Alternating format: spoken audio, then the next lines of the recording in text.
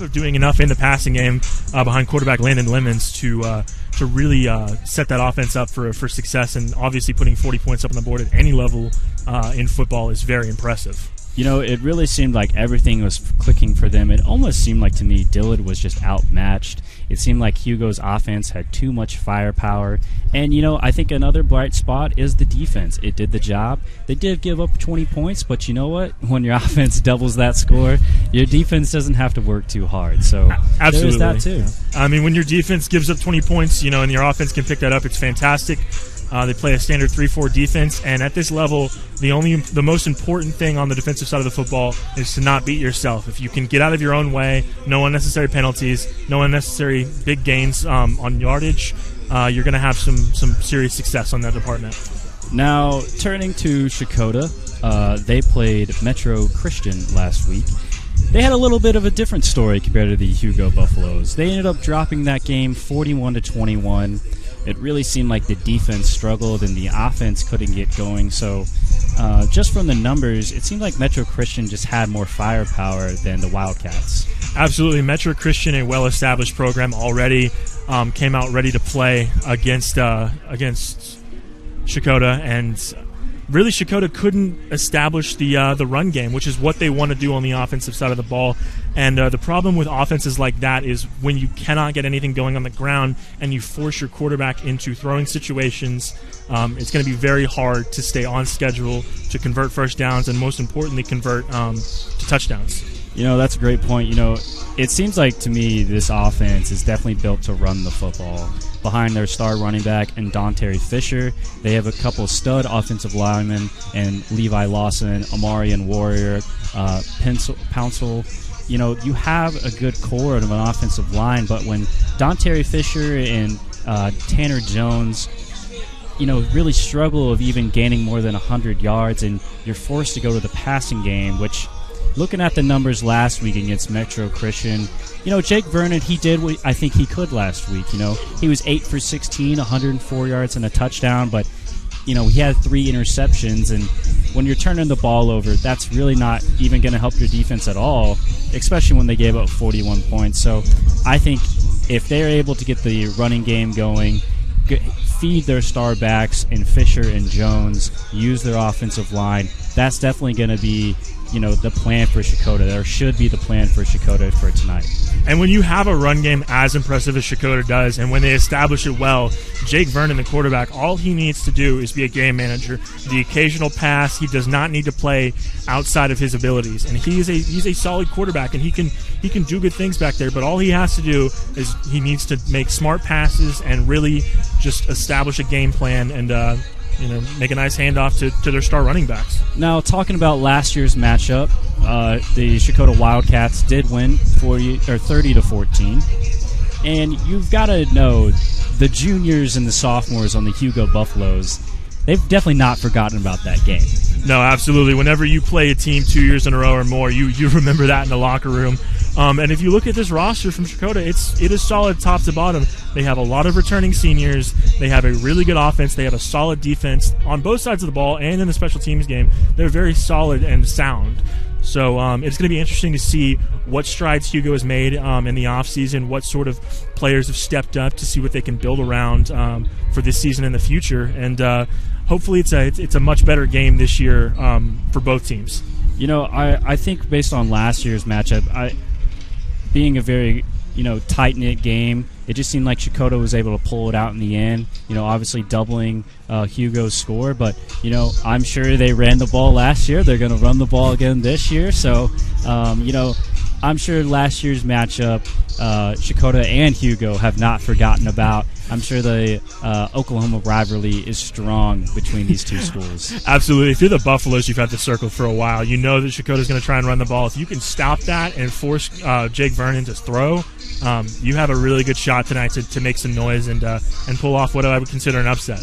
Well, I think for Hugo, if they can get Landon Lemons going, their offense seemed to be going last week against Dillard. So if you can get the quarterback going, being a junior, I'm sure he was on that team last year that came here and lost to the Wildcats. So, I think if you can get your junior quarterback ready and into the game and making the right calls and the right reads, we could have a totally different winner here in just a few hours' time.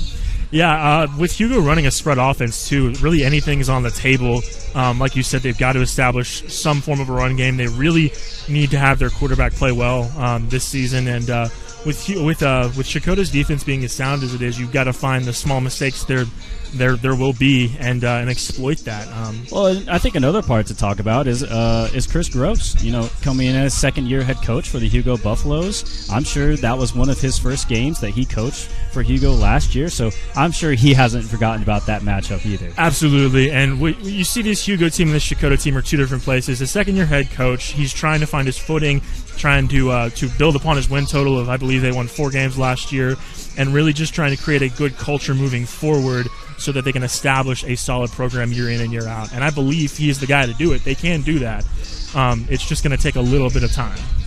Well, I think a little bit of time is for every coach, especially being in a smaller division within Oklahoma. You might not have as big as a roster compared to other teams. So, but it seems like to me LaMarcus Davis is definitely a superstar he has found on this team, especially being a sophomore running back. That's somebody that you can build your culture, build your program in for a couple of years, and that's someone you can lean on in big games. Absolutely. If you're a young head coach and you can find a star, that's great. And it's even better when you said LaMarcus Davis, who's only a sophomore, who's going to be here for the rest of the season and 2 more after that. Somebody you can really build around, somebody you can build a culture with, and just a way that you can build from the ground up. Hugo can do it, and it's right there. LaMarcus Davis and other leaders on this team have to step up for the younger guys in the locker room. Yeah, and I definitely think they can do that. Now, when it comes to Checotah, they obviously have the veteran leadership in the Warrior and Lawson and Fisher, so they've got some, and even Vernon being a senior quarterback. So it'll definitely be a mixture of the old and the new. So it'll be an interesting matchup tonight. Absolutely, a lot of senior leadership and a lot of upperclassmen leadership on both teams. It's going to be a very fun environment tonight. Yeah, I mean, I looking at the crowd showing up here now, we got players warming up on the field. It feels great to have high school football back tonight, don't you think? Absolutely. Good to have high school football back. Good to have fans in the stadium, and really an atmosphere that seems to be the fans are filing in. Going to be a really fun stadium and atmosphere tonight. Hey, there's nothing like high school football. Nothing like high school football, especially in small towns. That's where everybody goes to on a Friday. And that's what I think great about small towns. It's where everybody goes to. The whole town supports the team. There's really nothing like it. Absolutely. Just sort of, you all week you have it circled on your calendar, a fun thing to get out with the family and go watch. Maybe you have a friend on the team. Maybe you have somebody you know on the team. Just go support your local high school football games. And if you can't make it out here, can watch the broadcast with us. Hey, you can always watch on Southern Sports Network. We're going to take a commercial, but we'll be right back with weather and player conditions.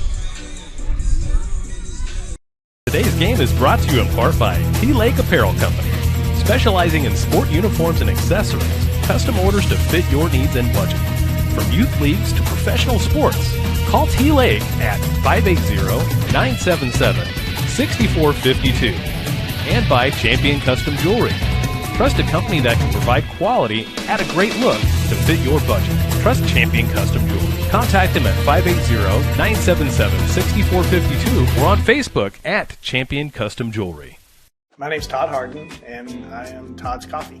The reason I do this to begin with is because I really want people to experience coffee.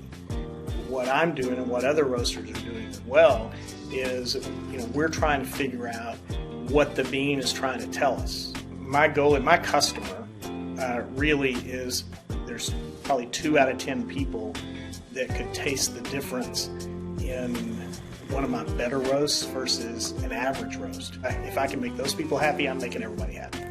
And so that's kind of my philosophy when it comes to roasting. You can just go to toddscoffee.com. You can get it whole bean, or I'll grind it for you. Either way, there'll be a drop down in there that you can order it that way. So order some coffee. Hey, Dean Blandino here. And guess what? Football season is right around the corner. And to watch the best live broadcasts in high school sports in Northeast Oklahoma, download the Southern Sports Network app. And check them out on Facebook, Instagram, and Twitter. I just did. Give them a like. It's the best broadcast in high school sports, and not just that area, in the country. Check them out.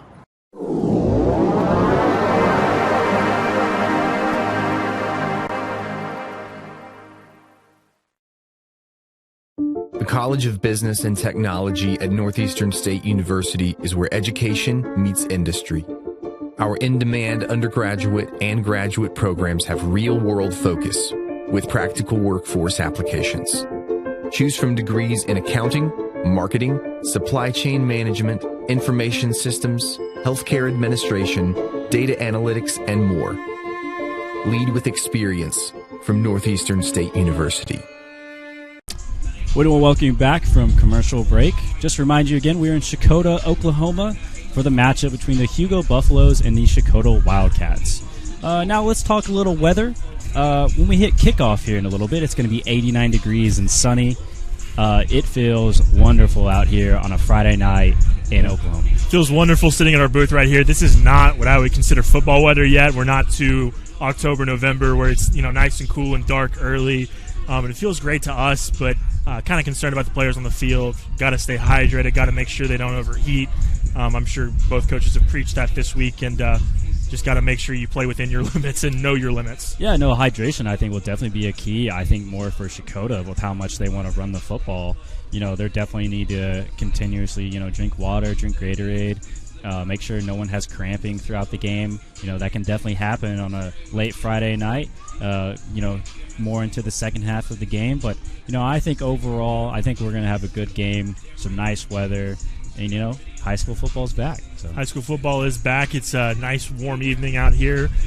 Sun should be setting sometime after kickoff, and looks like the field's ready to go. Looks like the players are ready to go. I think everyone's just really chomping at the bit to get going here in the next hour or so. Yeah, so now let's talk about a little bit of some season previews for both teams. We'll start with the Hugo Buffaloes first. They were preseason picked 5th to finish in the 2A6 division. I think they might be able to surprise some teams in that division, especially with the win they had versus Dillard last week. Yeah, and it's important. Preseason picks are, they're sometimes, really hard to nail down, especially when you're going off of just paper, like statistics. Hugo can soar high above that. Maybe they'll be right there at the end of the season, but I think they could really surprise some people and build upon what they did last year. Just depends on how well they can get their offense going every week and make sure their defense just plays soundly on that side of the football. Yeah, I think Chris Gross, second-year head coach, I think he's here. I think he wants to put his name on the map and definitely shocked the 2A6 division here in Oklahoma. Absolutely. Now transitioning to Checotah, a little bit of a different story. They are picked to finish second in the 3A3 division. Obviously, based on last year's performance, I think they can build on it this year and use their star running back, Adair Fisher, and definitely dominate that division. Absolutely, and I think you nailed it on the head right there. Checotah picked second in that division. Really, the sky's the limit for this team if their offense can get consistent with good run game, good offensive line play, and just watching, just making sure they play within themselves, really, with Jake Vernon under center. Their defense, like we've said, is a pretty standard 3-4, just making sure they play well on that side of the ball. The good news about their offense is if their run game can get established, that is precious minutes off of that clock, and the best defense is your offense being on the field, really. Hey, defense wins championships. Defense wins championships, but if your offense can eat up a lot of that clock, it's gonna be really helpful. Exactly. And we're not the only game going on here tonight in the 3A3 division. So let's talk a little picks around the league. We've picked 5 games going on this week, and we've each kind of had our own predictions. So we'll start off first with Lincoln Christian. They are away at Jones. Last week Lincoln Christian beat Beggs 52-14. So they definitely Lincoln Christian were able to handle Beggs pretty well. I'm going to go Lincoln Christian in this matchup. I think they're able to bounce back from week one and even go, move on from where they did in week one and have a back-to-back solid performances to start the season 2-0. Who are you picking? I'm going Lincoln Christian too. I think you look at that performance. It speaks volumes from week 0. Obviously, kind of hard to take too many things away from week 0, but with winning 52-14, it's hard to ignore. I think they go to Jones and get it done this week. Now, the second matchup we'll look at is Seminole versus Hera. This is Hera's first game in almost 2 seasons. They did not play last year and sat out due to COVID-19. So, I'm sure the Hera high school football team is definitely ready to get back on the field in a solid matchup between Seminole. Now, Seminole last week in week 0, they did win 36-6 against Trinity Christian. So they're coming off of a win. Hera hasn't played yet. I'm going to pick Hera. I think they're going to be ready to be on the field. It's been 2 seasons. They're ready to get their first win in over 2 years. Picking something of an upset, I see. I'm sticking with the 3A3. I think Seminole has a good chance to come out.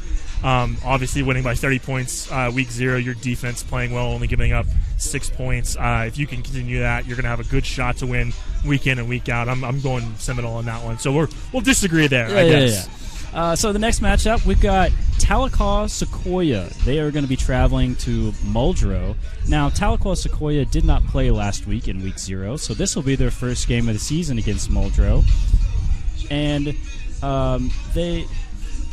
we'll see what they do. I think they're similar to Hera. They're also ready to get onto the field. They didn't play in week 0, so there will be a lot of kinks to pick out. And, I'm also going to go with Tahlequah Sequoia. I want to pick the fresh teams that they haven't worked through the kinks yet, but no one's seen them play, so you never know what's going to happen. Tahlequah Sequoia, excuse me, is who I'm going with as well. Just sticking loyal to that 3A3. I think they come out and have a impressive game 1 performance and really get some good offensive play.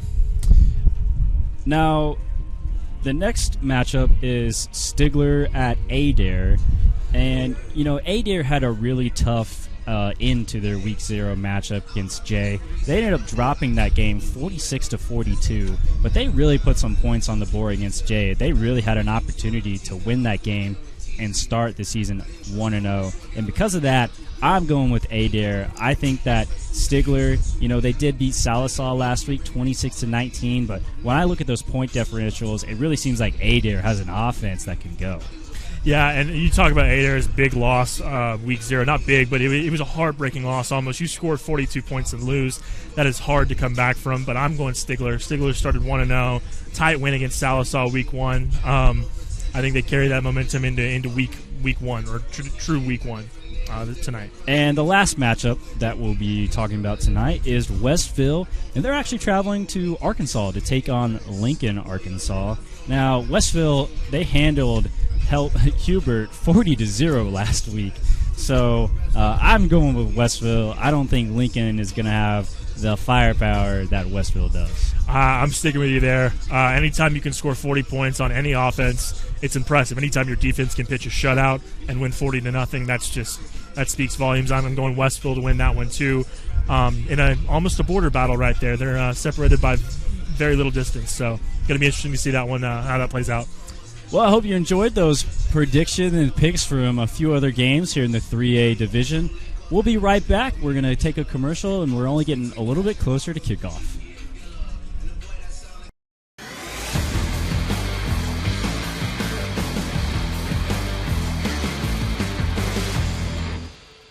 Hi, Peyton Hillis here for Ozark Sports Supply and Casual Clothing. I've scored for the Hogs and for the NFL, but now my whole family has scored big finding this amazing store. Ozark Sportsman has everything a sportsman wants. The best firearm selection and gun safe choices anywhere in Northwest Arkansas. And a 15-lane indoor range and so much more. Ozark Outpost Clothing has all the hot boutique brands for women. And hey guys, our favorite brands also. Score big savings on top brands and follow me to Ozark Sports Supply and Casual Clothing. Hello everyone, I'm Bob Stoops. I'd like to introduce you to Southern Sports Network as they will broadcast high school sports for Catoosa, Checotah, Bayan, Inola, and Green Forest. Download the SSN app and like them on Facebook, Instagram, and Twitter. And Boomer Sooner to everybody.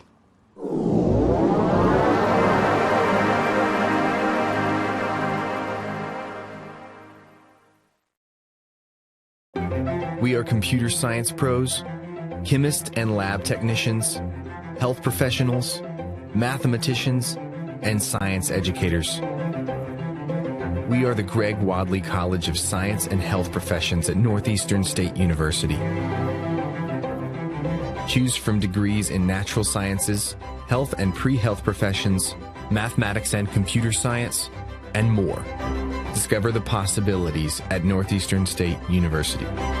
Having a body is tough. Exercising, sports, work, and life itself can leave you feeling tense at any age. The Trainer's Table is here for you. No appointments or memberships needed because you can't always plan ahead for when you're physically sore. The Trainer's Table. Let us stretch you.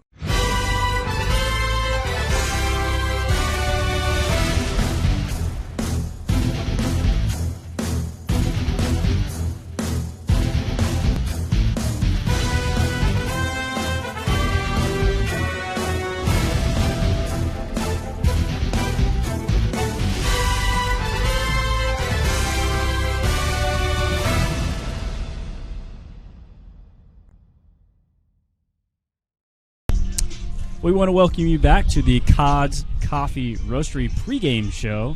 Yet again, I am Blake Hines, joined by Cannon Poor. Now, Cannon, let's talk a little impact players for each team tonight. We've kind of mentioned them throughout this pregame show a little bit. But let's start out with the Hugo Buffaloes. Who's somebody the fans at home should be watching tonight? I think number 10, Lamarcus Davis. He's going to be a workhorse in that backfield for Hugo's run game. He's a two-way player, and I think if they can get the run game established with him early, he's going to be one of the biggest ones to watch going into this game for Hugo. Yeah, I definitely think he is their superstar. You know, with them scoring 40 points last week against Dillard. You know, I'm sure he had several touchdowns in that game last week. So that's someone to watch for Hugo. And for the Wildcats, who did someone at the home need to watch for them? Don Fisher, number 6, unoriginal. We're going with 2 running backs here. I think that really if you watch him work in the backfield, last week, you know, he had 13 rushes, 68 yards, and a touchdown. Did have a fumble, but hopefully ball security was preached to practice this week. And he's also a receiving running back. He had 1 reception for 33 yards. So, you know, the 2 aspects of his offensive game are going to be very important tonight, specifically the run game. Can they get that established early? Yeah, I mean, the top 100 VITE player for the state of Oklahoma, Don Fisher, you know, he's got some Division I offers. He's currently rated as a 3-star running back. So, you know, I think everyone in this 3A3 knows of Don Fisher. And I think that's what I'm going to guess the Hugo Buffaloes, that's who they've game planned for at running back. Absolutely. So now let's talk a little bit keys to the game for each team. What do you think are Hugo's keys to the game tonight to get a win? 2 very important ones. The first one being you're away from home. This is going to be a solid crowd. Checotah always brings out a lot of fans. You need to weather the storm early, and you need to make sure that you tune out the crowd and the fans because they're going to do as much as they can to help Checotah win this game. And number 2 is crowd that box and stop the run game early. If you can stop the run game early and force them to pass the ball, you have a very, very good shot to stay in this game, and not only stay in this game, but to win it come the fourth quarter. Yeah, I mean, based on last week's matchup with Checotah taking on Metro Christian, they seemed to figure out that offense pretty quickly, and you could tell by the box score. I mean, only scoring 21 points, you know, and the passing game did struggle with Jake Vernon, so, you know, we'll see how they do tonight. But what do you think are the keys to the game for the Checotah Wildcats? I think I'll give you one key on either side of the ball. On defense, play within yourself.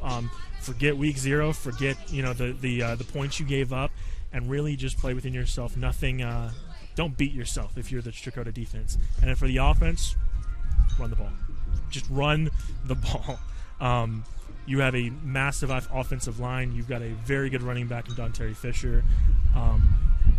That's all you got to do. As long as you can create gaps and create holes for Fisher to get through, and you can melt that clock away to make this very few possessions for Hugo's offense, you're going to have a very good shot to win this game.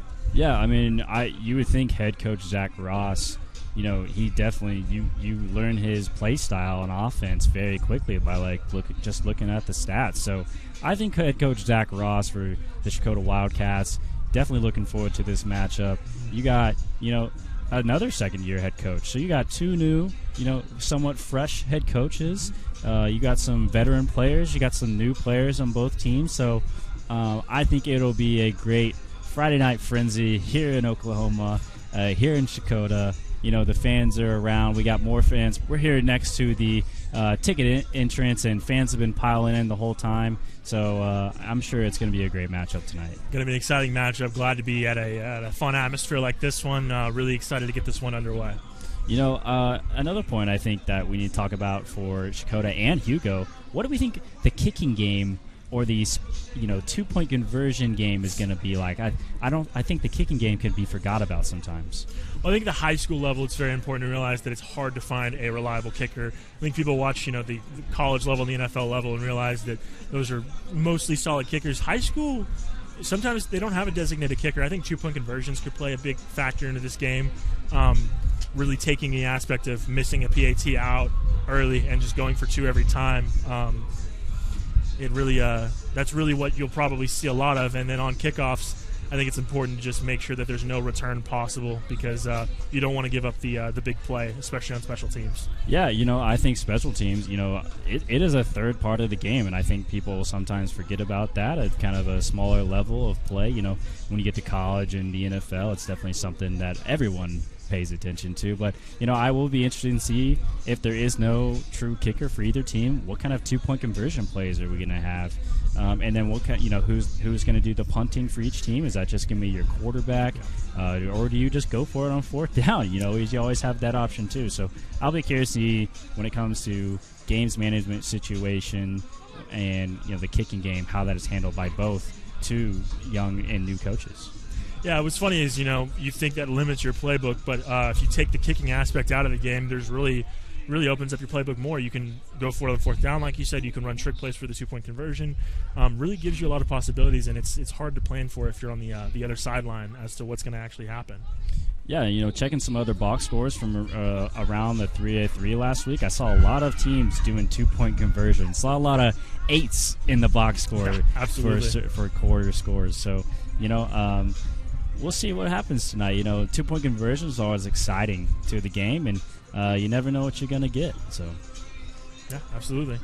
Still got some more fans piling in here. We're getting a little bit closer to game time, so I'm sure we'll have some more fans showing up here soon. But, I think another thing we can kind of talk about is what kind of crowd and how the crowd that we'll have tonight for Checotah, how do you think that's going to affect the Hugo Buffaloes? Well, it's hard to say. Did Hugo practice knowing that they were going to play in front of a fair-sized crowd? I think when you have the band and the cheer team on top of what looks to be probably a packed-out stand here, does that impact the game? I think it does. I think a home field advantage at any level is important, and I think if you're the Buffaloes, it's important to weather that storm early. The quicker you can get the crowd noise and all the noise around you really to not be a factor, the better. If you can tune that out by the first quarter or even kickoff, you're going to be better for it. Yeah, and I think that's sort of an advantage that Checotah Wildcats could have tonight, being at a home game. Absolutely. The whole town seems to be coming out. You got more fans piling in, so I think the noise the crowd can make on big 3rd downs, plays at the goal line, that could really help the Checotah defense. Absolutely. You and I, not very far removed from high school, know that specifically students can be ruthless. Let's see what this Checotah student population has brought to try and heckle a little bit of our Hugo's roster. We'll see what they came up with chant-wise, what they came up with just to distract. Really, nothing's off the table. Yeah, I think and I'm sure Hugo Buffaloes. It's looking over at the visiting student section. I'm sure they'll still have some fans in attendance as well. Yeah. So I'm sure that they'll still they'll obviously it's a home game for Checotah, but hopefully Hugo feels like they got some fans and support behind them, and I'm sure they do back in Hugo. Absolutely, well. I think back home they have a really strong fan base, and it looks to me as what we can see through these bleachers right here. They traveled well. Friends and family, you would think maybe some really diehard fans made the trip. But yeah, it's gonna be a Checotah home game. You'll be able to tell that right off the bat. But Hugo brought a fair amount of people with him. It looks like. Yeah, and I think another part of it is the Checotah Wildcats will have their band here. So you can't play while the play is going on, but I'm sure that they will definitely be making some noise by the time the game starts. Absolutely. Well, we're gonna take it to break here for the Todd's Coffee Roastery pregame show, and we'll be right back. Today's game is brought to you in part by T-Lake Apparel Company, specializing in sport uniforms and accessories, custom orders to fit your needs and budget. From youth leagues to professional sports, call T-Lake at 580-977-6452. And by Champion Custom Jewelry. Trust a company that can provide quality at a great look to fit your budget. Trust Champion Custom Jewelry. Contact them at 580-977-6452 or on Facebook at Champion Custom Jewelry. My name's Todd Harden, and I am Todd's Coffee. The reason I do this to begin with is because I really want people to experience coffee. What I'm doing and what other roasters are doing as well is, we're trying to figure out what the bean is trying to tell us. My goal and my customer really is there's probably 2 out of 10 people that could taste the difference in one of my better roasts versus an average roast. If I can make those people happy, I'm making everybody happy. And so that's kind of my philosophy when it comes to roasting. You can just go to toddscoffee.com. You can get a whole bean, or I'll grind it for you. Either way, there'll be a drop down in there that you can order it that way. So order some coffee.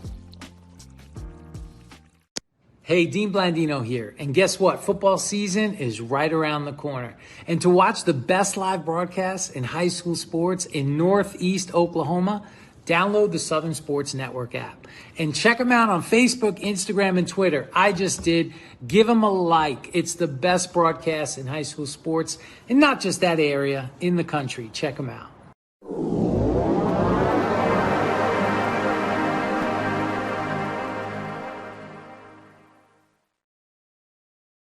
The College of Business and Technology at Northeastern State University is where education meets industry.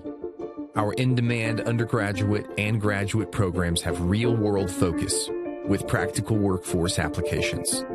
Choose from degrees in accounting, marketing, supply chain management, information systems, healthcare administration, data analytics, and more. Lead with experience from Northeastern State University.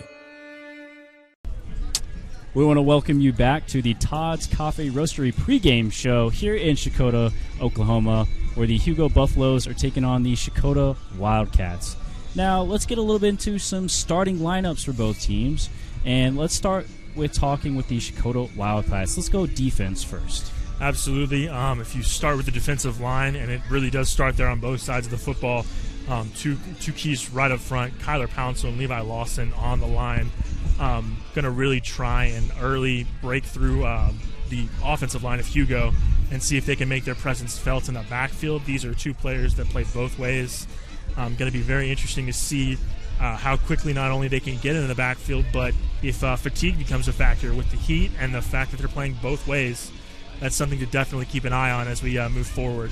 Yeah, we were talking about hydration earlier in the pregame show, and for Levi Lawson, Kyler Pouncil, and Amarian Warrior, that's going to be a very big deal for the 3 of them, especially since they play both ways. It'll be curious, how many snaps do they play on both sides of the ball? Most likely all of them, since that's where they're listed in the starting lineups. But, that'll be a very big deal for Checotah tonight. Can they keep those guys hydrated? And, can they keep them at almost like a pace and not gas them too early into the game? Absolutely. Hydration is key, like you just mentioned, making sure you play within yourself and don't risk injury or cramps or anything like that. But it's going to be interesting because if you think about it, we've mentioned 3 linemen that play both ways on both sides, and lineman is a very demanding position no matter which side of the ball you play on. When you get to the level of like high school, you see a lot of two-way players. But there's really no break in there for the linemen. Really, you make a good defensive stop, you get off the field for the special teams for the punt, and then coach says, all right, get back out there. It's time to go block for your offense now, or vice versa.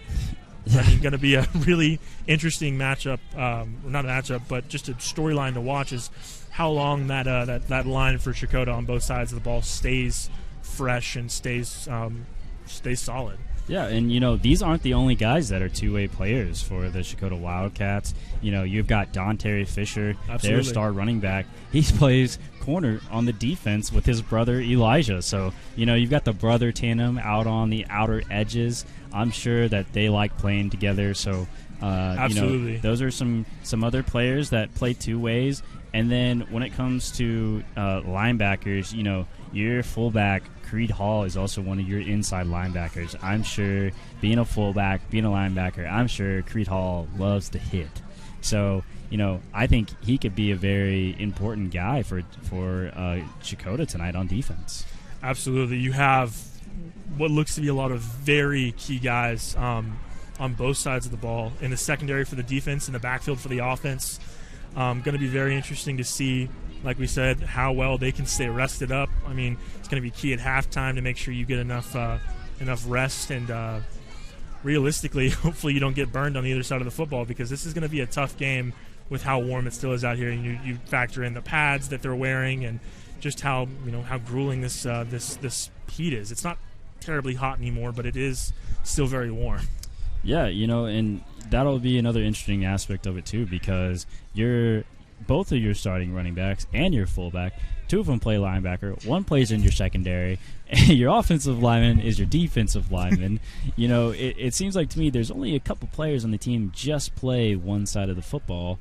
Jake Vernon, the quarterback, he's lucky. He just plays quarterback. He doesn't worry about playing defense. But absolutely, going to Jake Vernon in this receiving core, it really seems like to me number 3, Riley Campbell, he could be their star receiver tonight if they need to go to the passing game. He had 3 receptions for 43 yards and a touchdown last week versus Metro Christian. So, you've kind of got Vernon being number 2, Campbell being number 3, kind of that 1-2 connection. Exactly. And I think ideally for head coach Zach Ross, we don't say any of his wide receivers' names that much on the broadcast because they just run the ball effectively. But the thing is if they can't, I think Riley Campbell's a good option on the outside. Jake Vernon, I think, has the arm strength, has the talent there really to make the passes he needs. We didn't see that in week 1. I think this is a good chance for him to bounce back, week 0, good chance to bounce back and forget what happened last week. We'll probably see a few passes out of him tonight, I would think, just enough to keep the defense guessing because, like we know, they're going to want to run the ball every play, but you can't do that because Hugo's going to sniff that out real quick. Yes, definitely for sure. I think Metro Christian sniffed that out pretty quick last week. Very well, so, yes.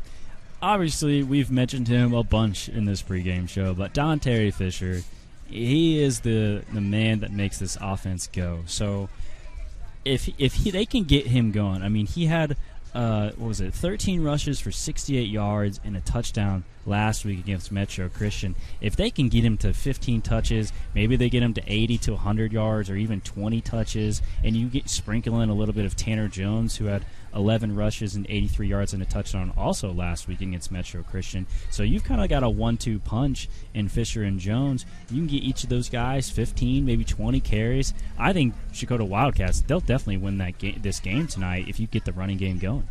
I think if you're Coach Ross, after last week, you couldn't really get the run game established. If you can get both of your 1-2 punch in the backfield, if you can get them 15, 20 touches, somewhere in there, maybe somewhere north of that even, I think you'll be happy. And I think if they can go for, 100 to 200 yards each, or 100 to 200 yards combined, that's really going to be the sweet spot there. But yeah, this run game we cannot emphasize this enough. That is where they need to focus their offensive power. They have a great offensive line. They've got good tackles and guards on that line. And that's really just where they need to focus their attention at all times tonight on the offensive side. There's not many teams that still use a fullback. So I'm excited to see Creed Hall tonight. It is really a dying fullback, art. Playing that linebacker position. So I'm excited to see this, what seems to be kind of power O offense, and I'm sure Creed Hall can lay the lumber, also playing linebacker. We're going to see a very old-style offense, and that's what I'm excited for with Checotah. As you see these schools go to different spread offenses, no huddle up tempo, you're going to see really the opposite of that if their game plan is executed perfectly tonight. Slow, methodical, really line up, and our guys are bigger than your guys. We're going to push you out of the way, and we're going to impose our will on the offensive line. That is where they want to live tonight. Yeah, and kind of going back to Hugo, it seems like to me, Landon Lemons, if they can get him going, it's less pressure on LaMarcus Davis because everyone knows who LaMarcus Davis is. So I'm sure Checotah, whenever they were practicing earlier this week, getting their game plan together, I'm sure that they circled number 10 in LaMarcus Davis. But if Landon Lemons can get going and the passing attack is super strong, that could really affect Checotah defensively because of how many two-way players they have also playing offense. Absolutely. I think when you look at Hugo's offense, it's really kind of nice because it's the exact opposite of what we're going to see from Checotah, I think, tonight. They run a spread offense. I think Landon Lemons, if he gets going early, keeps the pressure off of the run game, which we know can be very solid, but is not to the point of where Checotah's is as far as just that's what they want to do. They can run different plays, different looks on the offensive side of the ball, and Hugo can still be okay. But like you said, Landon Lemons, if he gets going early, we know that Checotah's secondary is also playing on the offensive side of the ball. They might be a little tired. If Lemons can exploit that and find his receivers early, that is the best case scenario for the Hugo Buffaloes offense. Yeah, and speaking of how their Dante Fisher plays corner, Riley Campbell, their starting wide receiver, he plays safety for them. So, and then you got Kason Flood, who also is their kicker, who plays strong safety. So I'm excited to watch him tonight, knowing he's the kicker. Jake Vernon will do the punting action for Checotah tonight. So I'm going to take that as, they're probably just going to line up in like a shotgun formation, just punt the ball off like that. But excited to watch the kicking game tonight of Flood. I'll be curious to see what he can do. And I think with your quarterback being, your quarterback and your punter and Jake Vernon, that really lends itself to, a trick play here and there. Maybe he lines up looking like he's about to punt and he can just throw the ball for a first down. I think the trick play could be in play tonight. But yeah, it'll be interesting to see how all these two-way players fare. I think on both sides, Hugo and Checotah, when you have a roster that's not big enough to have too much depth at each position, your star players have to give 110% and play all night on both sides of the football. Definitely, for sure. Well, we're going to take another commercial break here on the Todd's Coffee Roastery pregame show.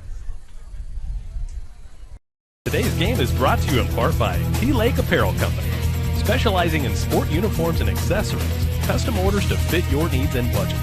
From youth leagues to professional sports, call T Lake at 580-977-6452.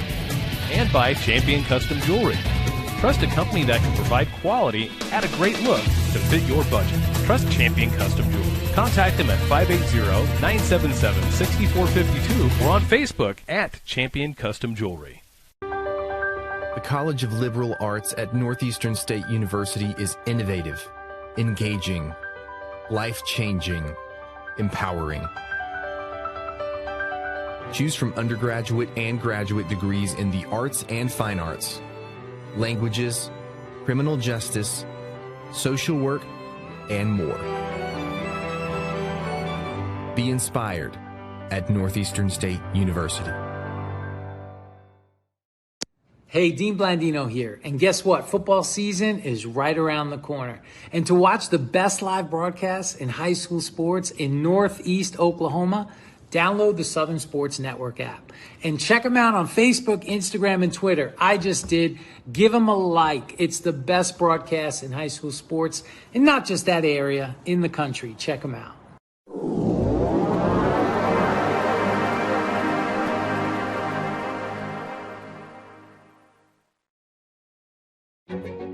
A tradition of educational excellence, more than a century in the making, continues in Broken Arrow.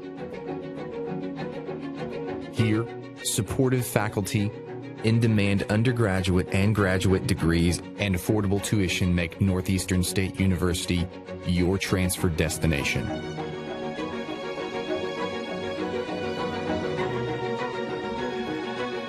Finish what you started. My name's Todd Harden, and I am Todd's Coffee. The reason I do this to begin with is because I really want people to experience coffee. What I'm doing and what other roasters are doing as well is, we're trying to figure out what the bean is trying to tell us. My goal and my customer really is there's probably 2 out of 10 people that could taste the difference in one of my better roasts versus an average roast. If I can make those people happy, I'm making everybody happy. And so that's kind of my philosophy when it comes to roasting. You can just go to toddscoffee.com. You can get a whole bean, or I'll grind it for you. Either way, there'll be a drop down in there that you can order it that way. So order some coffee. We are computer science pros, chemists and lab technicians, health professionals, mathematicians, and science educators. We are the Greg Wadley College of Science and Health Professions at Northeastern State University. Choose from degrees in natural sciences, health and pre-health professions, mathematics and computer science, and more. Discover the possibilities at Northeastern State University. Hi, Peyton Hillis here for Ozark Sports Supply and Casual Clothing. I've scored for the Hogs and for the NFL, but now my whole family has scored big finding this amazing store. Ozark Sportsman has everything a sportsman wants. The best firearm selection and gun safe choices anywhere in Northwest Arkansas. And a 15-lane indoor range and so much more. Ozark Outpost Clothing has all the hot boutique brands for women. And hey guys, our favorite brands also. Score big savings on top brands and follow me to Ozark Sports Supply and Casual Clothing. A tradition of educational excellence, more than a century in the making, continues in Broken Arrow.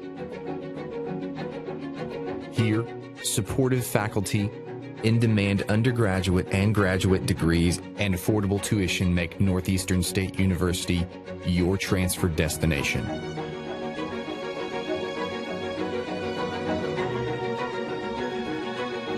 Finish what you started. At Northeastern State University in Muskogee, we take care of our students so they can take care of others. Choose from a variety of healthcare degrees, including physician assistant studies, nursing, occupational therapy, speech-language pathology, and more. Answer the call at Northeastern State University.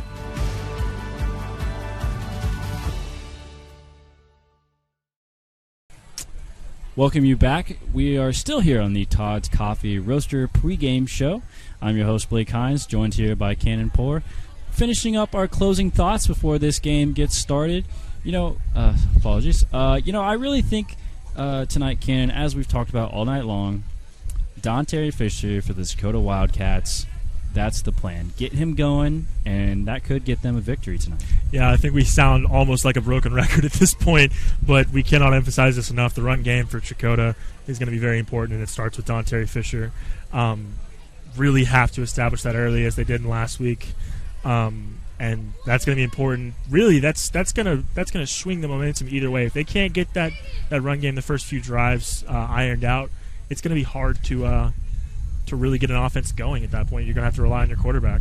Yeah, and I think Jake Verning is definitely serviceable, but, looking at the stats like we did earlier in the pregame show, based on their matchup versus Metro Christian last week, he did seem to struggle throwing a few interceptions. So, I think it's just more of the offense is not built to pass. The offense is built to run the football. That's fair. I think this offense, when you build your players up and practice one thing in the off season, and something goes out the window on game day, it's going to be hard to transition from a power run offense to really throwing the ball and opening up your playbook there. I think they're capable of it. I think they have the horses on the outside of wide receiver to do it. I think they have a quarterback in Jake Vernon that's capable of doing it. But ideally, you don't want to have to go to that. You want to stick on the ground, keep that clock running, keep the ball moving, and impose your will on Hugo.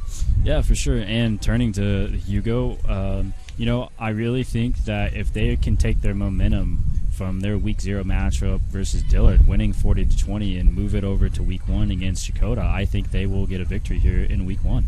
Absolutely, and I think team meetings for Hugo all week were, this is what worked, X worked in week 0. Why did not? And they fixed that. I think they're coming into this matchup with a lot of excitement, knowing that last year they did not win this game, and they have a possibility of doing that this year. On that side of on their side with Hugo and their offense, everything's open. They have a solid run game. They've got a really good quarterback and a pass game. Really going to keep Checotah on their toes, and like we said, Checotah plays a bunch of players both ways. See if that secondary gets tired for Checotah, and if Hugo can exploit that. Yeah, for sure. Well, we want to really thank you and welcome you who all have tuned in and watched the Todd's Coffee Roastery pregame show. We're going to pitch to the national anthem.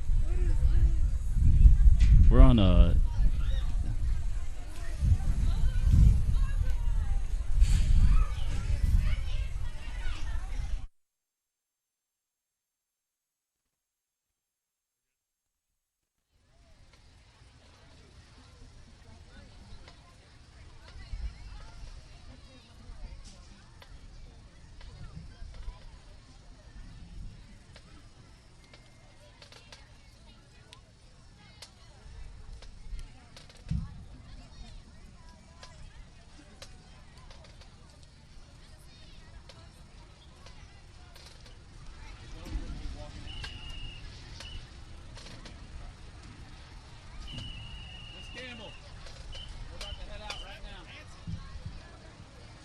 Good evening and welcome to Great Stadium at Oval Field. Tonight it will be the Checotah Wildcats and the Hugo Buffaloes. At this time, would you please stand for the play of our national anthem?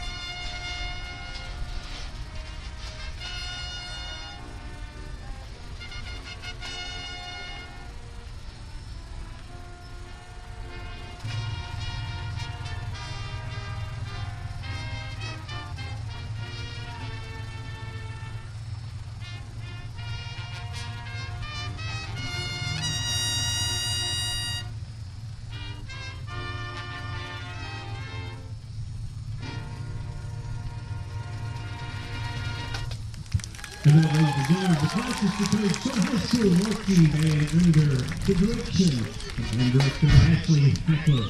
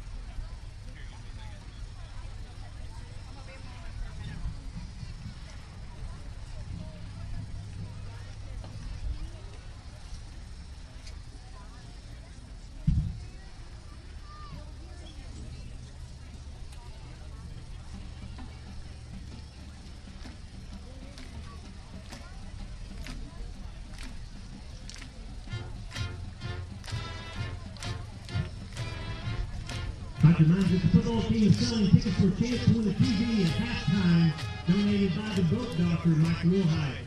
It is a 42-inch Roku smart TV. We'll be going for that at halftime.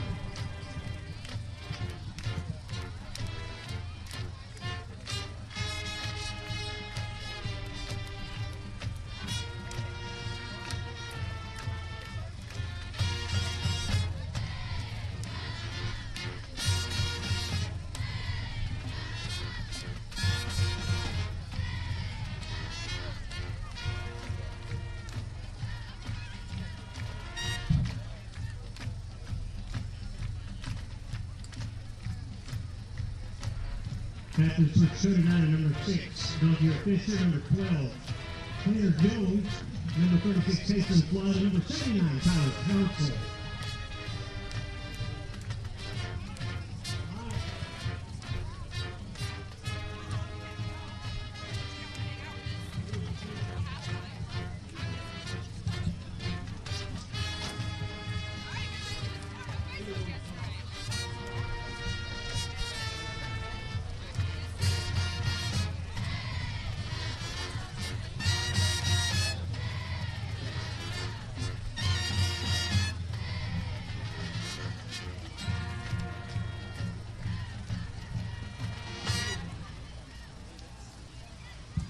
Checotah's won the toss.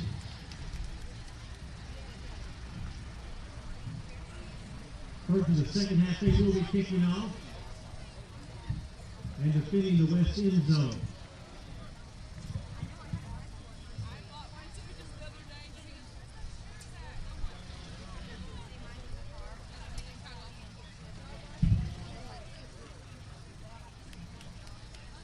The captains for the Buffaloes were number 8, Deshaun Sims, number 12, Cam Holt, number 63, Ethan Bigfeather, and number 88, Demarion Wallace.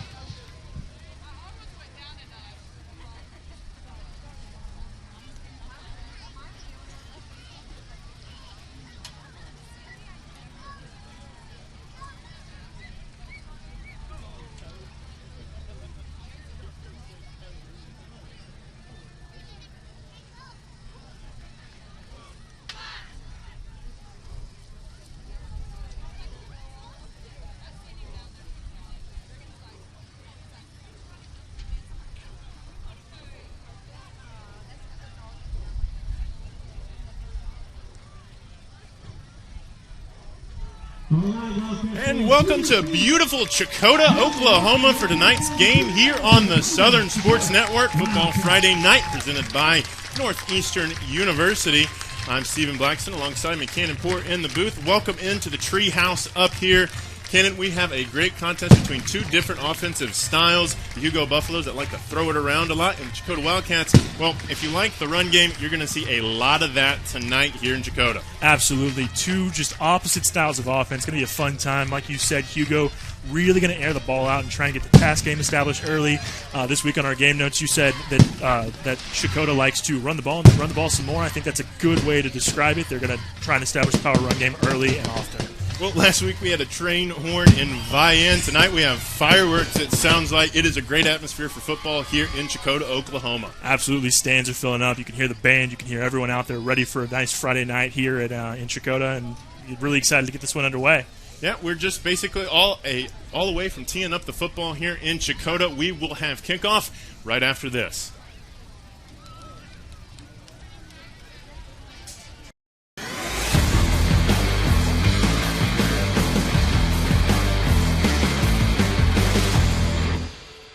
Hi, Peyton Hillis here for Ozark Sports Supply and Casual Clothing.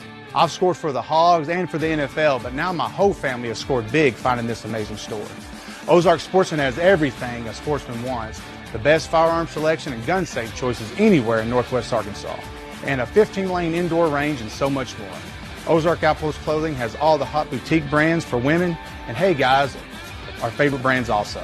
Score big savings on top brands and follow me to Ozark Sports Supply and Casual Clothing. Hello everyone, I'm Bob Stoops. I'd like to introduce you to Southern Sports Network as they will broadcast high school sports for Catoosa, Checotah, Vian, Inola, and Green Forest. Download the SSN app and like them on Facebook, Instagram, and Twitter. Well, kickoff here in Checotah as Hugo will start on offense on the kickoff. And a good opening return out to their own 30-yard line there for LaMarcus Davis. Talked about him in the pregame show, Cannon. We should keep an eye out for number 10 in white. Absolutely. LaMarcus Davis, really the star running back for the Hugo Buffalo. Is going to be important to get him going in tandem with their very impressive pass game tonight. Well, like we said in the open, two completely different offensive styles. We're going to have the spread of the Hugo Buffaloes in action here. And then the ground and pound of the Checotah Wildcats when they get the football. As Hugo will operate from the pistol on first down. And crashing down will come that 3-4 Checotah defense. LaMarcus Davis on the carry. Let's take another look here. See that 3-4 defense, Cannon. As Checotah pinning back there on first down. Looked like that was number 28, Creed Hall. Going to hear a lot of the junior's name tonight at that linebacker position. Absolutely, very vital for this Checotah defense to get their will imposed early. Second down, another handoff for the Buffaloes. This one a little more successful, as that one will be enough yardage for a first down and keep the sticks moving early for the Buffaloes. Love the two early runs from Hugo. We built them up in the pregame as a pass-only offense, and they've already gotten a first down on the ground. So impressive from LaMarcus Davis to move the chains early. Interesting that, unlike most spread teams, looks like Hugo content to huddle in between plays. Most spread teams we see like to go fast, keep the tempo up, but Hugo going to operate methodically. And that could change as we go, depending on the score as well. Well, there's a number we're going to hear a lot of tonight, number 75, Amarian Warrior, filling the hole there. Absolutely, Amarian Warrior. He plays both ways on the offensive and defensive line. Checotah actually has several linemen on both sides of the ball. Going to be interesting to track how well they stay hydrated and if their fatigue becomes a factor later on in the game for them. Second down and 11 after Warrior came crashing through the Buffalo front line. Great atmosphere here at Checotah tonight as Buffalo's going to elect to throw the ball for the first time, and that one going to be too long there for Ashton Barnett, the senior receiver, as the Buffalo's trying to get to the air here on that second down play. And what I like from that on the Hugo offensive line is it seemed like he had enough protection, enough time to make a good throw, and Lemons did a good job throwing it to where it was either going to be his receiver or nobody catching that ball.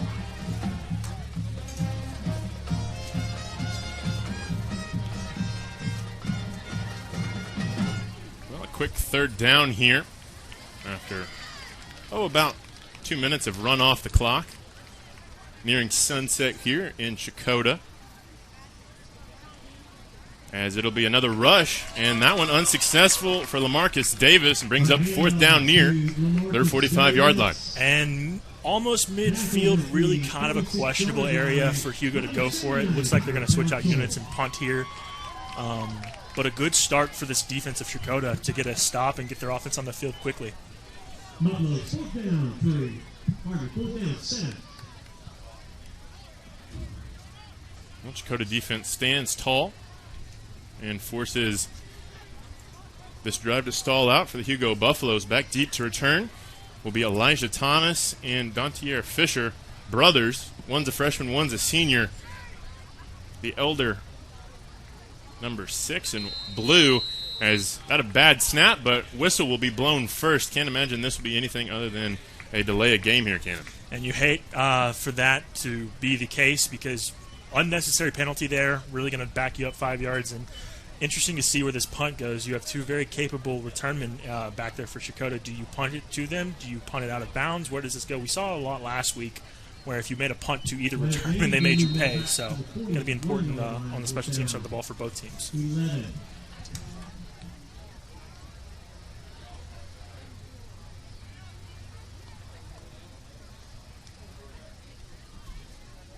And here's the punt from Hugo. Ashton Barnett will be the punter as Elijah Thomas elects to take that. Very dangerous there as there was a Hugo Buffalo defender in the vicinity. Yeah, it seemed like he could have just let it bounce, but, it seemed like he was going to bounce for a few more yards in Hugo's favor there. Good decision by the returnman there, Elijah Thomas, to just go ahead and take that. And good field position to start for the Wildcats here. Yeah, we'll get to see the ground and pound attack now of the Checotah Wildcats at their own 40-yard line. Again, that number to keep an eye on.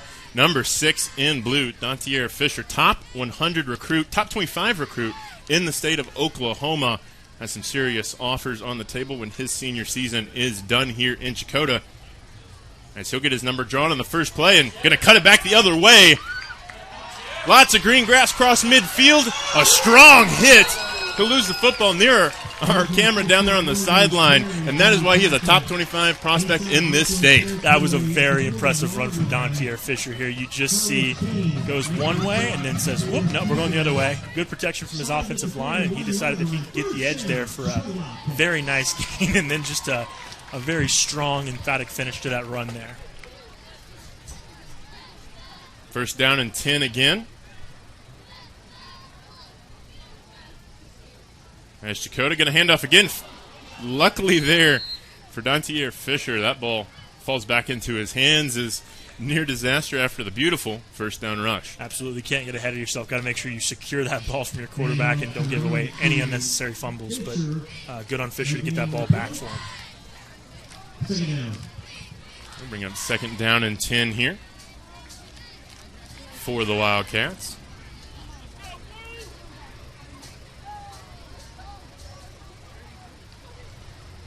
And again, another handoff for Fisher. And he's going the wrong way as Hugo Buffaloes will sniff that one out. Aiden Parrish, the junior there, initiating the contact to halt Adair. And here's the thing with Hugo and their game plan this week is, when we both talked about it in the pregame, Checotah's just going to run this ball, and I think Hugo knows that. Hugo wants to force Checotah into throwing the ball as much as they possibly can. They've done a good job, minus the big game from Adair Fisher to keep that run game silent so far. Well, we talked about this earlier this week in our meetings. What happens when Checotah gets off sequence here? It's about a 3rd down and 9. Jake Varnon, young quarterback, again they're going to hand off to Fisher, trying to make a couple of Buffaloes miss, but great form tackle there by Lamarcus Davis to wrap up and bring down Adair Fisher. Lamarcus Davis, the two-way player for Hugo, tackling his counterpart on the other side of the ball there. Really good open field tackle to just get him down there and not give up what looked to be a run for 15 or 20 yards. He had a lot of green grass in front of him there, so very good tackle by Davis. Well, as we saw, we were talking about, as it looks like, actually, Checotah will keep the offense on the field here on the Hugo 40-yard line. Varnon going to throw and hits his intended target near the first down marker. I think it'll be enough for a first down, as that looked like that was number 36, Kason Flood, on the completion. We'll take another look at it here, Cannon. Well, Steven, when your starting quarterback, Jake Varnon, is also your punter, it makes for all kinds of nightmares preparing as a defense, and that was just a solid pass to his intended receiver there, and a good throw for the first down. Jake Varnon going to be very important to manage this game tonight for Checotah. Yeah, head coach for Checotah there, Zach Ross, rolling the dice early.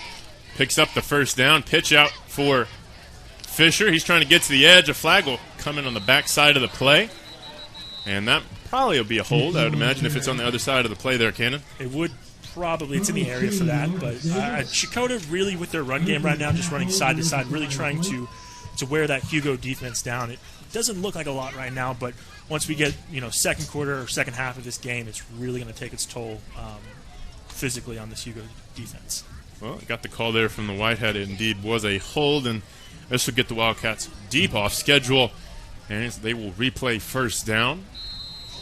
Only one pass so far for the Wildcats. Again, like we said in the open, we will see a lot of running here in Checotah. And I wouldn't expect this to change, even with it being a first and looks like 20 yards here.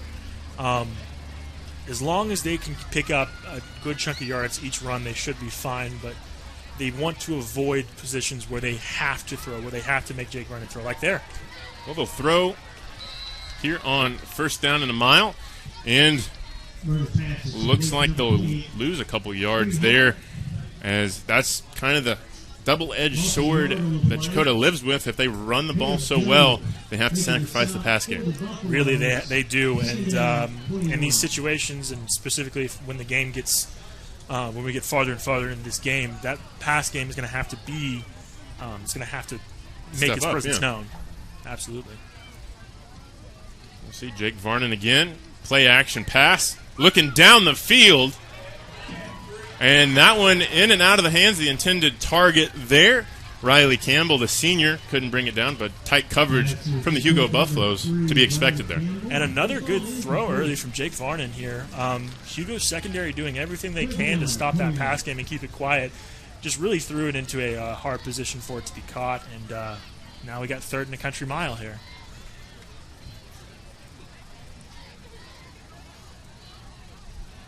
Third down once more. Roll out for Varnon. Pressure going to get into the backfield here, and looks like going to be a sack for the Checotah Wildcats. Looks like Noah Joe got in there, the junior, the 6'3", 275 defensive lineman, busted through the protection and drops Jake Varnon near the Hugo 45-yard line. And this will be, I'd imagine, an obvious punting situation here, Cannon. You would think, right? And that was just a miscommunication, it looked like, on the Checotah offensive line. Maybe Hugo blew through a lot quicker than they thought and really just couldn't get anything solid there. And Jake Varnon is also their punter, so any chance they could run a fake, but I would not expect that here.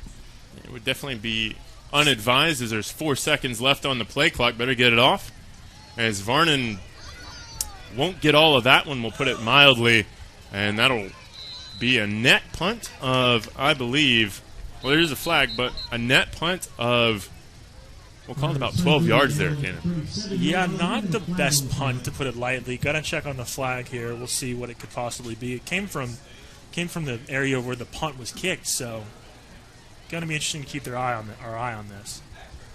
We're going to have a conference here between the officials.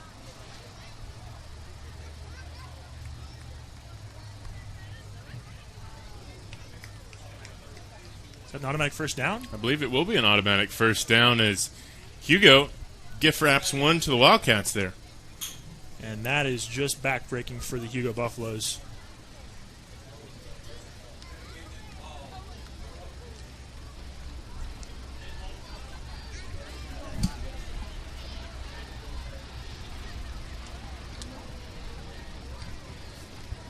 Actually, it looks like they're just going to mark 15 off and give the ball to Hugo. Maybe it was a dead ball. Let's see. Personal foul against the Buffaloes. Yeah, looks like you're correct, Cannon. 7-yard line, first down. As Hugo will take back over. Big break there for Hugo to not have to give the ball right back. Well, let's see what Hugo can do here. They're going to go to the ground, and a strong first down rush. First down and more on the ground, out across to the 40-yard line. Will go LaMarcus Davis. Inside trap there as we take another look at it. Cannon works beautifully. Yeah, LaMarcus Davis just, that slight stutter step, waiting for his line to give him a big hole, and then breaks through and gets a nice first down. That's a good way to start for this Hugo offense, and it opens up your playbook pretty quickly. As we near the 4-minute mark here in the first quarter. Lots of rushes. This game has just kind of moved along, Cannon. Absolutely. With two teams that just like to run the ball, there aren't going to be very many stoppages on the clock. And as a fan, you like that. As a broadcaster, you love that. And as a coach, you really do love it because it keeps the game moving at a solid pace. And we'll find out, what the conditioning of both of these teams are if the pace of play continues the way it is. Second down and 11 on the field as Hugo unsuccessful there on first down with Davis. I'm interested to see how long it takes for Hugo to really kind of open up their playbook and go to some of their really solid receivers, as we're going to see that now. And indeed, completed pass. Hugo down the sideline. Will be down inside the Checotah 35-yard line. Great pickup there for the first down, pitch and throw. And Stacy Powers, the senior wide receiver for Hugo, just a nice catch out there on the opposite sideline and just hugged that boundary and got a nice solid pickup. Really good to see the Hugo offense or the Hugo passing game is alive and well early.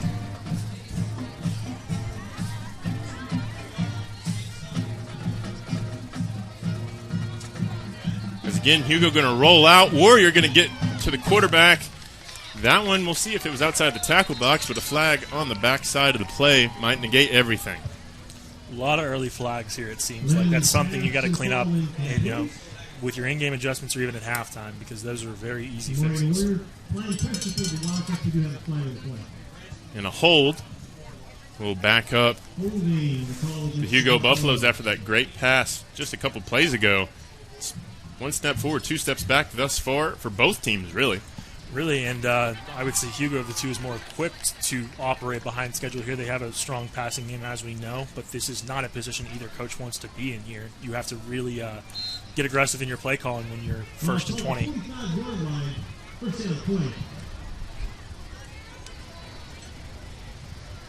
First down and 20 as Hugo will operate in the pistol. Handoff out of the penalty.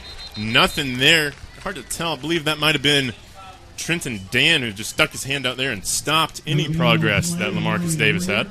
Yeah, it seems like this defensive line for Checotah playing as well as they do on the other side of the ball, really not allowing the big play here, and it's going to be a long night for that Hugo run game if they can't find a hole here and there. Well, they definitely have been able to, Cannon, just not consistently on this drive. Of course, had that big run way back on the other side of the field there by LaMarcus Davis, but not much going the positive direction other than a few plays here and there. Absolutely, and that pass game is going to keep this Hugo defensive line honest. They've got to keep that going as well. Hugo electing to throw here on 2nd and long. Heaving one. That one going to be caught, I believe. Great throw and great catch by Cam Holt, the senior, down the sideline into the red zone. The Hugo Buffaloes will go first. Absolutely, and let's take a look at this play here because this is beautiful. It's a great play on all fronts. Landon Lemons in the backfield gets just enough time, makes a fantastic throw out to the boundary, and Cam Holt there to haul it in. It's a really impressive catch there in tight coverage, and Hugo goes to the red zone. It'll be 1st and goal from the Checotah 10-yard line. Hugo knocking on the door of points first, and it'll be a handoff for LaMarcus Davis, who will get met at the line of scrimmage for a net gain of nothing. And now we see, is Hugo going to go back to that pass game here? The run game the last few plays haven't been as solid as earlier in the game, or do they just elect to pass the ball here? They have very capable receivers on either side. As we near the 1-minute mark left in the quarter. Knocking on the door, speed option here. And a pitch out for LaMarcus Davis, trying to get to the edge, but will not be able to, as Elijah Thomas, the freshman, able to make the tackle in space and prevent 6 points from going on the scoreboard there. Yeah, the Checotah defense, with its back against the wall, made 2 very solid plays, especially that one in open field. If you don't make that tackle, then Hugo's on the board with 6 there, so it's going to be interesting to see how both teams proceed here.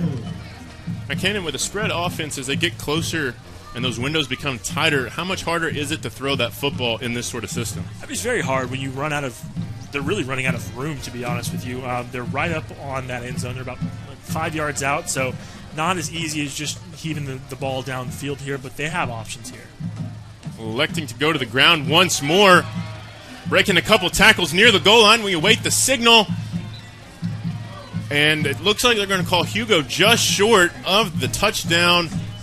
And they'll bring up 4th down and goal, Cam. And this is the interesting part here for Hugo, is how strong do you believe in your offensive line? How strong do you believe in your run game? Do you keep the offense out there and go for 6? And we'll find out in the second quarter, I guess. Yep, just like that, the first quarter in the books. Our score, the Hugo Buffaloes nothing, and the Checotah Wildcats nothing. We'll have the second quarter when we return. Today's game is brought to you in part by T-Lake Apparel Company, specializing in sport uniforms and accessories, custom orders to fit your needs and budget. From youth leagues to professional sports, call T-Lake at 580-977-6452. And by Champion Custom Jewelry, trusted company that can provide quality at a great look to fit your budget. trust Champion Custom Jewelry. Contact them at 580-977-6452 or on Facebook at Champion Custom Jewelry. The College of Education at Northeastern State University prepares educators, mental health providers, and fitness or health professionals with undergraduate and graduate programs.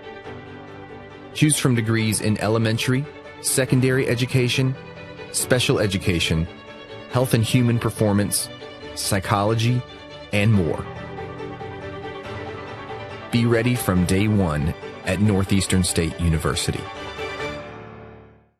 My name's Todd Harden, and I am Todd's Coffee.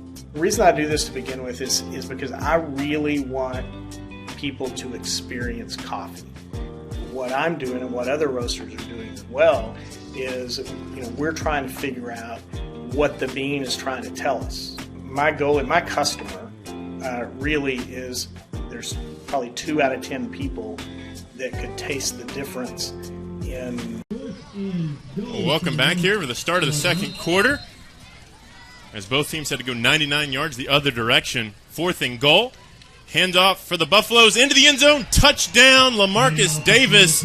Just as easy as that cannon. They strike first. And 4th down and 1 from the 1 yard line, to me, a no-brainer. You want to get on the board early after losing last year. You want to give your team every chance to succeed. And early 4th down conversions and gutsy calls when 3 points is almost automatic there is it's going to pay off there. But impressive showing so far from the Hugo offense. And just like that, the Buffaloes will strike first.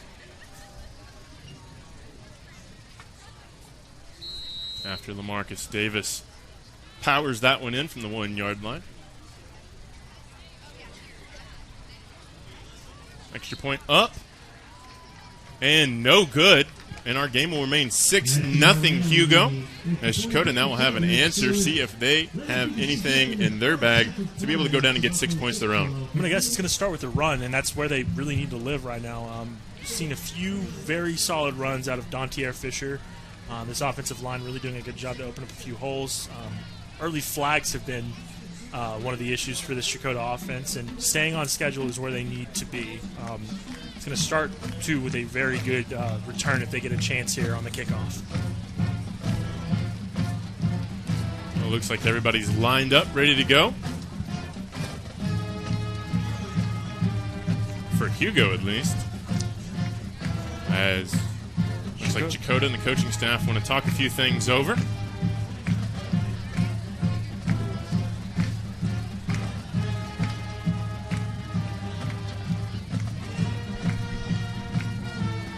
And finally, the Wildcats lined up, ready to go.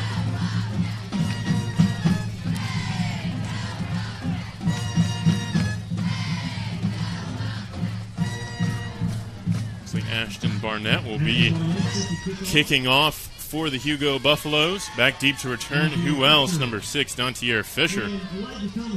We'll see if Hugo, if they can, get the ball down there, or if they even elect to kick to Fisher. If I was Hugo, I'd try and keep it away from him as well as I could, but we'll see what happens. And the ball kicked into the air. And this one will be to Daunteer's little brother, Elijah Thomas, who's looking for a couple of holes, dancing, going the wrong direction, as George Gentry there for the Buffaloes will back up the young freshman who's trying to make maybe a little bit too much there. Yeah, and that's just a case where you need to just keep going forward. You cannot cut back and lose yards you've already gained there. Really going to be backed up here for Checotah at starting field position. Looks like they're going to be at their own 20-yard line.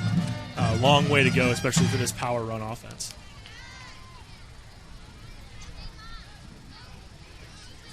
And we'll see what Checotah's answer is here. First time we've seen them in a while. As Varnon still's got the football, he's going to call his own number.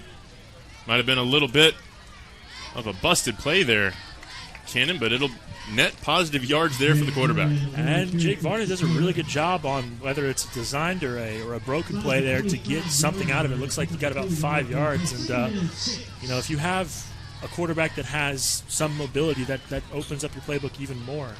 He can really turn a broken play into something positive. And good start here for Checotah.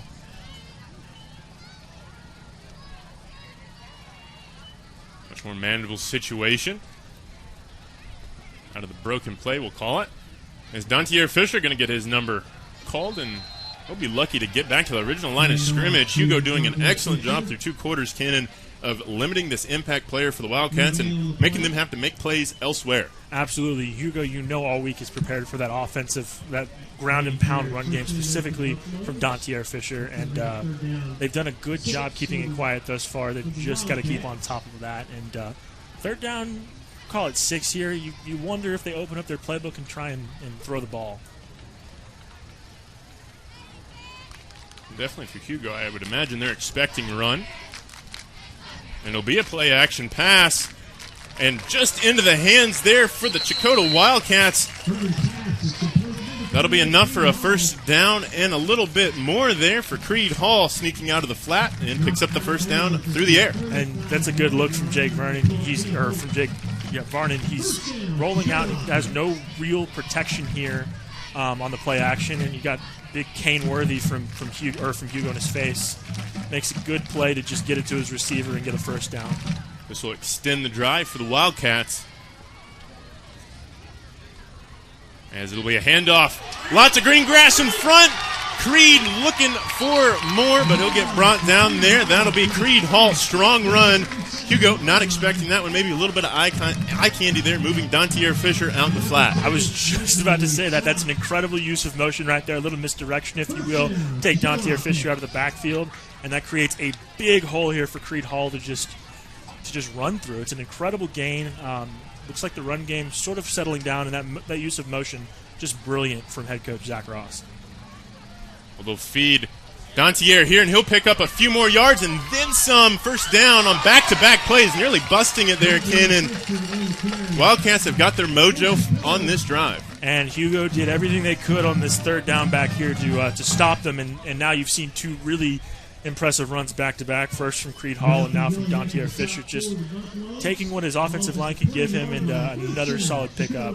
I like how he runs after the point of contact, really good keeping his legs moving there. Well, first down and 10 as we near the 9.5-minute mark. Checotah still scoreless in the game, but looking to change that as they're in the red zone. And again, a handoff for Fisher as some helmets coming off.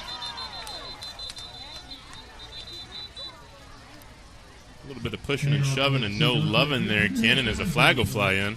It seemed like a face mask, I guess, with a helmet ripped off. We'll see what the call was, but definitely something there. Yeah, it looked like big 79 there, Kyler Pouncil, the senior, lost his helmet on the play. He'll have to come out per the rules for one play. And this will be a lot of free yards for the Checotah Wildcats, and it'll put them down near the 10-yard line of Hugo. Personal foul face mask, as you see the call there. Pretty obvious there. Let's take another look at it here. Yeah, it's not much more obvious than this when a face mask call is in question. Just there goes his helmet. And another helmet comes off on the far side of the play. I believe that's Dontier Fisher's helmet even coming off. Going to have to buckle those chin straps up a little bit tighter there, Cannon. Absolutely, and you cannot, if you're Hugo, give away free yards like that. Another handoff for Fisher. You're going to bounce outside, where he'll be met by the Hugo defense. It's impressive to me early from Dontier Fisher is when he gets outside of his line and really has nobody there to block for him. He seems to have enough speed and agility to make a few juke moves and make a man or two miss. But it looks like he's doing a good job running from side to side. That's going to really run down this Hugo defense in terms of stamina as we get later and later into this game. We'll see how that continues. Second down and goal. Another handoff for Fisher as he going to try and follow his fullback, and he'll fall forward for a pickup of about 5 yards there and get it inside the Hugo 5 down to the 4-yard line for a third and goal. And if I were a betting man here, I would say that they're probably going to run the ball right back down the middle with Dontier Fisher, which means could be a good time for a little play action here, but I'm assuming Hugo's going to be selling out for the run here as hard as they possibly can. Well, handoff to Fisher, and he'll fight into the end zone. Touchdown, Checotah. Just like that, the other running back, number 6 in blue, and Shouldn't have done that, Dantier. That will be definitely an unsportsmanlike penalty there, as all three officials throw the flag. Have to keep your cool there in that situation. Yeah, first off on the run, just an impressive showing from the offensive line of Checotah to give him the chance to get into the end zone. As you'll see here, just follows his blockers really well and does the rest himself 4 yards out. But unfortunate flag there on Dantier. You got to keep your cool in those situations, and it's a good learning experience. He should learn from that. It definitely can't hurt your team, especially when the game is as close as it is. 6-6. As we await the extra point here.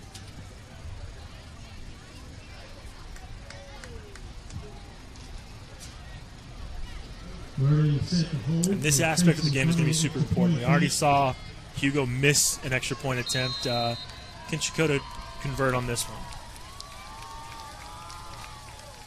High snap, kick up, and kick good. Extra point will be the difference. Checotah 7, Hugo 6. Just under 8 minutes to go in the first half. We will step away as more when we return.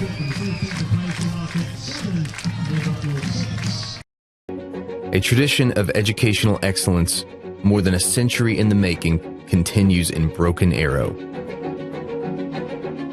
Here, supportive faculty, in-demand undergraduate and graduate degrees, and affordable tuition make Northeastern State University your transfer destination.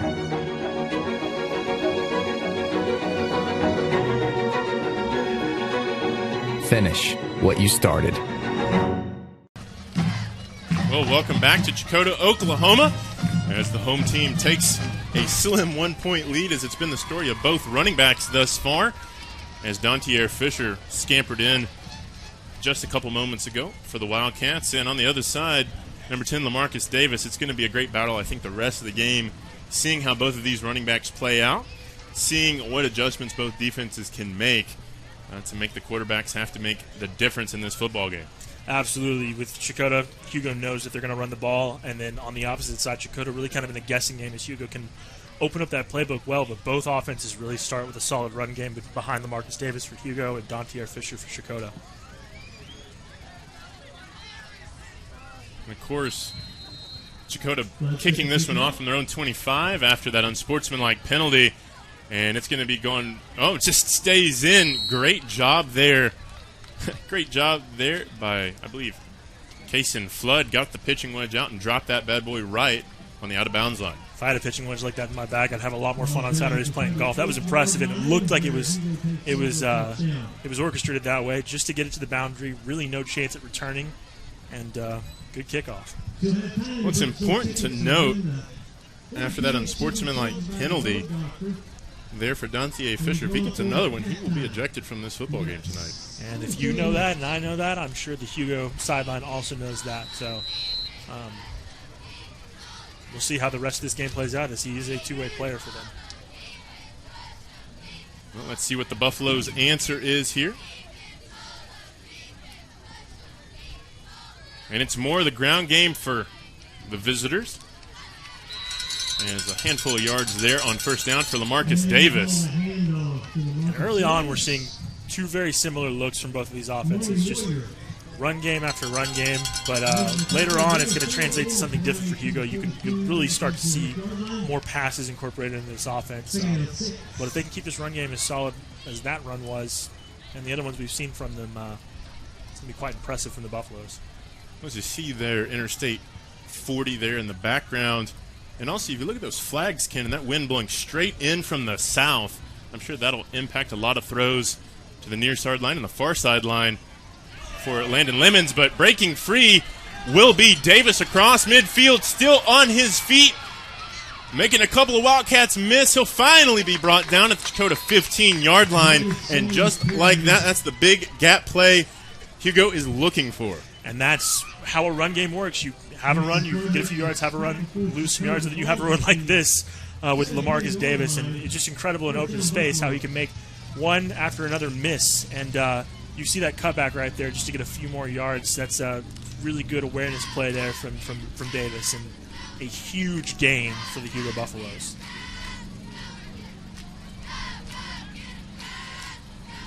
Definitely seeing both sides now in the offense in this fight, taking a couple of body shots to the defense. And Hugo able to bust that massive run, flipping the field. Quick pass out there to the edge. That's going to be Damon Sims, and he'll get enough yardage to be down inside the 10-yard line, coming near our camera there on the sideline. As just like that, it'll be another red zone opportunity and another opportunity for points for this Hugo Buffalo offense. This is what Checota's got to be prepared for. You have one big run there from LaMarcus Davis and then a quick pass from Landon Lemons. They're going to alternate pretty well on both of those. Well, handoff near the end zone, fighting. There will be Aiden Parrish, the junior, but he'll be brought down. What about the Checotah 3-yard line? Enough for a 1st and goal. As Buffalo's knocking on the door points once more. Now you get 5 chances from inside the 5-yard line. You've got to convert with, especially the playbook we've seen here. Very important if you get down here to convert. As you can see there, that's all that separates Hugo from the end zone there. On our goal line camera, they're going to hand it off again. Near the 1, we'll await the call. It'll be 2nd down and goal from about like the half-foot line there, the half-yard line, yeah. Again, Aiden Parrish on the rush. As Hugo knocking on that wall, just haven't been able to knock it down as of yet here on this possession. And I would expect to see from these next 2 and probably 3 plays if they don't get in on the next 2, just more run or just run down Checotah's throat and really try and pound it in. You're half a yard out, if that, from the end zone here. I wouldn't expect to get fancy and see anything in the passing game, so we'll see how this goes. And we'll have a whistle and a timeout for the Hugo Buffaloes. They're going to think things over. We will take a momentary break as well. Our score, Checotah 7, Hugo 6. Hugo looking to extend their lead. Northeastern State University in Muskogee, we take care of our students so they can take care of others. Choose from a variety of healthcare degrees, including physician assistant studies, nursing, occupational therapy, speech-language pathology, and more. Answer the call at Northeastern State University.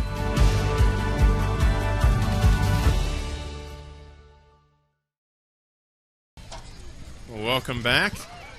2nd down from the half-yard line here for the Buffaloes as they'll break from their timeout.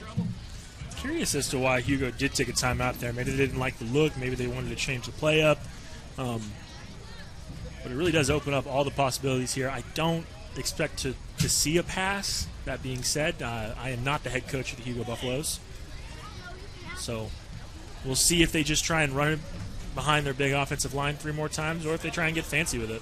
Worked the last time they were this close to pay dirt, feeding LaMarcus Davis. He's back in the football game. Maybe that was the timeout. Get LaMarcus a little bit of rest and put him in. And indeed, that'll be the call, and that'll be 6 points for the Hugo Buffaloes. 12-7 our score. 2nd verse, just the same as the first. Cannon turnaround, handed off to LaMarcus Davis from the 1. And it is a very important aspect that once you get down in this red zone, specifically in the 5-yard line, which Hugo's done twice, that you convert with points. And they've done that twice from the half-yard line. Just an impressive run there from LaMarcus Davis. Really walked in untouched there, and I would expect Hugo to go for 2 now to try and get that missed PAT back.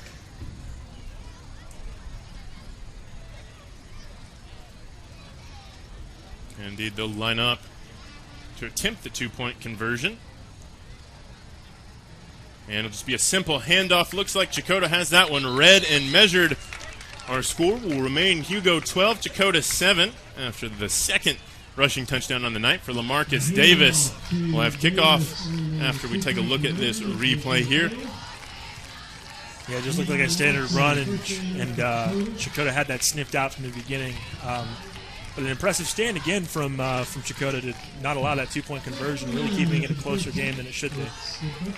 Well, again, our score, Hugo 12, Checotah 7, as we tick away the seconds here in the first half. More when we return. We are computer science pros, chemists and lab technicians, health professionals, mathematicians, and science educators. We are the Greg Wadley College of Science and Health Professions at Northeastern State University. Choose from degrees in natural sciences, health and pre-health professions, mathematics and computer science, and more. Discover the possibilities at Northeastern State University. Well, welcome back. Again, want to thank our sponsors, Northeastern State University, for sponsoring Football Friday night here in Checotah. There's actually a little bit of a connection here between Checotah and Northeastern State. I'll test your trivia here. Do you know what that connection is? You've put me on the spot, and I'm not sure I know what it is. What is it, Stephen? So, Carrie Underwood, as you're well aware, is from Checotah, Oklahoma, as that kick will go out of bounds on the kickoff. Also attended Northeastern State University. Really? I would have never gotten that. We would have been here all night trying to figure that one out. Also a little bit of synergy there. Gotta love to see that, as the Buffaloes will help out the Wildcats as they start their next offensive possession after that procedure, kicking that football out of bounds. Every time we see Checotah come back out, I'm wondering how we're going to see them respond. And I also answer my question in the same breath. It seems like until they get down big, or if they get down big, they're going to just run the ball steadily behind that big offensive line and with Adair Fisher. I wouldn't expect anything different right now.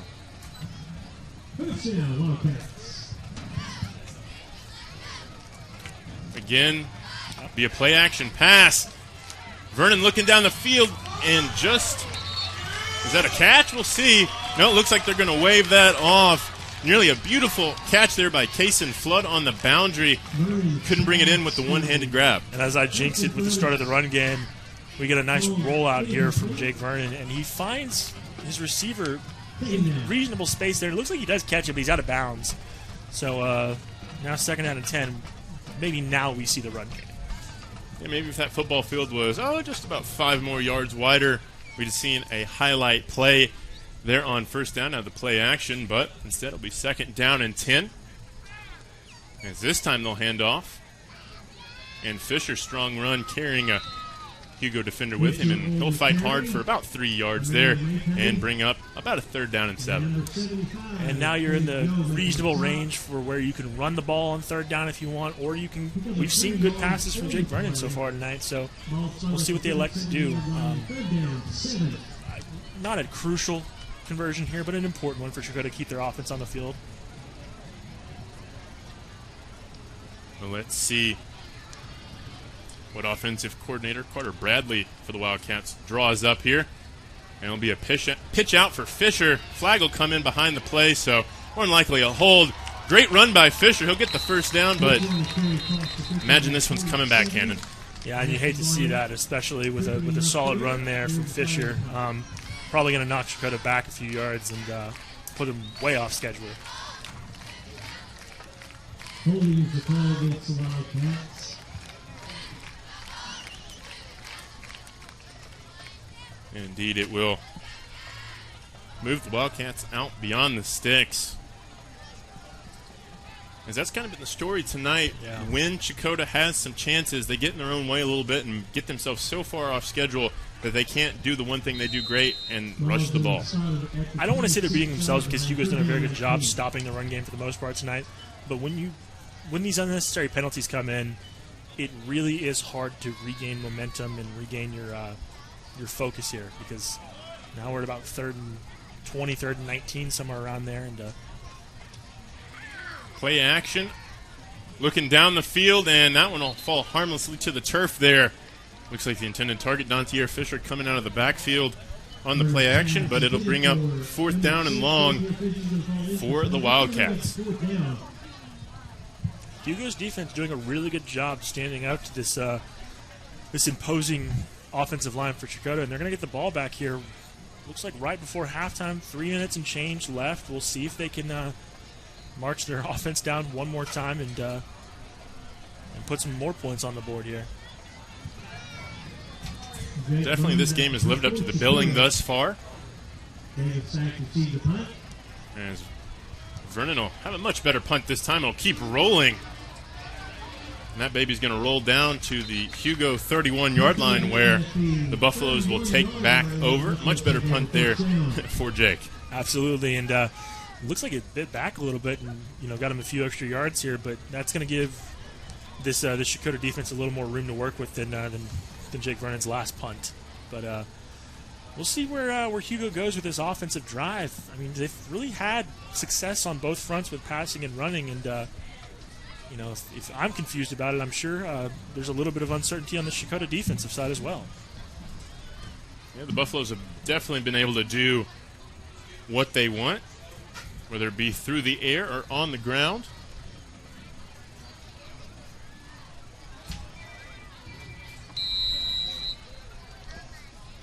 As we get ready for another Hugo drive.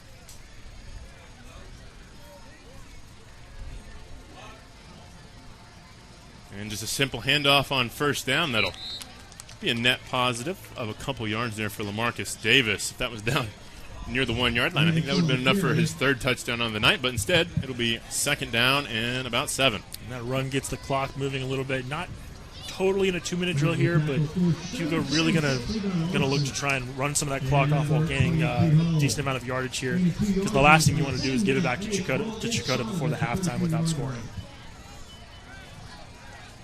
And of course, coming up at halftime, we'll have the Todd's Coffee Roastery halftime show with Blake and yourself, Cannon, as Hugo going to go to the air there, complete first down and more. Out across their own 45-yard line will go Deshaun Sims, the sophomore, and picks up the first down. Looks like maybe that Checotah defense bit a little too early on that run and gave Landon Lemons just enough time to make a nice throw there. But really nice combination marrying the run with the pass right now, and that's all you got to do. Nothing too fancy, nothing too insane. Just got to make the simple passes and the simple plays right there.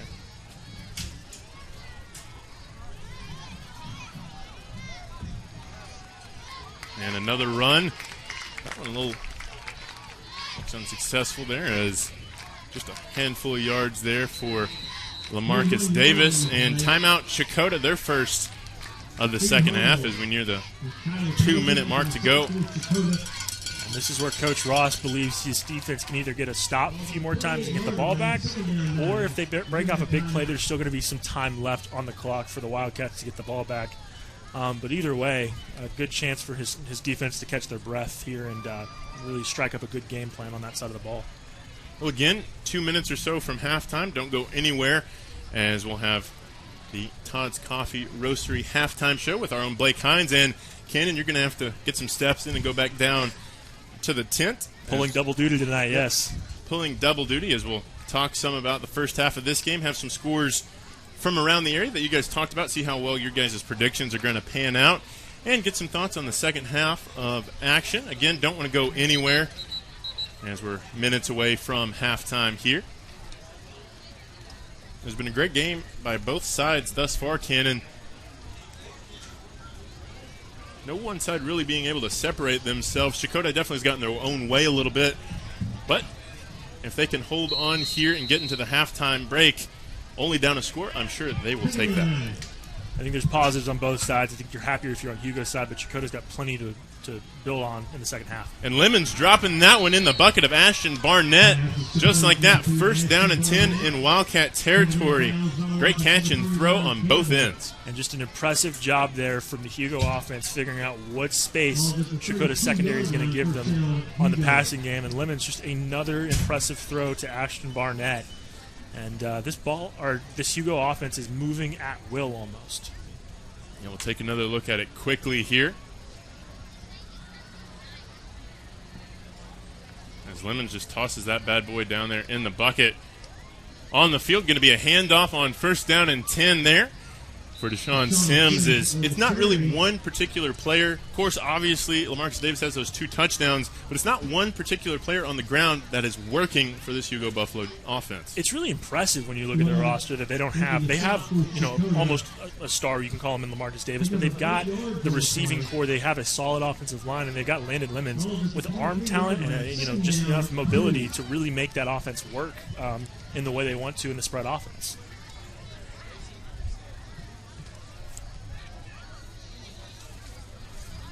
Second down and 2 here for the Buffaloes as they'll elect to stay on the ground. A lot of green grass in front of Hugo. That'll be a touchdown. Hugo, Buffaloes, Aiden Parrish, untouched nearly into the end zone. Easiest run he'll have all night. Easiest run he'll have all night, and it was a lot farther out than the 1 yard line. We'll see right here. He had a big hole. I wonder if Checotah was selling out for a pass there and just got completely off guard. Good blocking from his offensive line, and really nobody there to stop him. Impressive showing from this Hugo offense so far. But now a minute and a half left on the scoreboard. Checotah's going to get the ball back. And we'll see what answer they have there. That's the one downside we've talked about with this rushing attack is if you get off schedule, have to go to the air and makes you very one-dimensional there, and it also takes a lot of time to run the football. A minute and a half on the clock is not enough time for them to impose their run game and just run it play after play. Going to see what they draw up after this kickoff. Well, with the extra point, it'll be 19-7. Hugo Buffaloes taking the lead with about a minute 30 to go to near the half. We'll step away and have the next Checotah drive after this. The College of Education at Northeastern State University prepares educators, mental health providers, and fitness or health professionals with undergraduate and graduate programs. Choose from degrees in elementary, secondary education, special education, health and human performance, psychology, and more. Be ready from day one at Northeastern State University. Well, welcome back as Checotah running out onto the field as they're going to try and answer what has been two unanswered touchdowns by the visiting Hugo Buffaloes coming in and announcing their authority. Really impressive so far in this first half. The Hugo Buffaloes have been night and day from what we saw last year when these two teams met up. Made the proper adjustments, got a year to prepare, and Hugo showed up to play. Yeah, last week scoring 40 points in their victory over Dixon, winning 40-20. And that one looking to improve to 2-0 on the season. Whereas Checotah last week dropped their season opener against a good Metro Christian Patriots team, 41-21. They're looking to get in the win column. As again, this one will be sent skyward.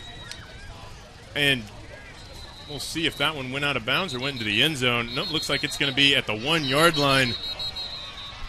As we're going to have a scuffle in the center of the field there. Hate to see that. So it looks like we have a flag for a kick out of bounds, and we have a flag for call it some extracurricular activities out there in the midfield. Well, importantly, hopefully for Checotah fans, Adair Fisher's not involved in that because that would be his second one of the evening, and he would be done. Yeah, and it looks like as he was walking back, he was in that area. We'll see what the conversation with the referees becomes.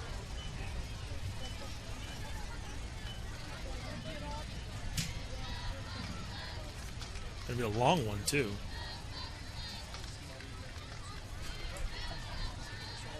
It's going to be a long, hard conversation. As again, coming up at halftime, Blake and Cannon will recap the first half and have some scores from around the area for you. Get everything you need to get ready for the second half of action. They're still talking about it.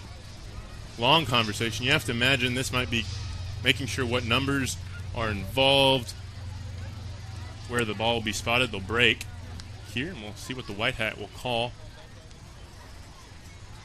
As Checotah fans, I'm sure, are waiting on bated breath, hoping it won't be Adair Fisher's number that they call. A personal foul on Hugo. And a personal foul on Checotah. Both will offset. And looks like Adair Fisher and the Wildcats will survive near disaster there on the kickoff. Yeah, very lucky for Checotah to not have a second call on Adair Fisher. They get to keep him around, and really solid field position after that kick out of bounds from Hugo. Can they have an effective 2-minute offense in the passing game? That is the question for Jake Vernon in this offense. Definitely going to have to go fast with a minute and a half before we end the first half. And, yeah, they're going to say he didn't have control of that one. I'd have to agree there, Ken. I would agree with that as well. To the displeasure of this box and to the displeasure of the home fans, but it looked like a good call there from the referee. Yeah, right in front of the official there is Riley Campbell. Just couldn't bring it in. That ball was moving definitely as it was out of bounds. And that's a good idea there for the offense. Quick slants to the outside. And again, they'll go there. This time, Riley Campbell can't get out of bounds, but he'll get to his own 40-yard line, and the clock will continue to roll, nearing the 1 minute mark to go in the half. Got to find a faster pace than this. Vernon looking to throw. Again, just a little curl route there for Riley Campbell. As that'll be near the 45-yard line, near the line to gain. And he got out of bounds. Looks like that'll stop the clock. And it'll be enough for a first down as well. Just got that football across the yard to gain, as the Wildcats will stay in business here. And going to be interesting to see if it's more complex than this. That's 3 straight passes to the same place to Riley Campbell. Oh. And a sack. A flag will come in. Looks like definitely might have been some illegal activity there up around the face mask area. Almost looked like Jake Vernon's, his helmet whipped like it was a face mask, but we'll wait for the call. That'll be a personal foul face mask on Hugo. 15 free yards for Checotah. That was the biggest play this offensive drive so far for the Wildcats, and they will take it. It'll be an automatic first down, and importantly here, Cannon will put the Wildcats into Hugo territory. With 57 seconds left on the second quarter clock here. Anything's still open here. 2 timeouts for the Wildcats, so they can do whatever they want here. And going to go to the ground with Adair Fisher. Hugo sold out for the run. Adair Fisher, one man to beat. And into the end zone just like that. No flags on the call. Cannon, touchdown, Checotah. What an impressive play call there from head coach Zach Ross in this offense. Just an impressive idea to call your star running back's number when you're almost in midfield. I guess you want to take the momentum after that 15-yard call on the face mask here, but you see Hugo really didn't have an answer for it and makes a couple guys miss in the secondary, and beyond that, he's off to the races there. Just an impressive run there from Adair Fisher. Adair turning on the burners, and will make this a 19-13 game, barring the extra point here. And the extra point up, and no good. Our score will remain 19-13. Hugo clinging to a 6-point lead. But importantly for Checotah Wildcat fans, the offense answers right before the half. The offense answers right before the half, and not only do they do that, they don't have to get away from their offensive identity. A couple quick passes there from Jake Vernon, but impressive running game shows itself yet again, and that's their bread and butter. What's interesting for me here right before the half, you got 42 seconds. Hugo, a very pass-happy offense. Going to be interesting to see if they elect to just run the clock down to the halftime whistle, or if they try and get in a position to make one final score before the half. And you see there the Checotah faithful up on their feet. See the student section there coming out to support their classmates, as we're in a great one here in this first half. 19-13, much closer game than these two teams played just a year ago.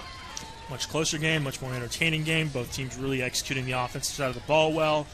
And just an impressive showing so far. Both coaches had a game plan pregame and are executing to that plan very well right now.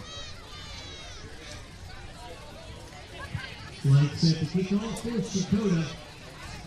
Davis back deep to receive the kickoff for Hugo.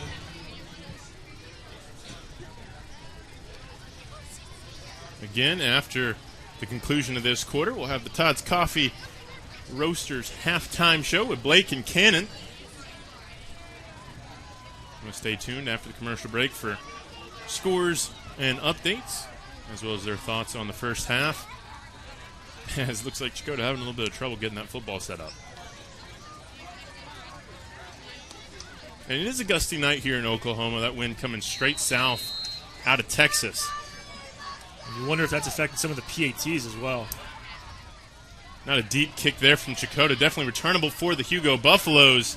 Flag going to come in from the way backside there from the white hat. I don't even know.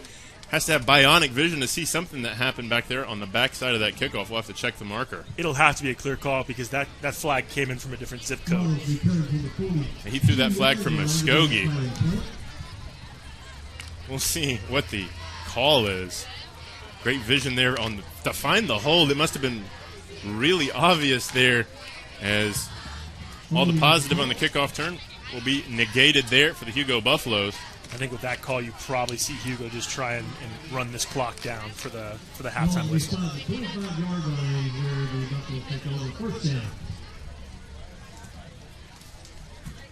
It'll be first down from the 25-yard line of the Hugo Buffaloes. That's where they'll take over. 5 receiver set here for the Buffaloes. Going to go 4 receivers near side of your picture here at home. As Lemon's going to run for his life, heaves one. And that one just over the outstretched hands there of Elijah Thomas.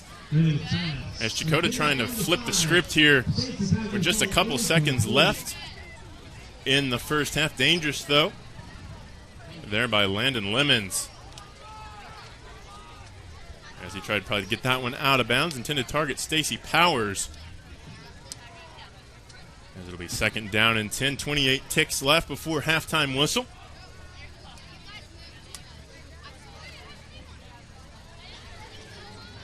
As Hugo going to have to hurry here. Only 7 seconds left on the play clock. And don't think they're going to get it off. Timeout will be taken by the Hugo Buffaloes, as that'll be their second timeout of the first half.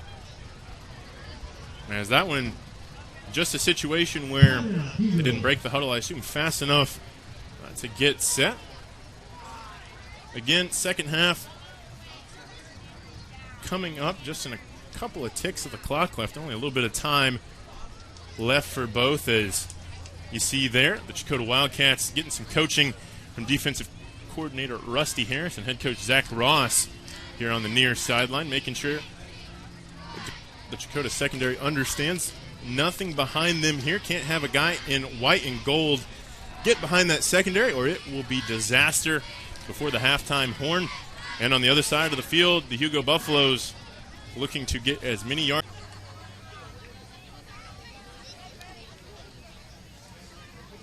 as Buffaloes will huddle back up. This will be 3rd down and 7. It looks like the officials might have wanted to try and add some time back to the game clock here. Looks like they want 19 seconds on the clock here. Those 3 seconds will certainly be precious to the Hugo faithful that have traveled down to Checotah tonight.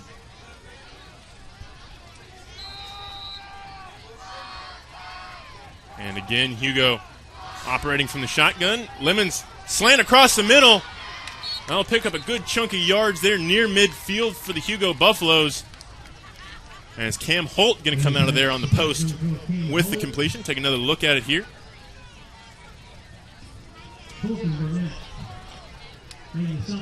As the Buffaloes going to have to go quick here. Lemons dumping off once again. And looks like near the boundary will get out of bounds. I believe we have just a handful of seconds left before halftime. And Hugo will take their final timeout of the first half. Of course, don't get to take these with you, as they're definitely within range of a deep throw or a Hail Mary to close off the half. As again, you see there the coaching staff for the Wildcats making sure nobody gets behind the Hugo secondary. Only have to hold on for one play here and get into the halftime locker room to make some key adjustments for the second half. As Hugo looks ready to play here out of the timeout, and here come the Wildcats as they'll line up.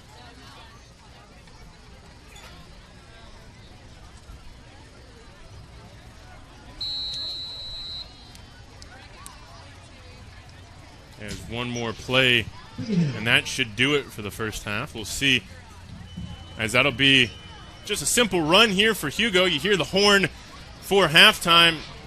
Yet to go down there, Aiden Parrish. He'll finally be brought down, and that'll do it for the first half of action here in Checotah. The visiting Hugo Buffaloes up 19. The Checotah Wildcats trailing 13 at the halftime break. We'll have the Todd's Coffee Roasters halftime show when we return right after this. Today's game is brought to you in part by T-Lake Apparel Company, specializing in sport uniforms and accessories, custom orders to fit your needs and budget. From youth leagues to professional sports, call T-Lake at 580-977-6452. And by Champion Custom Jewelry. Trust a company that can provide quality at a great look to fit your budget. Trust Champion Custom Jewelry. Contact them at 580-977-6452 or on Facebook at Champion Custom Jewelry. My name's Todd Harden, and I am Todd's Coffee. The reason I do this to begin with is because I really want people to experience coffee. What I'm doing and what other roasters are doing as well is, we're trying to figure out what the bean is trying to tell us. My goal and my customer really is there's probably 2 out of 10 people that could taste the difference in one of my better roasts versus an average roast. If I can make those people happy, I'm making everybody happy. And so that's kind of my philosophy when it comes to roasting.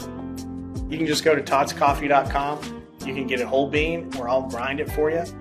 Either way, there'll be a drop down in there that you can order it that way. So order some coffee. Hey, Dean Blandino here. And guess what? Football season is right around the corner. And to watch the best live broadcasts in high school sports in Northeast Oklahoma, download the Southern Sports Network app. And check them out on Facebook, Instagram, and Twitter. I just did. Give them a like. It's the best broadcast in high school sports, and not just that area, in the country. Check them out.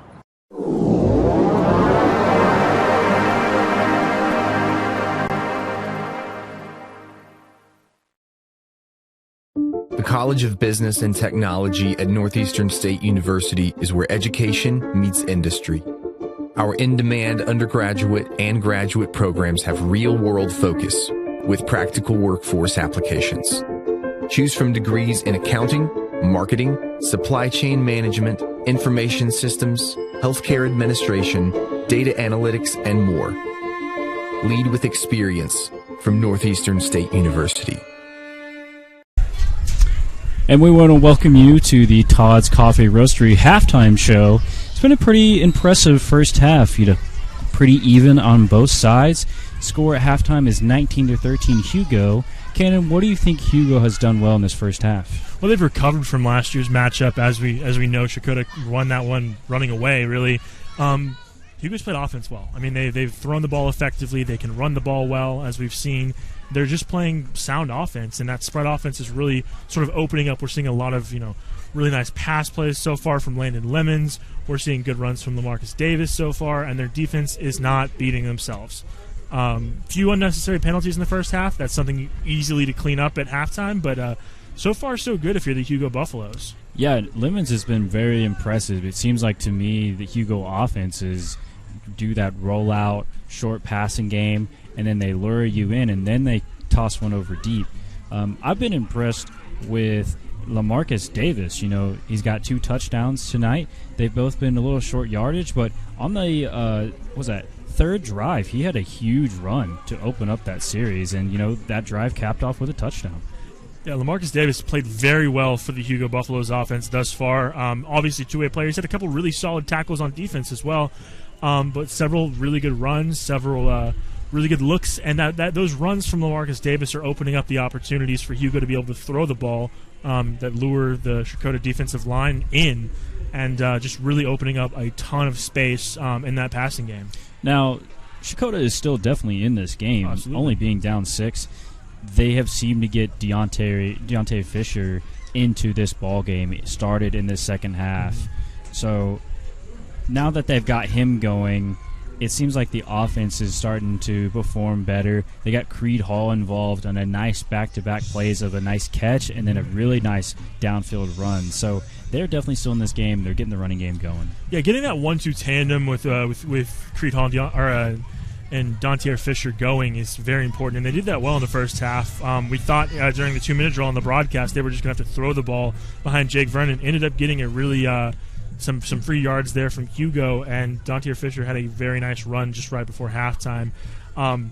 This score dictates that they don't have to get away from their offensive identity just yet. We've seen a few good things from Jake Vernon in the passing game, but there's no reason to hit the panic button right now if you're the Wildcats.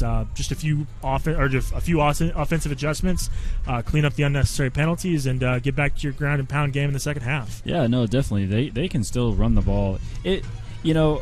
Whenever Fisher scored his first touchdown of the game, he threw the ball into one of the players' faces of Hugo, his helmet, and he picked up the penalty. For being a star player, you gotta play smart football, and that came back to bite him because Hugo got field position on the kickoff. They got another 15 yards before the return. So, and if you look and see, Hugo were able to score on top of that. So, still a really good player, but if he can make unneeded mental mistakes, I think that could have prevented possibly a touchdown. And that's such an easy thing to clean up, an unnecessary just throwing the football in your opponent's face. We don't know what was said. Maybe there was some chippiness back and forth, and that was just seeing the tempers flare. But he's got to be very careful now. If he gets another one of those calls, he's done in this game, and that really throws the Checotah offense off. He's got to play poised and within himself now to make sure he doesn't pick up another one of those penalties. Yeah, I mean, I honestly think that Hugo have had the bigger issue when it comes to penalties than it has Checotah. Absolutely. They've picked up some face mask penalties. They've had some holding penalties on the offense. It's more of their defense seems to be kind of helping the Checotah offense out when it comes to them having the ball. At the end of the half, Parrish, number 6 for Hugo, burst off for a huge run to make the score 19-7 at that time, and he's their starting linebacker, and he's been all over the place, but he definitely has kind of been almost too aggressive at times. Absolutely, and that's kind of come back to burn him a little bit. Yeah, some aggressiveness is really showing itself right now, and I think both offenses are doing a good job of exploiting that. Special teams is also another one you need to talk about. We've seen a couple kicks out of bounds. We've seen some poor punts from Checotah's punter, Jake Vernon. He actually only had one, and the next one he really cleaned up. But, special teams play is another thing that goes well under the radar. We've seen a couple missed PATs. We talked about in the pregame that 2-point conversions could be a factor. Really a lot of talking points from the first half. But those special teams and PAT attempts are very important going forward as this game draws closer. Yeah, I mean, Hugo has a missed extra point, and then on their first touchdown drive and their second touchdown drive, they attempted a 2-point conversion and didn't get that in either. So, that's 3 points they could have added to their score. Right now, looking at it, it doesn't look like it's going to hurt them. They still have the lead. They're up by one possession, but who knows? Checotah in the second half, if their offense really gets going, those 3 points really could come back to bite them. And it's hard to know what it was that led to those 3 misses on the attempts and the 2-point conversion. But I mean, realistically, Steven mentioned it on the broadcast. The wind is really howling out from the south right now. I mean, as you can see on the broadcast, I'm sure our papers we're really trying to do our best to keep these down on the table. Wouldn't be shocked to see both offenses now go for 2 the rest of the way. The kicking game is shaky, to put it mildly. And really at this level, like we talked about in the pregame, kicking is not a certain thing. So maybe you draw up a few 2-point conversion ideas at half and go with those. Yeah, definitely. Well, stay here. Second half is coming soon. And this is the halftime report on the Todd Coffee Roastery. Today's game is brought to you in part by T-Lake Apparel Company, specializing in sport uniforms and accessories, custom orders to fit your needs and budget. From youth leagues to professional sports, call T-Lake at 580-977-6452. And by Champion Custom Jewelry. Trust a company that can provide quality at a great look to fit your budget. Trust Champion Custom Jewelry. Contact them at 580-977-6452 or on Facebook at Champion Custom Jewelry. The The College of Education at Northeastern State University prepares educators, mental health providers, and fitness or health professionals with undergraduate and graduate programs. Choose from degrees in elementary, secondary education, special education, health and human performance, psychology, and more. Be ready from day one at Northeastern State University. My name's Todd Harden, and I am Todd's Coffee. The reason I do this to begin with is because I really want people to experience coffee. What I'm doing and what other roasters are doing as well is, we're trying to figure out what the bean is trying to tell us. My goal and my customer really is there's probably 2 out of 10 people that could taste the difference in one of my better roasts versus an average roast. If I can make those people happy, I'm making everybody happy. And so that's kind of my philosophy when it comes to roasting. You can just go to toddscoffee.com. You can get it whole bean, or I'll grind it for you. Either way, there'll be a drop down in there that you can order it that way. So order some coffee. And we want to welcome you back to the Todd Coffee Roastery's halftime report here in Checotah, Oklahoma, where Hugo Buffaloes and Checotah at halftime. 19-13 is the score, with Hugo in the lead. Now we want to give you some other scores from around Oklahoma. Kind of one of our pregame picks from earlier today, Westville and Lincoln. Westville is currently up 16-7 in the third quarter, so looks like they've gone for some 2-point conversions. Yeah, I guess Westville heard our pregame speech where 2-point conversions are smarter, the kicker is a little shakier. 16-7, not a bad start for them in the border war against Lincoln. Good start so far for Westville. Yeah, and turning to another game, you got Eufaula versus Vian. We were at Vian last week, but Eufaula is up 20-10 right now on Vian. So it seems like Vian is not kind of improving from week 0. Yeah, gonna be interesting to see in the second half how Vian adjusts. Really good quarterback play from Diego Ramos last week. I would assume the passing game really opens up for them against Eufaula, but one to keep your eye on. Really, those are both 2 teams that could win their state title respectively. Yeah, and turning to another game, we got Sallisaw and McAllister. Sallisaw is down right now, 7-0. McAllister still early, it's just in the first quarter, so I think Sallisaw still got plenty of time for a couple lead changes in that game. We'll call that a defensive battle, to say the least. 7-0 yes, so far, definitely. But yeah. And a game that's definitely not a defensive battle is Edison versus Sapulpa. Sapulpa is running away with this game right now. It is 41-0 at half. Yeah, that one's about over. I would say that's an impressive showing so far in the first half, and you got 2 more quarters to play. Yeah, Sapulpa is definitely handling that game. We've kind of got some cross-state rivalry in another matchup. We've got Fayetteville, Arkansas, the Fayetteville Bulldogs coming to Oklahoma to take on Owasso in Oklahoma. Owasso right now is winning that kind of Oklahoma versus Fayetteville state rivalry right now. They're up 21-7. Yeah, and it's a tale of 2 stories, really. Owasso is a state title contender in their division. They're one of the more well-known from the state of Oklahoma. Meanwhile, you look at Fayetteville. I mean, Casey Dick really trying to build a program there, the former Arkansas quarterback, as we all know. Did it at Van Buren. We'll see if he can do it with the Bulldogs. But so far, Owasso just imposing their will on the Bulldogs. Definitely so. Owasso has came to play. Absolutely. And one of our last matchups we'll talk about here at halftime is Lincoln Christian and Jones, which is one of our pregame predictions. I went with Lincoln Christian, and they're up 14-7 on Jones right now at half. I also went with Lincoln Christian so far.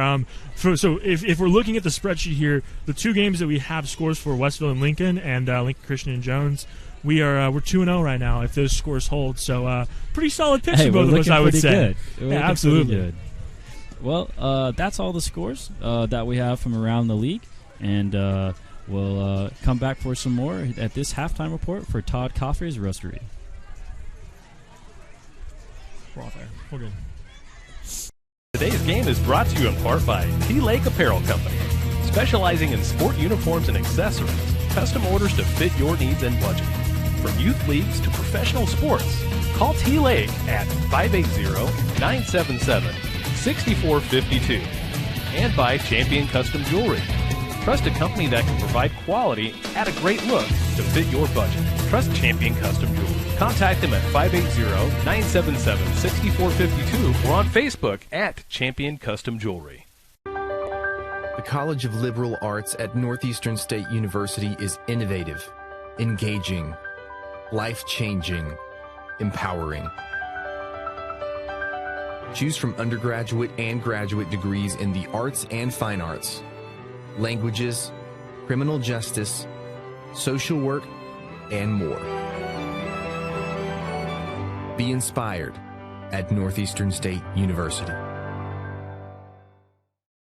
Hey, Dean Blandino here. And guess what? Football season is right around the corner. And to watch the best live broadcasts in high school sports in Northeast Oklahoma, download the Southern Sports Network app. And check them out on Facebook, Instagram, and Twitter. I just did. Give them a like. It's the best broadcast in high school sports, and not just that area, in the country. Check them out.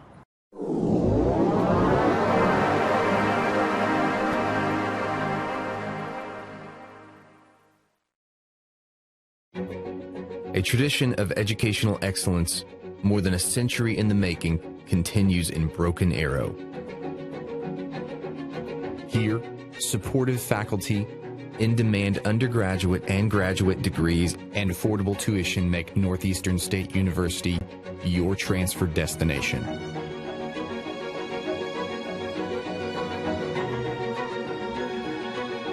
Finish what you started.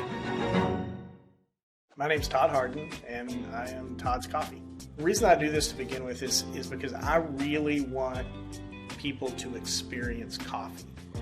What I'm doing and what other roasters are doing as well is, we're trying to figure out what the bean is trying to tell us. My goal and my customer really is, there's probably 2 out of 10 people that could taste the difference in one of my better roasts versus an average roast. If I can make those people happy, I'm making everybody happy. And so that's kind of my philosophy when it comes to roasting. You can just go to toddscoffee.com. You can get a whole bean, or I'll grind it for you. Either way, there'll be a drop down in there that you can order it that way. So order some coffee. We are computer science pros, chemists and lab technicians, health professionals, mathematicians, and science educators. We are the Greg Wadley College of Science and Health Professions at Northeastern State University. Choose from degrees in natural sciences, health and pre-health professions, mathematics and computer science, and more. Discover the possibilities at Northeastern State University. Hi, Peyton Hillis here for Ozark Sports Supply and Casual Clothing. I've scored for the Hogs and for the NFL, but now my whole family has scored big finding this amazing store. Ozark Sportsman has everything a sportsman wants. The best firearm selection and gun safe choices anywhere in Northwest Arkansas. And a 15-lane indoor range and so much more. Ozark Outpost Clothing has all the hot boutique brands for women. And hey guys, our favorite brands also. Score big savings on top brands and follow me to Ozark Sports Supply and Casual Clothing. A tradition of educational excellence, more than a century in the making, continues in Broken Arrow. Here, supportive faculty, in-demand undergraduate and graduate degrees, and affordable tuition make Northeastern State University your transfer destination.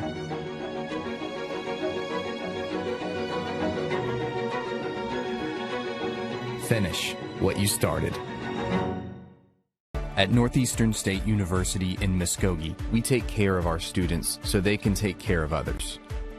Choose from a variety of healthcare degrees, including physician assistant studies, nursing, occupational therapy, speech-language pathology, and more. Answer the call at Northeastern State University.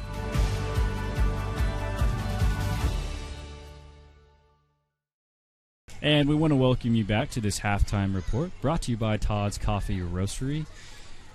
Cannon, what do we think these two teams need to do coming into the second half? Let's start with Hugo. I want to double down for Hugo. I think their passing game is important. We saw some impressive throws from Landon Lemons. And passing, but most of all, they also need to get the run game going. LaMarcus Davis had a couple very impressive showings for the first half. Those two in tandem to get them the victory. Yeah, I mean, I think for Hugo, it definitely seems like they have more of a pass to run balance compared to Checotah. Vernon's been able to pass in the first half, but it's definitely been the Dontae Fisher show. So I think for Checotah, they get the run game going. They keep feeding Fisher, sprinkle a little bit of Tanner Jones in there. That could be it. That could seal them the victory. Yeah, and I would say for that, their defense needs to keep them in this, and also special teams. We'll see. Do we just see 2-point conversions from here on out? Do they try and kick PATs? That's another one where it's going to be interesting to see how the second half plays out. Yeah, and hopefully penalties won't be too big of a factor. And, clean up the penalties in the first half. Absolutely. Well, we want to thank you for joining us at this halftime break brought to you by Todd's Coffee Roastery. Score is currently 19-13 with the Hugo Buffaloes in the lead, and the second half will be starting shortly. Today's game is brought to you in part by T-Lake Apparel Company, specializing in sport uniforms and accessories, custom orders to fit your needs and budget.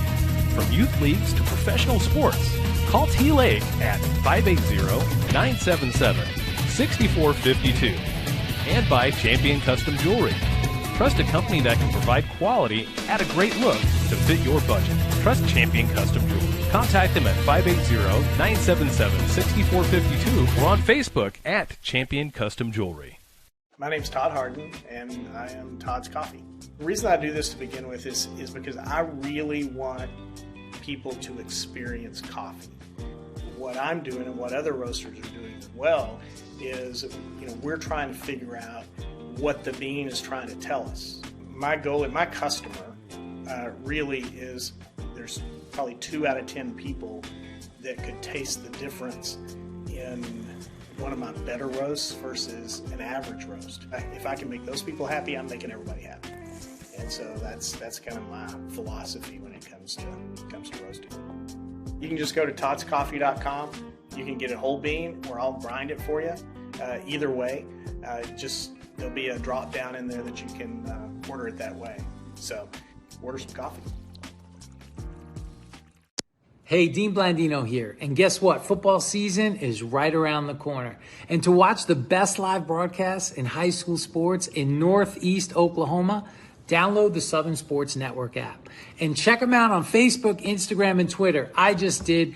Give them a like. It's the best broadcast in high school sports, and not just that area, in the country. Check them out.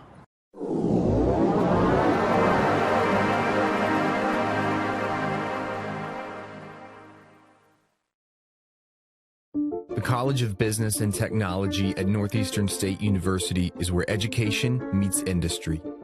Our in-demand undergraduate and graduate programs have real-world focus with practical workforce applications.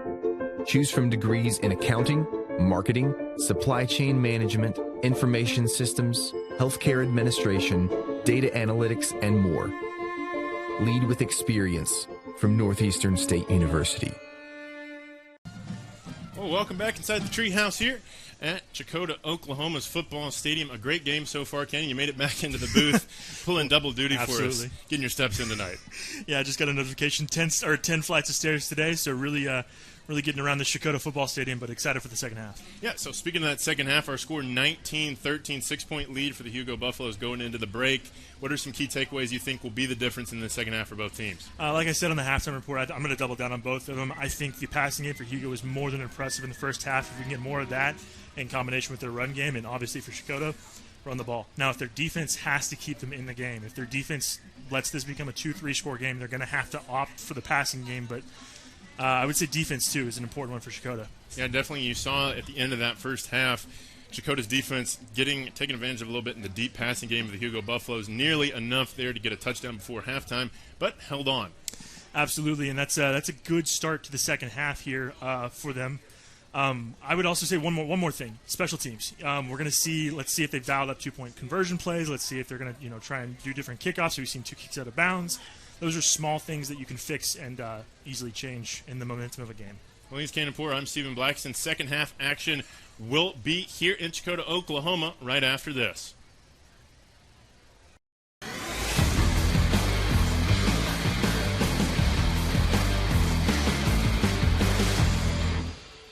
At Northeastern State University in Muskogee, we take care of our students so they can take care of others.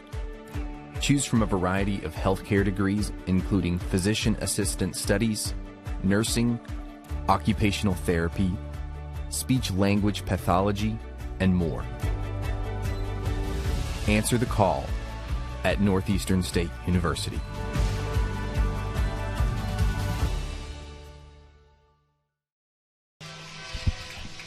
Well, welcome back as the Checotah Wildcats run back out of the second half locker room as we get ready to play here in the third quarter of action. Great game on hand. As you probably heard down on the Todd's Coffee Roastery halftime show with Blake and our own Cannonport doing double duty tonight. As the warm-up period clock will sound and it is time to get ready for the third quarter of action. It's been a combination of rushing touchdowns all across the board for both teams. A couple of punch-ins for Hugo at the 1 yard line. One big touchdown run there by Aiden Parrish to get them to 19. And Adair Fisher on the other side has had moments of brilliance. Important to note, Cannon, for Checotah fans at home, he is playing with one unsportsmanlike penalty already on the evening. Gets a second one. He is tossed from the game. Yeah, and like I mentioned in the first half, we know that up in the booth. I'm sure Hugo does. They're going to try, I think, and exploit that. You can either run at him or you can do all kinds of things to try and draw one more. Going to be interesting to see not only how Adair Fisher proceeds in the run game, but if he can keep his temper and his attitude in check here. Well, Checotah will kick off to start the second half of action here. 24 minutes separate us between a winner and a loser. We'll see what the second half story is in this one. Compelling game so far on both sides. Not much between these two teams, unlike last year's game. Yeah, it's really a testament to Hugo and how far they've come in a year from then to now. Not only to be in this game, but to be leading it after losing last season in the fashion that they did. We'll see if that weighs on them at all, if they block that out at halftime. And these first two drives on offense are going to be very telling to see what the halftime adjustments were. Well, we're all lined up for the second half of action. Checotah will send it airward. And miscommunication there from Hugo. As luckily there for the Buffaloes, LaMarcus Davis, who's done a little bit of everything tonight, will fall on that football. And that is a very smart play from LaMarcus Davis because that, as we all know, is a live ball, and Checotah could pick that up. So an impressive showing from the sophomore there, showing his mental strength there. Yeah, high football IQ there exactly. From LaMarcus Davis, just a sophomore who's gotten the bell cow's worth of rushes tonight, and this one has 2 touchdowns already. His 2 touchdown rushes, I think, are combined 2 yards on the evening.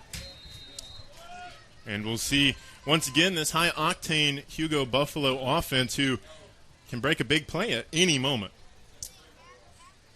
It's going to start there with the run. That's how they have to get established in the second half. Well, LaMarcus Davis doesn't get anything there on first down.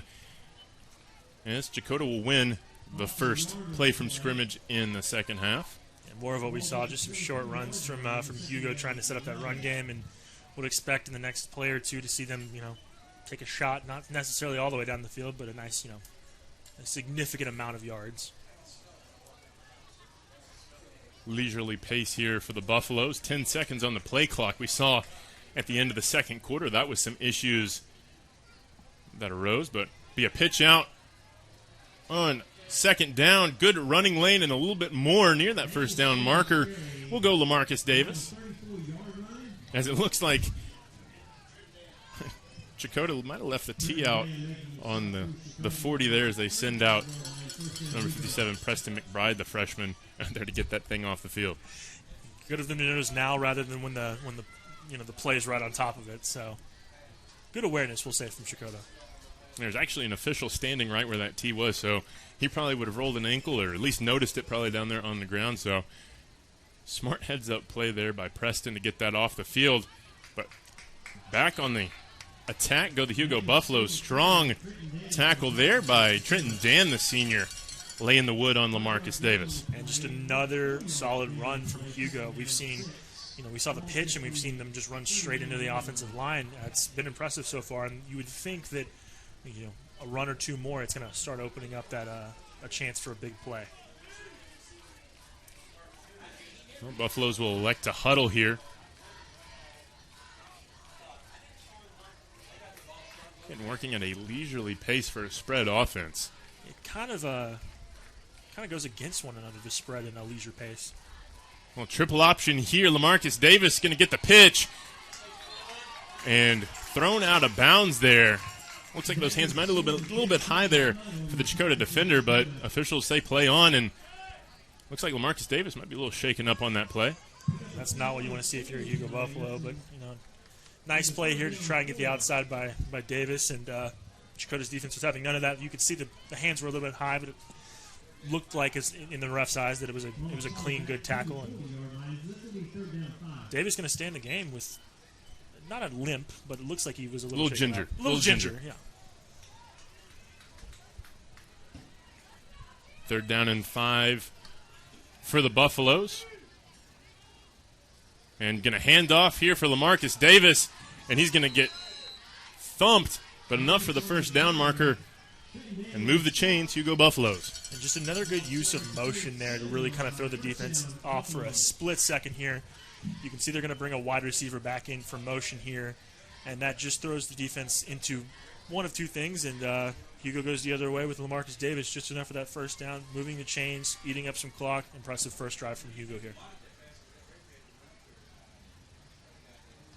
And this time, Lemons is going to keep it himself, has one man to beat, but won't be able to get past number 3 there, Riley Campbell, but a big gash into Checotah Wildcat territory as the quarterback keeps it himself. And I don't know if that was a design call or a broken play. I think it looked designed to me, but you can see that he got the defense divided just long enough on the pitch and said, you know what, I'll take it myself. Landon Lemons with the wheels from the backfield. Yeah, Landon showing he can do it through the air on the ground. Gets the ball down to the Checotah 30-yard line as once again these Hugo Buffaloes in Checotah territory. A little miscommunication maybe in the backfield, but falling forward will be LaMarcus Davis as that'll be a positive play. A flag comes in, another flag. Looks like some extracurricular going on there, Cannon. Yeah, and this is one of the things you need to clean up. Those 2 flags were thrown well after that play was dead. There's no reason to get a flag on either team right there. Or if you're either team, there's no reason to give the refs a reason to throw that flag. And we'll see what the call is here.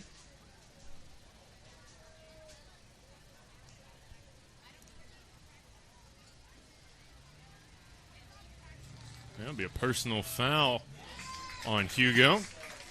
And backs up the Buffaloes. As Hugo losing their cool a little bit there on that play. Those 2 flags were for the same thing there, but that throws Hugo way off of pace.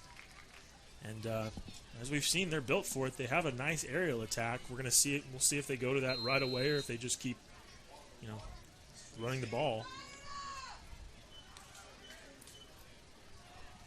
A long second down here for the Hugo Buffaloes, getting them off sequence. But again, just going to be a handoff for Davis, and he'll get stuck at the line of scrimmage as momentum's starting to fall back the other way.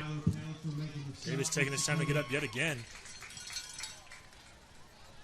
But it's those plays right there previously where you get an unnecessary penalty, and now you're way off of pace. You've had 3 really good plays if you're the Hugo Buffaloes, and it looks like this drive could stall potentially if you don't get a big play here. Really unfortunate for this Buffalo offensive unit. 3rd down and 21. Snapping this one basically from Vian. As Lemon's going to drop back to pass. Heaving one.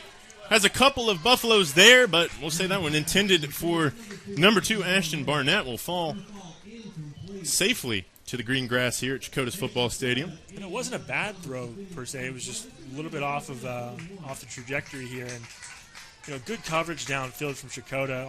Almost picked it off there. Number 36, looks like Case and Flood back there, but You would expect Hugo to just punt it away, and that's unfortunate for them after such a great, solid, strong start on offense.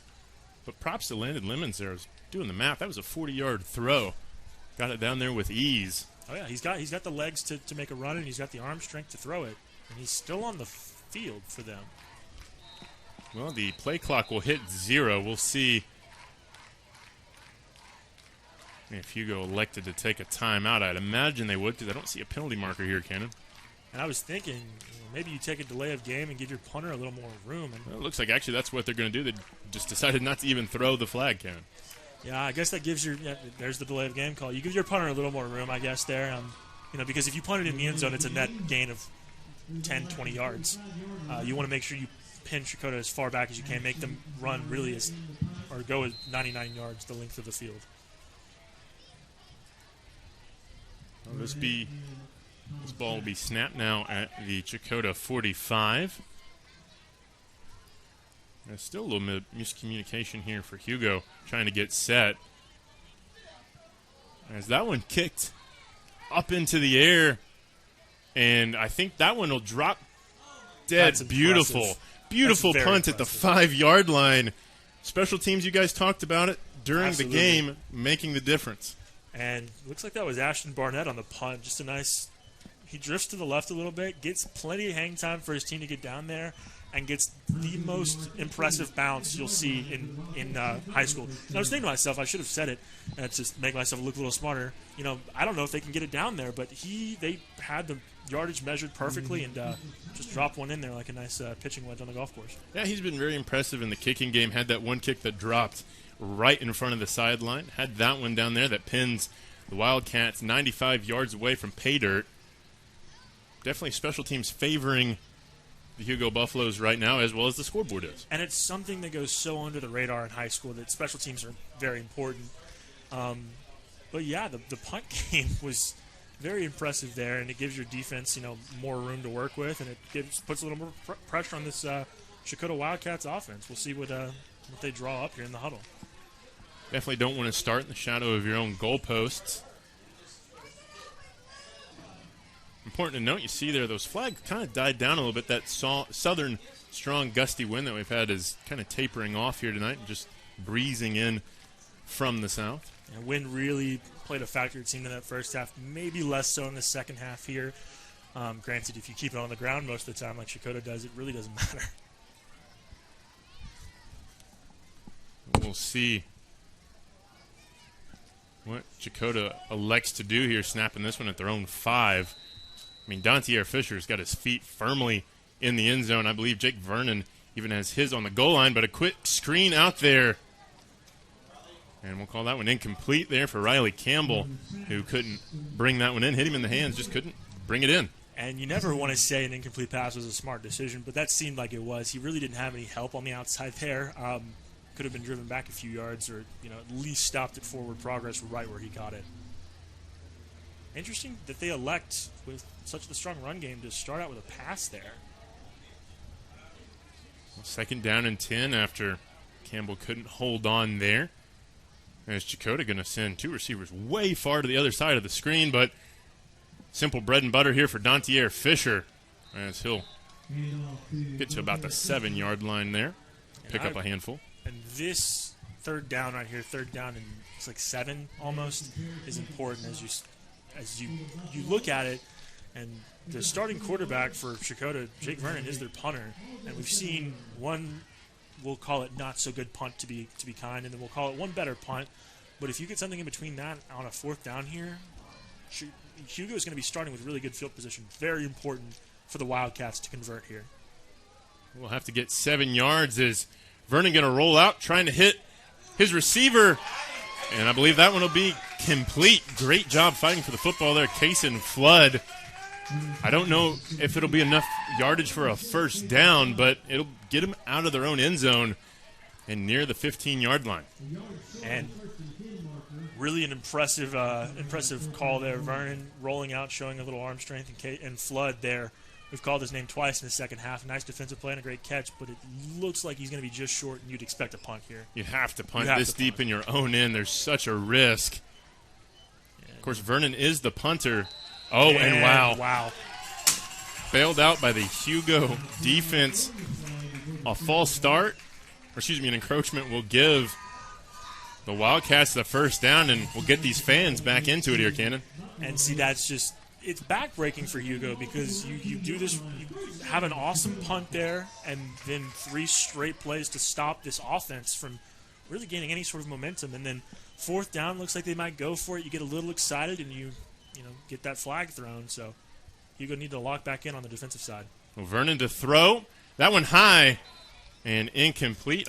Missed badly there to Riley Campbell. As that one probably lucky to just hit the grass and not be a Hugo defender waiting there to take that on the easy trot into the end zone. Yeah, if you're going to throw the ball in that position, you really need to put a little more speed on it, and you need to take some of the velocity or some of the arch off of that, because that was very easily could have been a Hugo Buffalo's pick 6 right there. Yeah, that one would have fallen into the hands of a Hugo defender, a corner that was not expecting it. He could have walked into the end zone from there. Well, Vernon again to throw. That one deflected at the line of scrimmage there. Looks like that was number 88, Jamarian Wallace, the senior, getting his big mitts on that one at the line of scrimmage. Looking like the halftime adjustment from Checotah was, we're going to come out and we're going to try and throw this ball a little more. We've seen some impressive throws from Jake Vernon in the first half and some in the second half here. But I think Hugo's starting to sniff it out. There's been 2 or 3 plays where it looks like they had defenders in place to pick it off. And now you're way behind schedule for your run game, so it looks like you forced yourself into a pass. Well, Checotah going to move Campbell in motion. And a pitch out for Fisher. Haven't heard his name a lot in the second half. Is he going to try and do it all himself? And he will!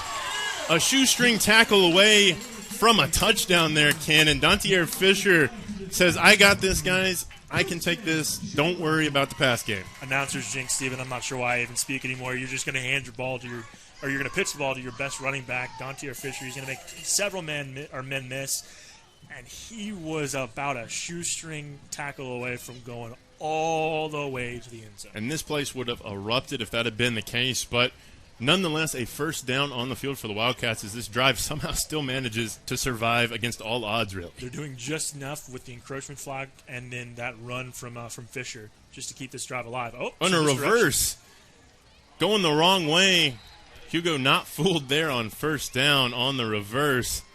Trying to get that ball to Elijah Thomas, but that one going to go a long way the wrong direction. And we'll call that good idea, bad execution here. It looks like they're trying to throw Hugo off a little bit. Keep the ball on the ground like their bread and butter, but just a bad pitch there, and Hugo had it sniffed out from the beginning. Well, importantly there, if you look at that play, I think what Checotah was looking for is for Chandon Morgan, the junior, number 70 there, to keep biting on that play and run himself out of the play, and that edge was sealed around the edge, but smart play there by Morgan just to sit and wait for that thing to come back your way the way you're taught as a defensive lineman. You can really see the idea there, but now it's really knocked him out of off schedule here. Play action for Vernon. Looking to heave it off the back foot, and just out in front of the outstretched arm there for Kason Flood. There's been a couple of chances here for the Checotah Wildcats, easy for me to say, Cannon, that have just not been where they need to be. Just a little bit out in front there, but right idea. Third down is the result, though. Yeah, Vernon with another nice throw. It's either going to be his receiver or it's going to be an incomplete pass, but he likes to roll out that way. With less protection, but it gives him, a little more time to see what develops down the field. But now you're really in a must-throw situation. And like I said last time, they were in a must-throw situation. They just had a nice breakout run. We'll see what they go with here. Going to need some help, though. And that ball going to be rolled back. Vernon lucky to pick that one up. And he'll be dropped for a sack at his own 15-yard line. Finally, it looks like the luck might have run out on this drive. Looks like that almost hit him in the leg. That snap hit him in the leg, which is very fortunate here. We'll see what happened, but if that snap doesn't get stopped by Vernon, that's at least possession for Hugo. It looks like it hit somebody in the backfield. Good awareness by Vernon to just jump on that ball and say, you know what, we'll just take this and punt it. Because Hugo could have field position inside the 10 or a touchdown by now.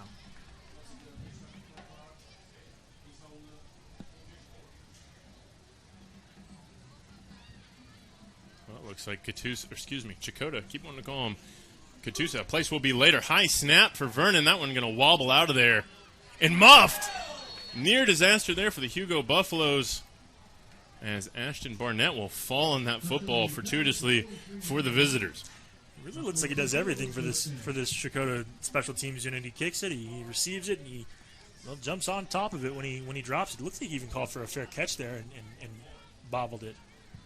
But this is very good field position for a Hugo offense that we know can really throw the ball at will. Yeah, Hugo starting basically where they punted the football from, a net positive of about a yard.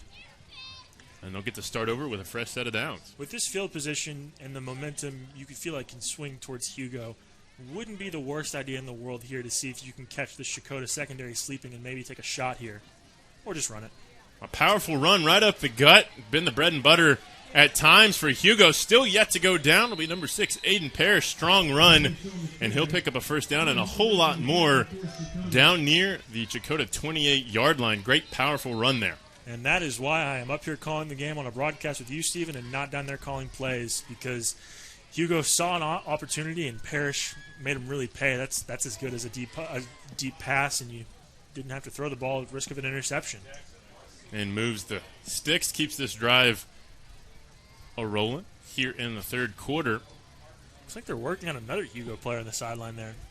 Yeah, definitely it's a hot game tonight, and that's why our original kickoff of 7 o'clock, it was delayed to 7:30 tonight just to try and get this game under a situation where it would be just as cooler as possible. And we talked about this last week in Vian. These first couple of weeks, the dog days of late August and early September, when that conditioning's not there and the heat's at its hottest, will be a battle of attrition. I imagine the rest of the way in this one is two teams that just continue to run the football and two teams that have a lot of guys on both sides. As Lemons going to take off and scamper, and he'll lower his shoulder trying to make a move. Still not down. And finally, they'll call his forward progress halted near the 20-yard line, near the red zone once more of Checotah. I think going back to your hydration and fitness point too, Steven, on top of it being a scorcher down on the field, you've got a lot of players on both rosters playing both ways. And that just, when you have no time to rest and get your breath back, it really takes a number on you. Specifically, the Checotah offensive and defensive line are made up of a lot of the same characters, and you can kind of start seeing that wear down. Well, quick screen will be set. Flag going to come in. I imagine there'll be a hold. As it looks like Ashton Barnett probably will be credited for the hold there, trying to set the edge on the screen for his teammate Deshaun Sims, but tried a little too hard there, and he'll be coming back the other way. Yeah, I think a statement or a saying you used in the first half, 1 step forward, 2 steps back. It's just another unnecessary flag, and suddenly you're off schedule after a few really good plays for Hugo. But not really out of this drive. Hugo's got an impressive pass game. If they can string together 1 or 2 really good throws, they're right back on schedule. Well, out of the flag. This ball will be back now at the Checotah 32. Make it second down and about 15 for the Buffaloes. Going to go with tripped receivers to the near side of your picture here. As Lemons isn't even going to look that way. And that ball going to be caught. Great catch there on the boundary into the end zone are the Hugo Buffaloes. Great job, Stacey Powers hurdling over the defender, bringing that one in and going the distance. And that is just an impressive play from this Hugo offense. As you mentioned, trips receivers down low, and you just roll out, don't even look at them, and you call that a poor missed tackle from the Checotah defense, and Stacey Powers makes him pay, and reservations for 6 in the end zone. That'll extend our lead now, 25-13, as Hugo going to the air there with a beautiful catch by Stacey Powers, the senior. He needed all 6 feet there to bring that one down, and that'll be his first touchdown on the evening. And looks like we're going back to PAT attempts. Well, importantly here, if they can sink this one through the uprights, it'll make it a 26-13 game, make it a 13-point game, 2-score game for Hugo. As that one going to be driven up and through to make it 26-13 here in Checotah, as Hugo extending their lead, first score of the third quarter, importantly, and have doubled up the Checotah Wildcats here, Cannon. We will be back with more after the break. The College of Business and Technology at Northeastern State University is where education meets industry. Our in-demand undergraduate and graduate programs have real-world focus with practical workforce applications. Choose from degrees in accounting, marketing, supply chain management, information systems, healthcare administration, data analytics, and more. Lead with experience from Northeastern State University. Well, welcome back. After that beautiful catch there by Stacy Powers, the senior, going up and getting that one. We'll take another look at that touchdown here, Cannon. Just a lot of eye candy here at the near side of the screen with the three receivers. And Lemons throws a dart, and Powers rewards his quarterback. Yeah, and Hugo, you've noticed, well, both offenses really have used some eye candy with motion, or whether it's trips receivers down low. That was just a to play with the mind of the Checotah defense, and really impressive run after contact there from Stacy Powers. Another kickoff return for the home team. Is Adair Fisher trying to make something happen? He'll get out near his own 40-yard line. And that'll be where the Wildcats take over as they try to answer down 13 now. As Fisher looks a little shaken up here, Cannon. Yeah, it doesn't look like he got up in under the most comfortable of circumstances there. It looks like it might be the right leg he's limping with. Something to keep an eye on, obviously. I'm sure he'll get some attention from the athletic trainers. Hopefully nothing more than a cramp. I definitely don't want to speculate on an injury. But it is a hot one tonight. It was a hot one last week, as Checotah going to have to do it without their star player. Vernon swinging it out there. Finally, Riley Campbell will have his catch on the evening, and he'll fight forward for a couple of yards there. And if Checotah's going to get back in this game, they're going to have to start using Jake Vernon's arm as well as the run game, because two touchdown lead, and Hugo's done a good job all night of running clock. You're going to have to do it as fast as you can.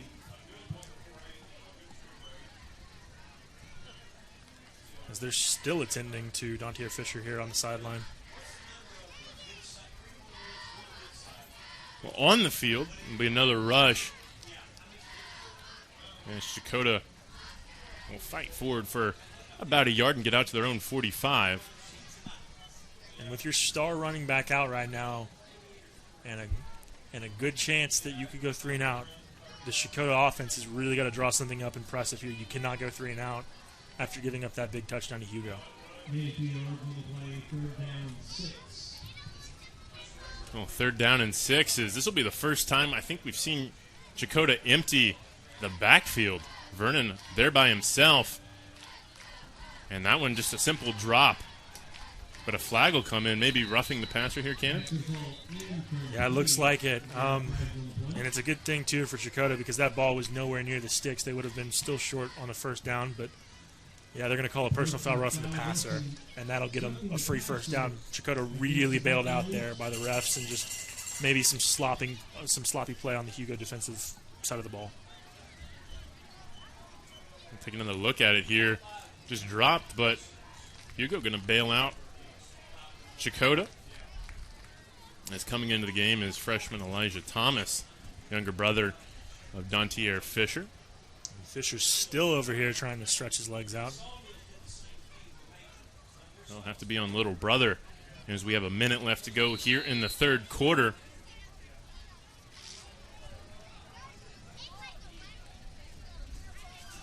And a quick screen out to Thomas. Going to try and make something happen here. Down near our camera down there on the sideline. And that looked like a play where he was just almost uncovered here. You're going to see Thomas gets out there, and 2 defenders from Hugo just run over there immediately like, oh, crud, we forgot to cover you. And a timeout. Yep. Timeout for the Hugo Buffaloes as Checotah marching down into their opponent's territory. 38 seconds left to go in the 3rd quarter. We'll pause. Hugo 26, Checotah 13. The College of Liberal Arts at Northeastern State University is innovative, engaging, life-changing, empowering. Choose from undergraduate and graduate degrees in the arts and fine arts, languages, criminal justice, social work, and more. Be inspired at Northeastern State University. Welcome out of the timeout.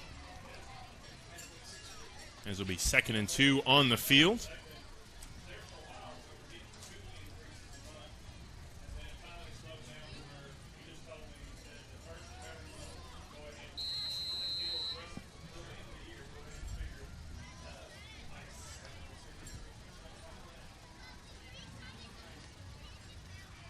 As Vernon play action pass, taking a shot. That one going to be a wobbler intended for Case and Flood that won't get anywhere near his intended target and bring up 3rd down and 2.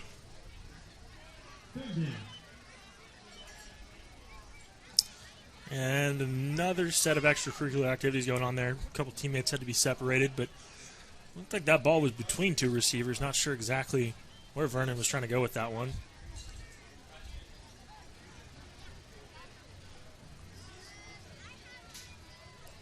Looks like Fisher's back up on the sideline and walking around, which is always a good sign.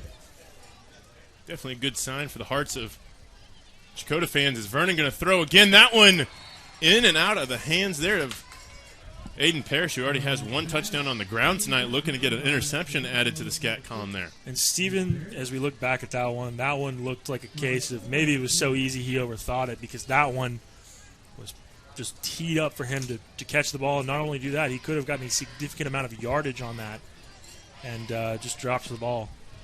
That'll be a 4th down on the field. And this is go-for-it territory right here. Definitely also with the score and time left in the quarter. Is Checotah going to go for broke here? Vernon heaving it. That one going to be caught for the 1st down and then some, as Riley Campbell rallying here in the last couple of plays to keep his offense on the football field. Campbell's definitely been Vernon's go-to receiver tonight, and that was an impressive showing. You've really become one-dimensional with your star running back out, so you've got to throw it. Vernon rolls out here, evades some pressure, and makes just a nice throw and does enough for the 1st down to connect with Riley Campbell. Well, the chains continue to move as we have 10 seconds left to go in the quarter. Vernon going to roll out again, looking, and touchdown Checotah. They answer. Elijah Thomas brings it in. The Wildcats aren't dead yet, Cannon. And that was just a very impressive 2-play stretch right there.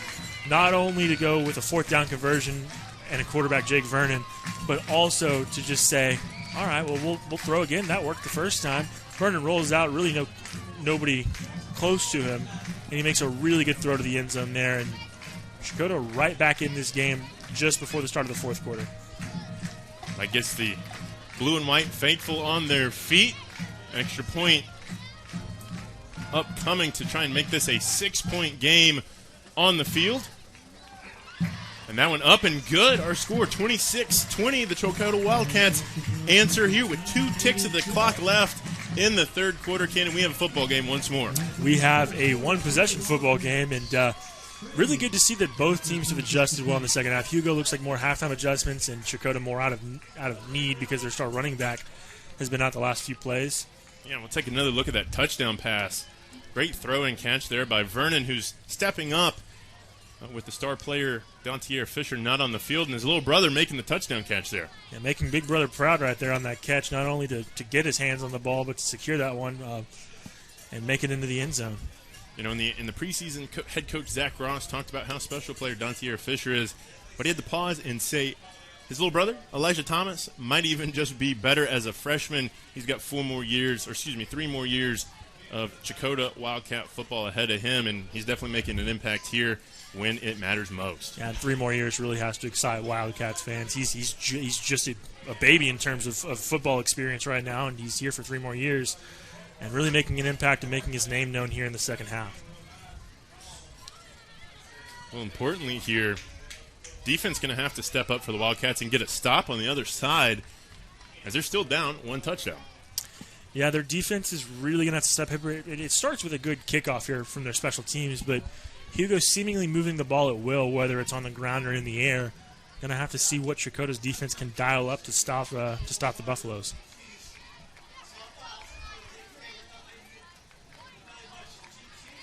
As momentum flipped over to the blue and white here on the near sideline here in Checotah. But importantly, scoreboard favors the visiting Hugo Buffaloes. As it looks back deep to return there, LaMarcus Davis is ready. He's amped. He's jumping around. As Case and Flood will send this one skyward. And we'll have a whistle before anything can happen here. No flags on the field. Not totally sure what's... Oh, offsides. Well, again, you guys talked about it at the halftime intermission. Special teams could be the difference maker in this one. And a costly mistake there on the kickoff will potentially give Hugo even better field position on this next kick. And depending on how this kickoff goes, Hugo's going to have very good field position. They're going to be approaching midfield with an offense that is just firing on all cylinders, you have to say. So just another unnecessary penalty that's easy to clean up there, and I'm sure Checotah will look at that in their film sessions this week.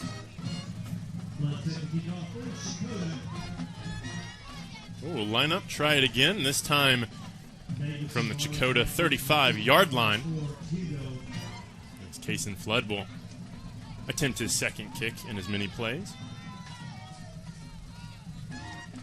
And this one will be returned by the Buffaloes as a flag will come in late. We'll see what the penalty marker is. Has had a little bit of rash of the yellow rag these last couple plays, Ken. It seems like we've had not only in the last few plays, but all night, just a slew of unnecessary penalties on both sides. This is an easy thing to fix, and it's hard if you're a head coach watching your team give away unnecessary yards for free. And it'll be a hold, actually, on Hugo. Going to bail out the Wildcats after the offside and put the Buffaloes deep in their own territory. Don't have to do the Wildcats any favors here. No. And that was an important penalty. If that goes 10 yards the other way, Hugo's starting at midfield. So really big relief here if you're the Wildcats. And time for your defense to really sort of step up and try and get a big stop here and get your offense back on the field. Importantly, we're very close to the fourth quarter. I don't believe... So the scoreboard does say we're in the fourth quarter, but I don't think the clock would have run on those two penalties, Cannon. They'll have to check that. And definitely both teams haven't even switched sides, as that'll be a first down rush there for LaMarcus Davis. Well, we'll see what's going on. As official looking at the scoreboard, it seems like they're content to play on. It seems like the third and fourth quarter got sort of lost in each other right there, the blending of the two. Yeah, the penalties definitely caused some confusion, I think, on the field. But we'll play on here in Checotah as the defense stepping up there on second down, getting the Checotah faithful on their feet.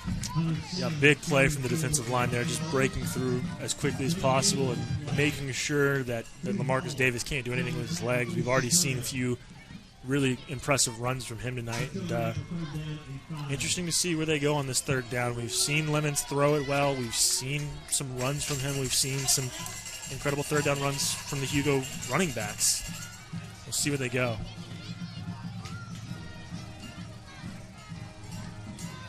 Lemons will elect to heave one deep down the field. Has a man. We'll see if there's a penalty marker thrown, and it'll come in way back on the other side of the play. Wow, that official, I don't necessarily know if he had the best viewpoint of that, as there was another official, just about 5 yards on the other side of that play. Yeah, I'm not going to say that was also a late flag. It really felt like it was the play settled, but I mean, this flag comes in out of shot. Out of shot, and it seemed like it was delayed. You had a ref you saw on the left side right there, just right on the play. But I mean, I guess Hugo's plan was to throw it up, see if the receiver can catch the ball or draw a flag, which is what they did. Extend this drive. And the longer you go in the third quarter or in the fourth quarter with Hugo having the ball and running some clock, the harder it is for Checotah to march down that field, especially with their run-oriented offense. We'll see here out of the penalty. A quick throw out there to the edge there for Barnett, and he'll fight and claw his way. And another flag coming in on the other side of the play. And that's probably for a few extracurricular activities there. It just looked like some excitement, we'll call it, on the part of. I'm not sure if it's going to be on Checotah or Hugo here. Yeah, hard to tell which side it's going to be on. As his officials are going to have to ice down the rotator cuffs after this game, throwing those flags as far as they are. A personal foul on Checotah will keep the Buffaloes marching deeper into Wildcat territory. It's two costly penalties, back-to-back plays, not helping this defense hold firm and keep this score at 6 points. Yeah, and that was just, you could see it clear as day that it was an extracurricular that just wasn't necessary. It was far away from the play, and it was just a nice shove that the ref saw and called him on it. Rightfully so, but you've got to keep your head if you're the Checotah defense. You're giving away more and more yards every play. Well, first down now at about the Checotah 30. Is that one going to be blown dead, and another flag will come in. Interesting to see what this marker will be, Cannon. Not sure. You can't. Didn't look like a horse collar to me. Didn't look like a face mask. He just grabbed his jersey, brought him down. It was in the area where it's where it's on the defense, but that seems like it. I think we've had about 90 to 100 penalties this second half. Face mask. Face mask on Hugo, going the other way. As the scales will swing back the other way after the two costly penalties for Checotah. And they are going to be back a mile. One on Hugo, as they're going to snap this one from the 50. They're almost in their own territory for this snap, and you realistically can't see where the first down is right now. Yeah, they're going to have to go to the Checotah 20. So first down and 30, they're going to have to get some toll money out and pay to get from Muskogee to where this first down marker is. They're thrown to the Arkansas border here is what they're doing. Well, again, this formation worked for him last time. Trips to the near side of the screen. And Lemons has the arm talent to do it. So he's going to roll out and go to the trip side this time. High throw, but it'll be complete into the sure hands of Ashton Barnett. We'll pick up a couple as we'll start moving back towards the first down marker. Pick up a 5 on that pass now. Back into Wildcat territory. Yeah, and I'm not really sure what I can add here. You've just got to make some solid passes here, or you keep the ball on the ground and keep the clock running. Either or is good right now. If you can pick up a first down, that's perfect. But still, well out of sight here on second down.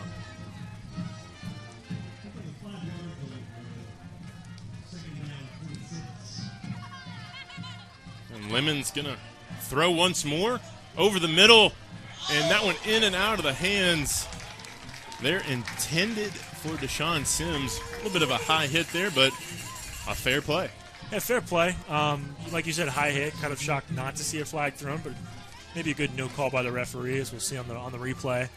I like the idea. They're trying to get another big chunk of yards. That would have gotten them well inside the original yards to gain, but it could have gone either way. I think you could make an argument either way there. And now you've got third down and, well, Muskogee, there you go. Third down in Muskogee for Hugo.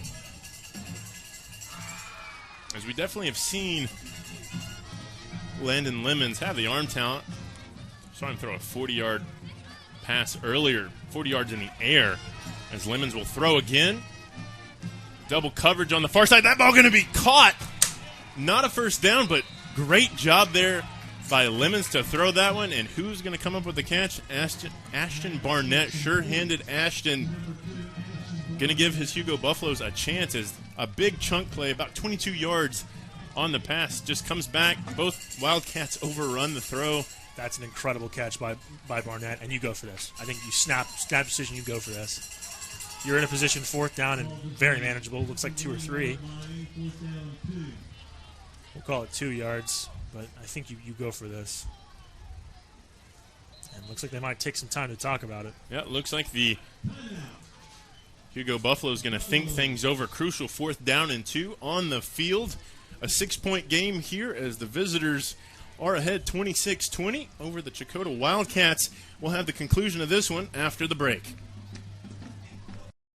We are computer science pros, chemists and lab technicians, health professionals, mathematicians, and science educators.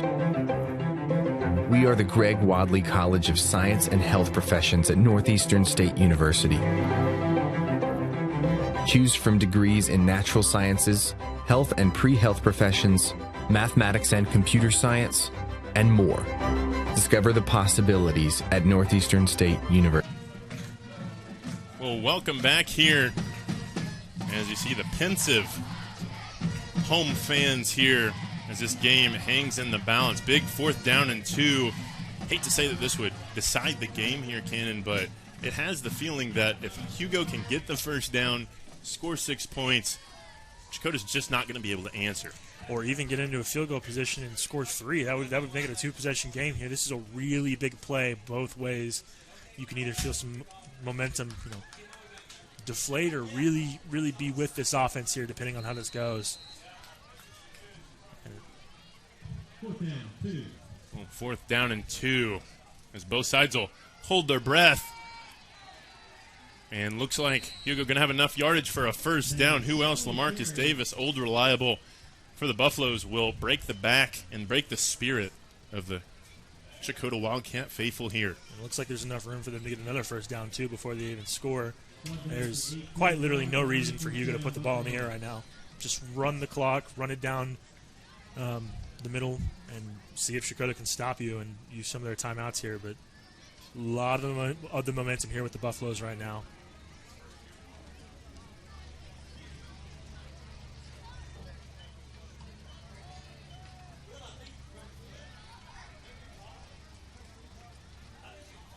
And this is where some PATs and 2-point conversions really come in handy.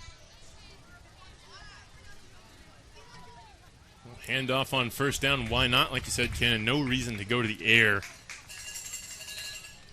As we'll play on here, and the clock will start rolling as it looks like LaMarcus Davis is in some pain down there on the field, as well as Kyler Pouncil for Checotah. Might be cramping up a little bit. The fatigue starting to really ratchet up here with about 8.5 to go in the ballgame. It's starting to really set in here, especially for some of those linemen who have been in the trenches both ways all game. And you hate to see an injury go both ways, especially at this point in the game, but it looks like he's they're stretching him out for possible cramps here.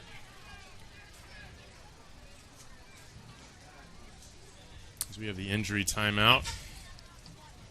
Don't forget to stick with us after the game for the Todd's Coffee Roastery post-game show, where we'll have our player of the game and hopefully an interview with the winning coach, as Blake Hines will take care of those duties. And I think you might be on offer back down there in the booth, so you'll have a few more flights of stairs to run down. Yeah, if these Checotah Wildcats can play both ways, I think I can too. I'll be back down there in time for the post-game wrap-up as well. And it looks like he's up and just walking a little, we'll say gingerly.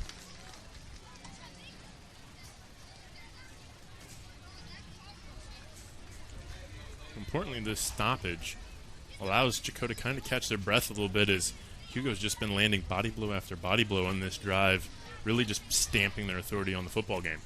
I think whichever way this goes, and if Hugo holds on, if Checotah comes back to win, you don't like to take mental victories away, especially if you're a head coach, but Hugo's showing tonight has told me that they're miles better than where they were last season, and really ready to build on that 4-win season from a year ago. Well, importantly, if they do pull off the victory tonight, they're halfway to that win total through 2 weeks. A very impressive start for the Buffaloes if they can hold on here. I give credit to first-year head coach Chris Gross, defensive coordinator last 2 seasons here in Hugo, taking over the head coaching duties, but that one will get stuffed at the line of scrimmage there as Aiden Parrish can't break clean. And here's where you have to start thinking about I'm going to contradict myself when I said there's no reason to put it in the air earlier. You're really on the edge of what a high school kicker could do, let alone a team that doesn't have a designated kicker for a field goal here. Do you put it in the air and try and get another first down, or do you think that your offensive line is good enough to create a hole for your running backs to pick it up.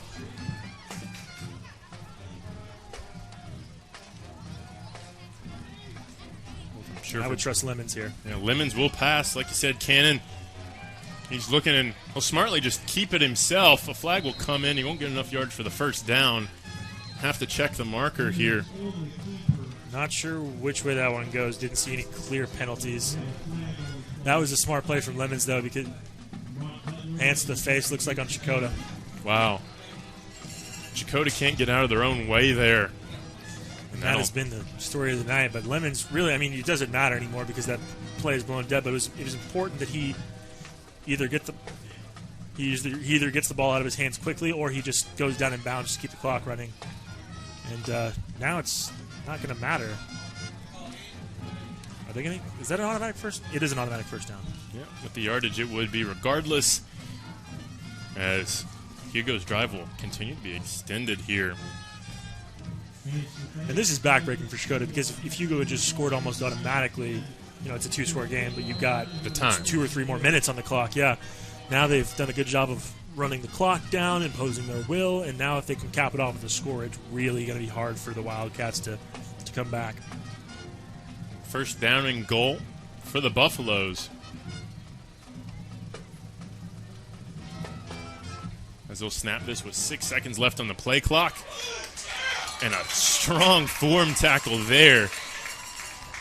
Nothing going for the Buffaloes as Trenton Dan, the senior, coming in there number 5 for the Wildcats and trying to get the fans back into it with a really nice tackle. Really technically impressive tackle here, but you got to keep in mind that the longer that this game runs, Checotah does have 3 timeouts left, so it'll be interesting to see when they start using them.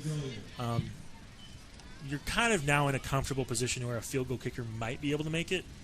You just hit it hard enough and hope it's accurate. Exactly, that's the point. And if you don't, then Checotah has to go almost the entire length of the field. But they're taking their sweet time here too. Yep, Lemon's going to look to pass. Corner of the end zone, that one too tall. It'll be 3rd down and goal. Interesting choice there by the Buffaloes to throw the football there. Most importantly for Checotah, it stops the clock. Yeah, if that had been maybe on the ground, Hugo could take another 35 seconds off the play clock before they have to snap the football. I found it interesting from Lemons and his decision-making, and I haven't questioned it much tonight because he's been very solid. He had plenty of green grass in front of him to pick up a few yards and just go down in bounds. Maybe that's his, some of his age showing, but maybe he thought he had a sure thing in the corner of the end zone and it just went away real quick. Well, 6:15 left in this one here. On the field, 3rd down and goal from the 9-yard line as Lemons will drop back again. That ball's going to be out. Crucial turnover. Checotah has life, Cannon. That's backbreaking for Hugo. You're inside the 10 or the 20-yard line, and it's just a case of it looks like of Lemons really not taking care of the ball like he should. And then it's a really good strip play by that defensive line of Checotah. And what else can you say? Now you got 6 minutes to impose your will on the run game and go down and score a touchdown. And most importantly, you're going to need that PAT.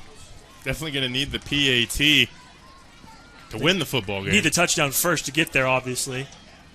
And importantly, Cannon, look who is back in the backfield. Number 6, Adair Fisher. He's been out for a drive or two, but has had time to heal and rest, and he is back in the football game, and you're going to have to keep an eye on him. As Vernon going to try and take it all in the first play. That one going to be caught in and out of the hands. Nearly a shock play there for Brock Butler. Wow. And showing some arm strength. You see Adair Fisher back in the play. First play, you're probably going to run to him, and Hugo bites early, and you have a good chance downfield there with number 7, Brock Butler, and he just can't hold on long enough. But really like that play call. It's aggressive. It's early in the drive, and now you have a chance to run it a couple times if you want to, or go back to the air. But a very impressive throw from Vernon. That's probably the longest throw we've seen from him tonight. Throwing it on the move.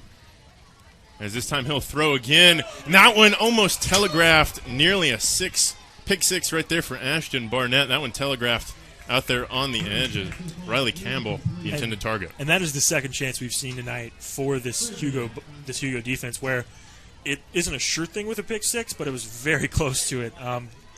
I would say if you're this offense for Checotah, you're counting your lucky stars that you still have the ball.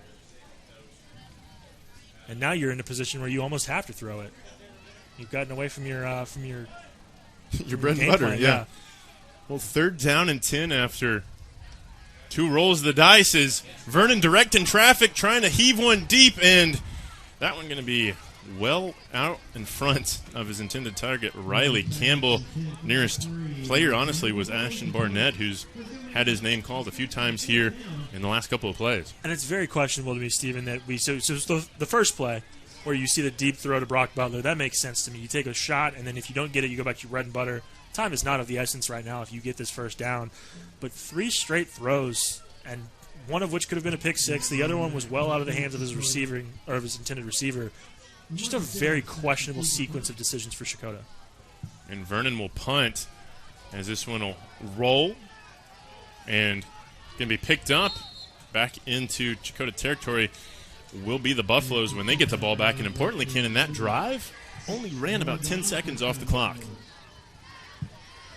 Yeah, that's a very, I guess, good thing for Checotah is they didn't run off too much time there, but they have to make a stop now. Now you really have to rely on your defense, and you kind of know that Hugo's going to run, which makes me wonder, with the arm talent of Landon Lemons, and we've seen his receiving core make some really impressive catches, specifically with Ashton Barnett. I've loved their connection there.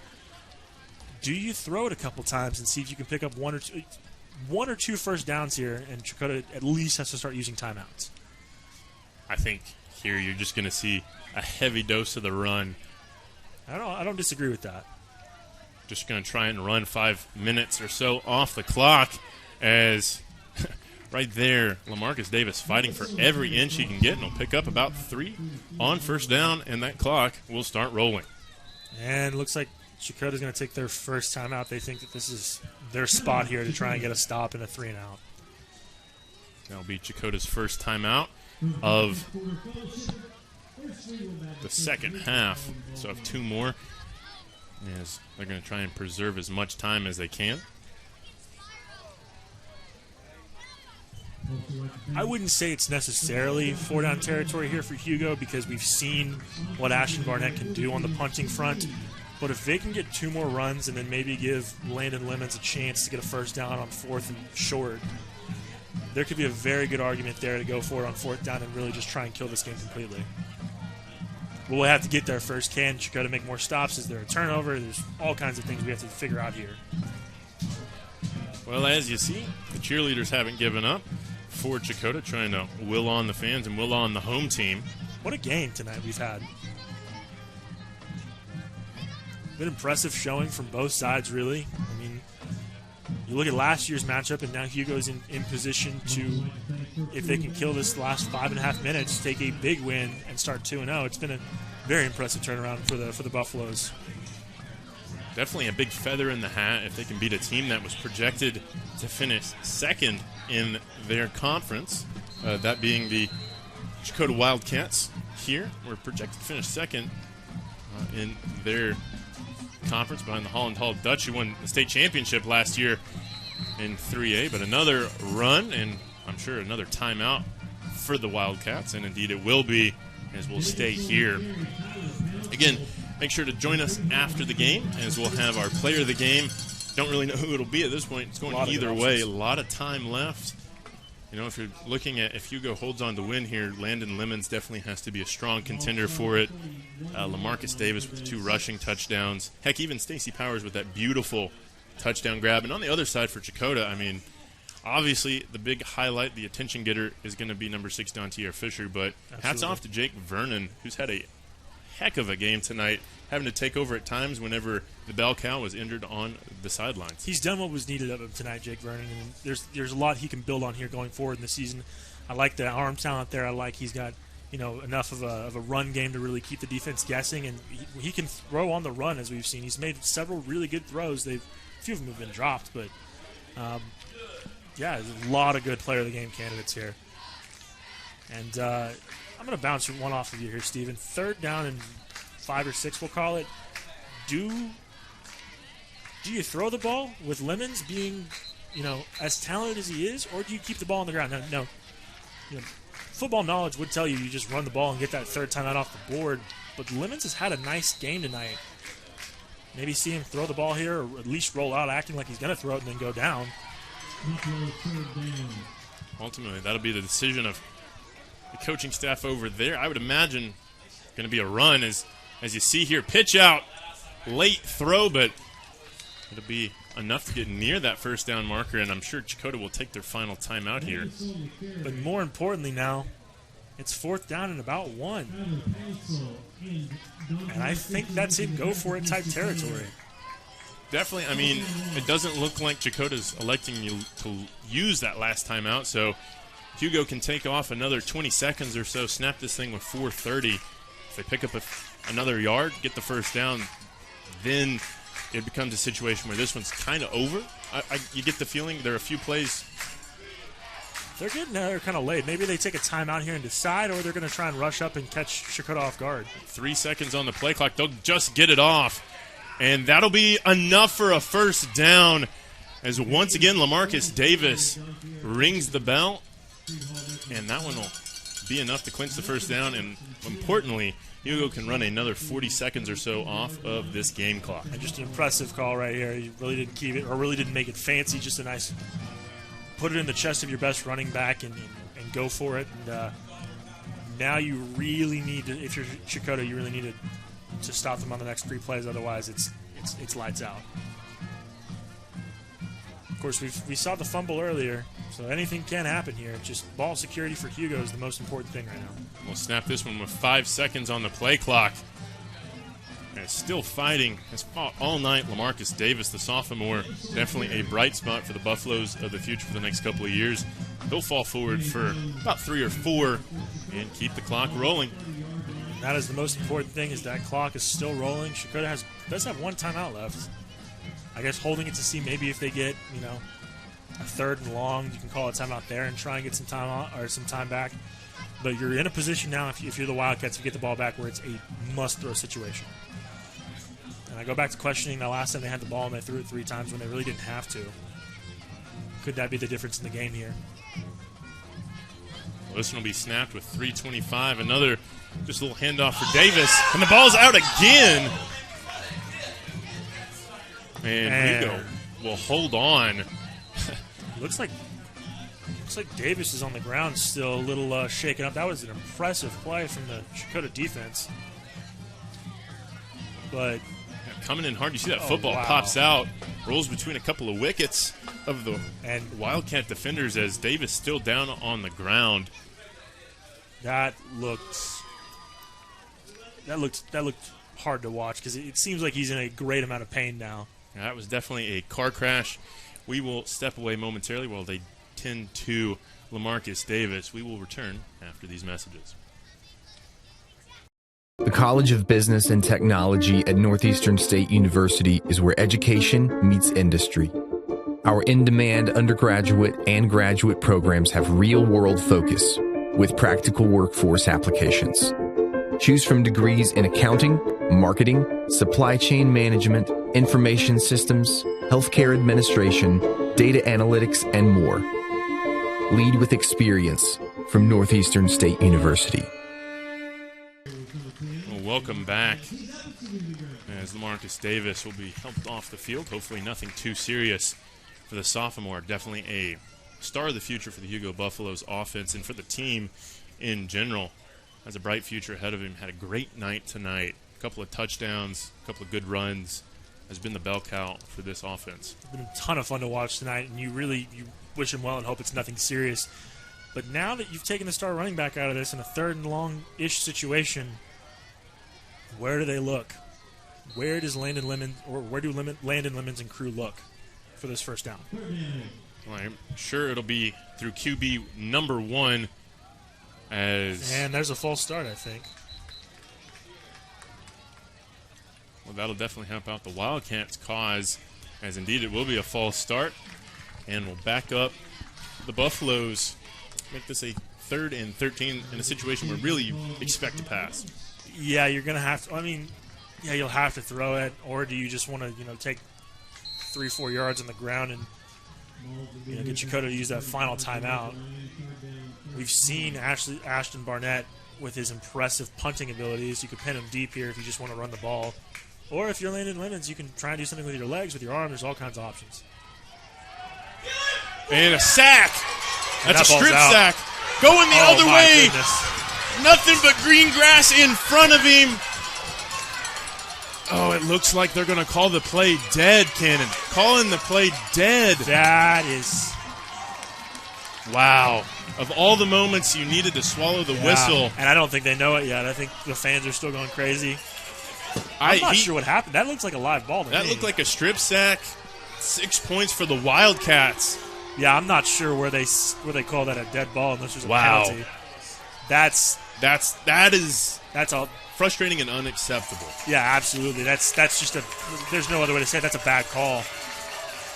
We'll take another look at it. I mean, that ball wasn't moving forward. He wasn't throwing it. That was a clean strip and 6 points for the Wildcats there that have been wiped off the board. I don't know how you get away with that. And obviously at this level there's no replay.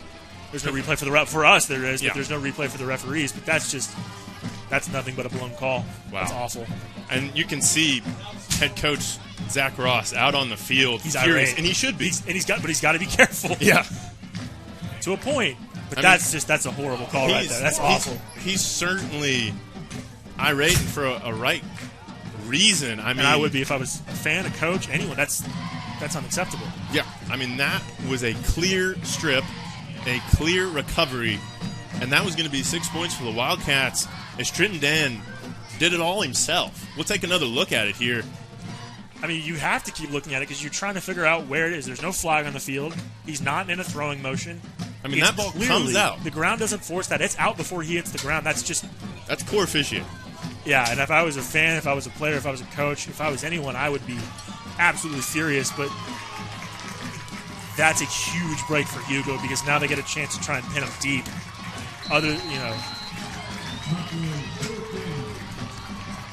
Wow, really just speechless, to be honest with you. I mean, there is not much you can say in that situation. Your hearts go out for Wildcats fans. They still have a chance. Well, Ashley Brewer going to pin him deep. And we'll see where they mark this one as it goes out of bounds. Well, I say deep. Not a long walk from the official there on the side. And Checotah will start, and it looks like their own 23, but wow, this is... It appears that Checotah, director of athletics, has gone down to the field. I'm not sure he's very happy with the refs either, and I wouldn't be either. Yeah, I wouldn't blame him at all. No, absolutely not. He's got to be within his rights to voice his displeasure. Just got to be careful. Definitely have to be careful. 2 minutes, 24 seconds for the Wildcats. They still have a chance to take this one into their own hands. But definitely, you see Trenton Dan down there on the sideline by himself. I mean, he did everything he could. As Dontier Fisher's going to try and do everything he can. Out to the edge. First down yardage, I believe, keeps the sticks moving as the Wildcats going to fight and claw here with the final 2 minutes. Yeah, impressive run there by Fisher. That's a good way to start your drive, especially with your star running back. Time stops as they move the chains, and just a great run, as we've seen all night. I don't know how many times I've said great run by Dontier Fisher, excuse me. Wildcats line up again, going to hand Fisher. Why not? And he'll be less successful in that one and will fall to about his own 45-yard line. And the key here, 2 minutes left, so there's time to run your offense however you want. Hugo's got to stop. Got to make sure they don't let the run beat them. They've got to make Jake Vernon beat him through the air. Well, Vernon going to call his own number here.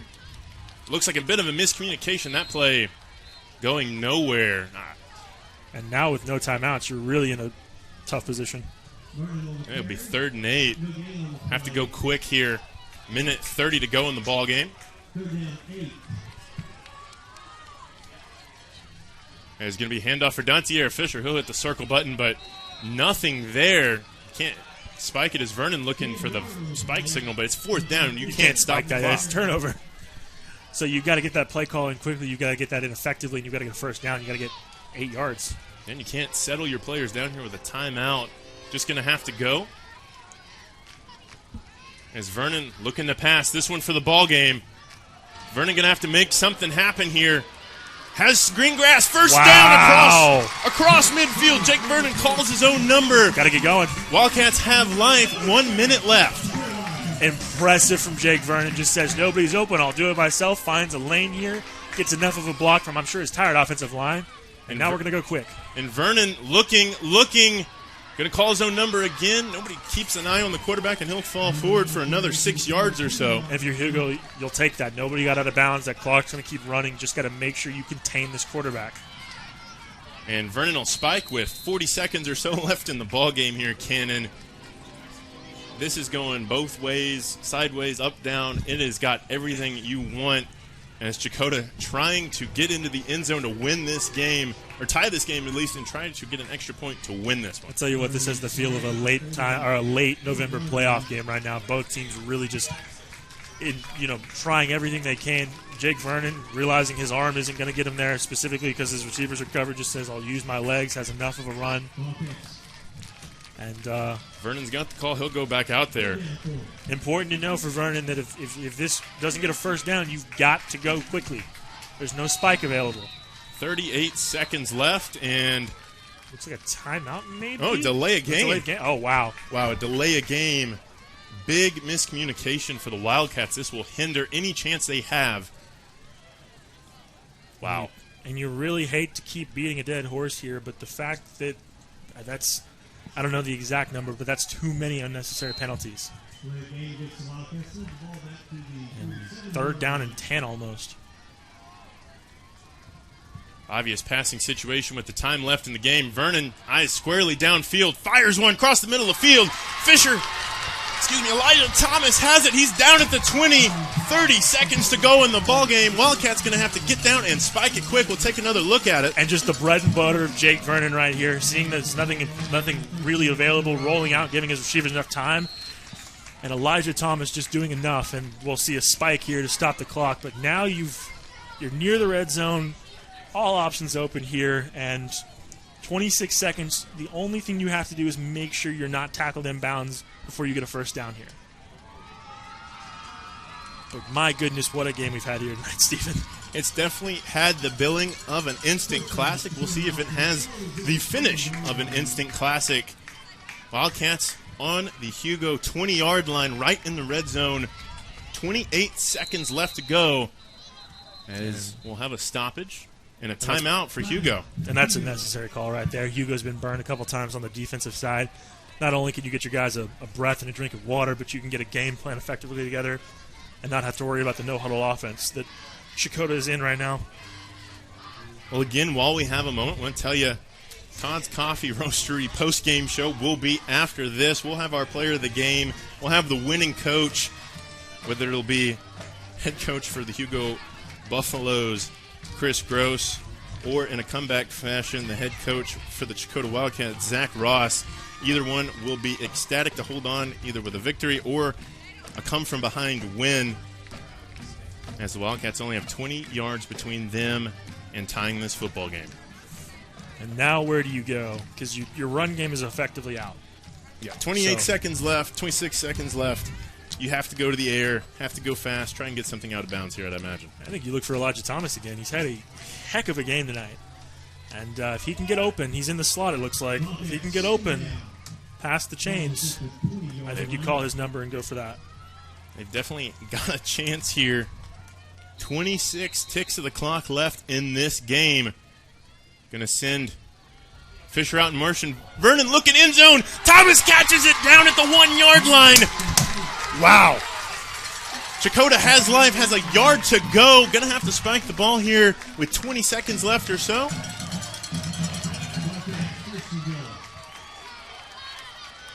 And indeed, they do spike it. Wow, you talked about it, Cannon. Elijah Thomas. We'll take another look at it here. Zach Ross called him even more special than his older brother, Adair Fisher. Comes up big here. He is a young player with the attitude and the ability of a senior. Just gets behind the defensive coverage there, realizes no one picks him up, and a nice pass over the top from Jake Vernon. First down from, we'll call it the half-yard line. Couple really good chances here second down after the spike.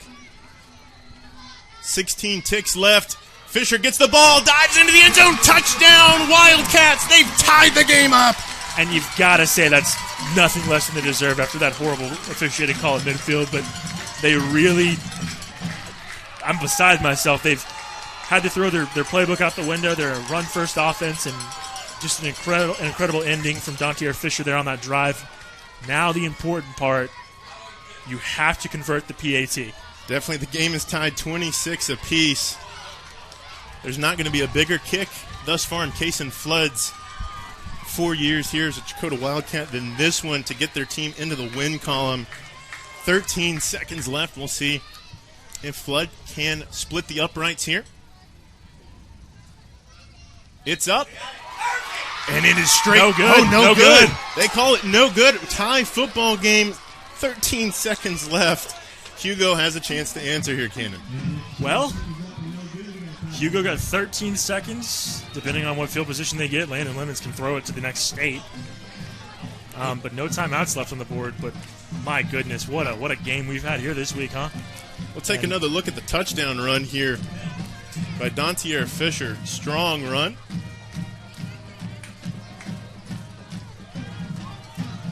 Yeah, just a strong run. That's why he's the top 25 prospect in the state.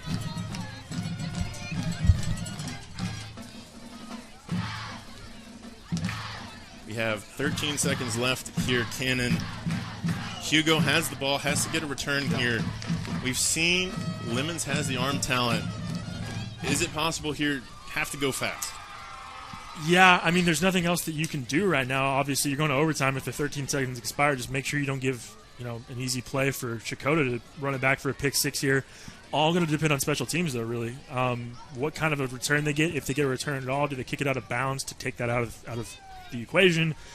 So many things to figure out in 13 seconds here, and I might need some of that coffee we have down at the booth if we go too late into the night. Yeah, it definitely looks like, importantly, looks like we're lined up ready for kickoff here. It looks like Davis is back out in the football game for Hugo. Yeah, he was really shaken up. Glad to see that it was no more than just a knock that he picked up on that last play, on his last play out. And if I'm Checotah, I'm not sure if I kick it to him or if I just kick it out of bounds and take the penalty. Definitely, we've seen what LaMarcus Davis has been able to accomplish tonight. A couple of rushing touchdowns. I'm sure definitely even if he has any pain, all the adrenaline going through his veins right now is blocking that out. He wants one thing, as does both teams, just to be victorious. And that's got to make it okay. Now Davis picks it up, and he'll go out of bounds just past, or just right at the Hugo 15. And that was smart by Davis. It didn't look like that ball was going to carry the momentum to get me in the end zone, so it could have been a very nightmare scenario if you're Hugo. But with this field position and 10 seconds left, I wonder, do you take a heave and try and get to midfield for a Hail Mary, or do you just take the knee and go to overtime? Well, we'll see what head coach Chris Gross and the Hugo Buffaloes have drawn up out of the timeout. Make an argument either way. Landon Lemons could throw it to Arkansas from here, but you also don't want to give up an easy pick six. This game's been crazy enough to where that could be a thing. Well, one play. Looks like they're going to be in a victory formation. Yeah, looks like they're going to play for overtime. And indeed they will. Lemons will take the knee as the final couple of seconds will tick off the clock. As welcome back inside the treehouse. I'm Stephen Blackiston, Cannon Poor, Blake Hines, another member of our team. This game has had it all. Absolutely. Just when Checotah thought they were dead to rights, they had to play blown dead on a clear strip sack for a touchdown, turn around, go the length of the field in less than a minute or so, score the touchdown to tie this one up. We're headed to overtime. What do both these teams have left in the extra frames? Well, I'm not sure. I'm really not sure what they both have left. I think they're both running on adrenaline at this point. Both teams have a lot of players playing both ways, and I guess if you're Hugo, you're going to go back to Lemons. He's got the arm talent to where he can throw it all over the field, and Checotah really was impressive on that last drive. I mean, you've got two really solid running backs on either side, and Davis and Fisher. guess everything they've got left in the tank, as long as their lines can hold up. I think both lines play both ways, so gonna be excited to see what happens here. I did not expect overtime tonight, and I'm pleasantly surprised. Definitely. Well, our score knotted at 26 apiece. We played 4 quarters. We don't have a winner. We will step away overtime when we return.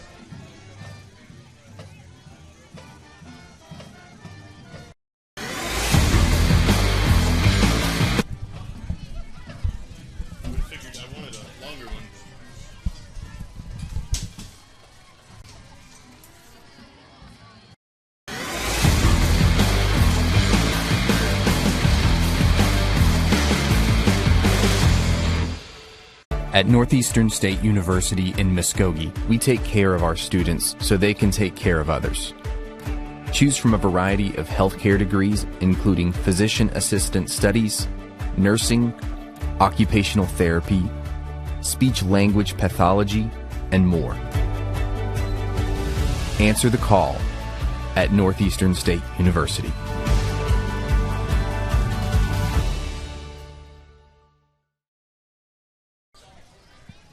Well, welcome back here to Checotah as you see the overtime coin toss taking place. And it looks like Checotah will win the coin toss. Importantly, we were talking it over high school overtime rules.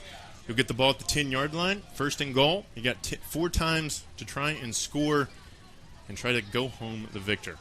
And within the 10-yard line, that's well within the range of either of these running backs.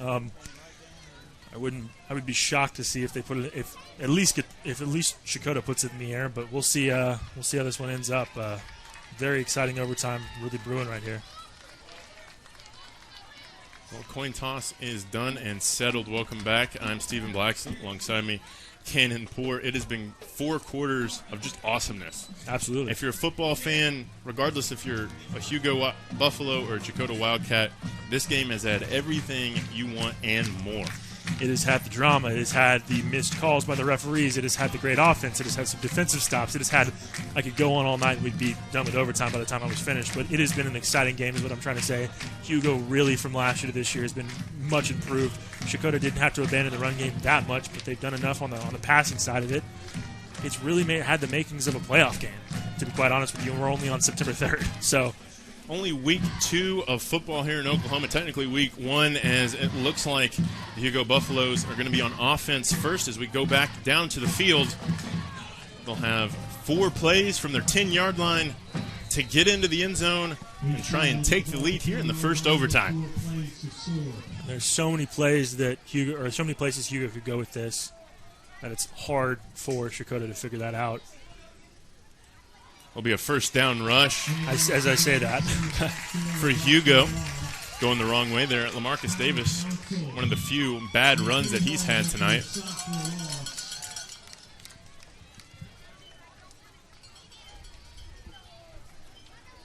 And it'll bring up second down and about 11. First real negative rush I think Hugo's had in quite some time. Yeah, now you wonder, do they get back to the pass game? I mean, there's not a whole lot of room down here now that they're 11 yards out from the end zone, but we've seen time and time again Landon Lemons has the arms and legs to beat you. Oh, Lemons will roll out. Heaves one.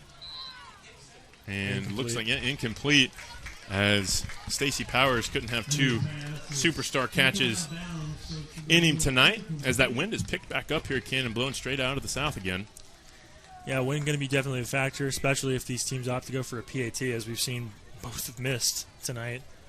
I would almost say this is 2-point conversion territory either way now. You really don't want to put that in the hands of, if you don't have a designated kicker, specifically, especially with the wind here tonight. Well, Hugo will break the huddle. 3rd and goal. Hands on hips on both teams. Both teams stretching the stamina that they have. Option again. Lemons trying to keep it himself. And he'll fight down to about the 9-yard line. 4th and goal. Probably going to leave the kicker on the sideline and go for the end zone here. Have to. Yeah, and I would say that's the smart call. But if you don't score here, then all Checotah needs is a field goal. We haven't seen one attempted tonight. We've seen some missed PATs, so I'm not sure they go for that directly. But what do you draw up here if you're the Buffaloes? So I think you go, really, I like a throw to Ashton Barnett here somewhere on either side of the end zone. He's definitely been sure-handed tonight. It's one of Lemons' favorite targets. As the Wildcat fans making a lot of noise here. Lemons looks looks sideline. That'll be a stop. Checotah holds on 4 plays, turnover on downs. Wildcats have a chance now to win the ball game. Looks like Hugo was really looking for a flag there. Not sure what they were complaining about as we see the replay. Yeah, I'm not sure exactly what they were looking for on a flag there, but Hugo had a couple receivers in the end zone. Not sure exactly why they didn't just go for it there. As you have to get to the end zone, it's do or die at that point. But now, what does Checotah do? Do they have a kicker that can kick the 3 points? Do they try and go 3 plays and then kick a field goal? I mean, they definitely have to go for the end zone here. We've seen time and time again this Hugo Buffaloes defense has made a key stop. Can they do it one more time and send us to a second period? Or does Checotah pull off a very improbable comeback here? Well, they're definitely going to take their time to think it over. All he needs 3 points. I don't think we'll see a kick here just because we haven't seen one all night really outside of point afters, and those have been problematic for the Wildcats. That's why we're actually in overtime. Cannon is extra point missed. But 4 plays separate the Wildcats if they can get into the end zone with improving to 1-1 on the season in a miraculous come from behind victory, which I think you really have to credit to Jake Vernon here.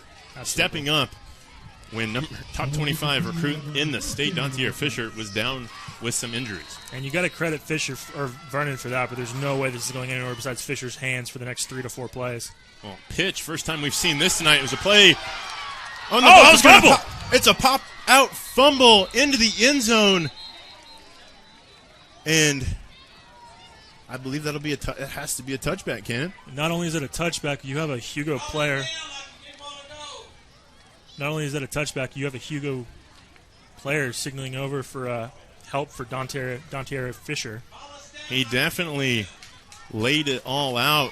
And we're going to the second OT, I think. Yeah, it looks like that's a touchback. As we take another look at it here, Cannon, Adair lays out for it. That ball's out, definitely out, rolls into the end zone for the touchback for the Buffaloes. Well, you say definitely out. We've had some questionable calls from the referees. And the man was horizontal to the ground. He was absolutely, yeah, no. It was out. I'm not arguing with you on that. I'm just. Wow. Yeah. That's, it looked like he had a bunch of green grass. Maybe he got just too loose with the ball protection there. And, Fisher's been sure-handed all night except for right there. I guess you got to credit Hugo's defense there for also forcing the fumble, but let's do it again. Yeah. It was fun the first frame. We'll go to overtime number 2 now. Yes, who doesn't love free football, Cannon? Oh, I love free football. I'm sure our viewers love free football. I'm sure the fans, not so much. I think either team would like a win by now, but the key now is that Checotah has to start with the football, and their star running back, Fisher's still limping. He's definitely limping out there.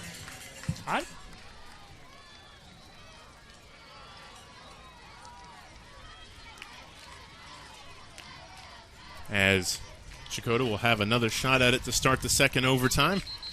And fumbled snap. We'll see. There was a stoppage before the snap. There's another situation where there's no flag out there, so I'm not totally sure what's going on. I looked over at the play clock. I think there was about 6 seconds left, so I don't think it would have been delay a game. It's not a delay, and it's not a flag. Looks like there's some confusion of officials' timeout, and we'll restart and play over. It's bizarre. First down and goal for Checotah.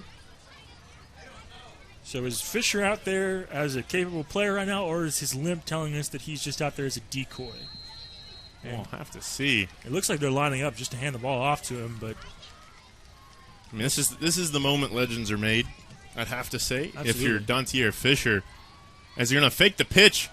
Vernon calling his own number. He wants to be the hero, and he'll be brought down after a pickup of a couple. I think that fake pitch tells you a little bit about the game plan. About Fisher, yeah, and the game plan, that he might not be 100% right now, but he's still out there fighting first team.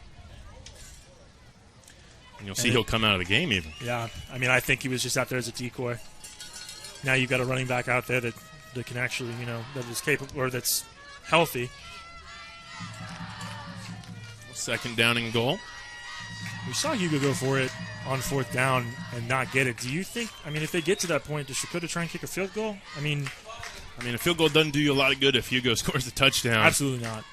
As it'll just be a handoff here on second down. Running hard will be number 12, Tanner Jones, the senior, coming in to spell Dontier Fisher. And he'll pick up a handful. Excuse me, actually they're going to mark him back a little bit. Mark him at the 8. Fisher still looks like he's got his helmet on, but I'm not sure he's going to get back out there. So it's all on Jake Vernon in this offense to find a way in the next 2 plays to get in the end zone.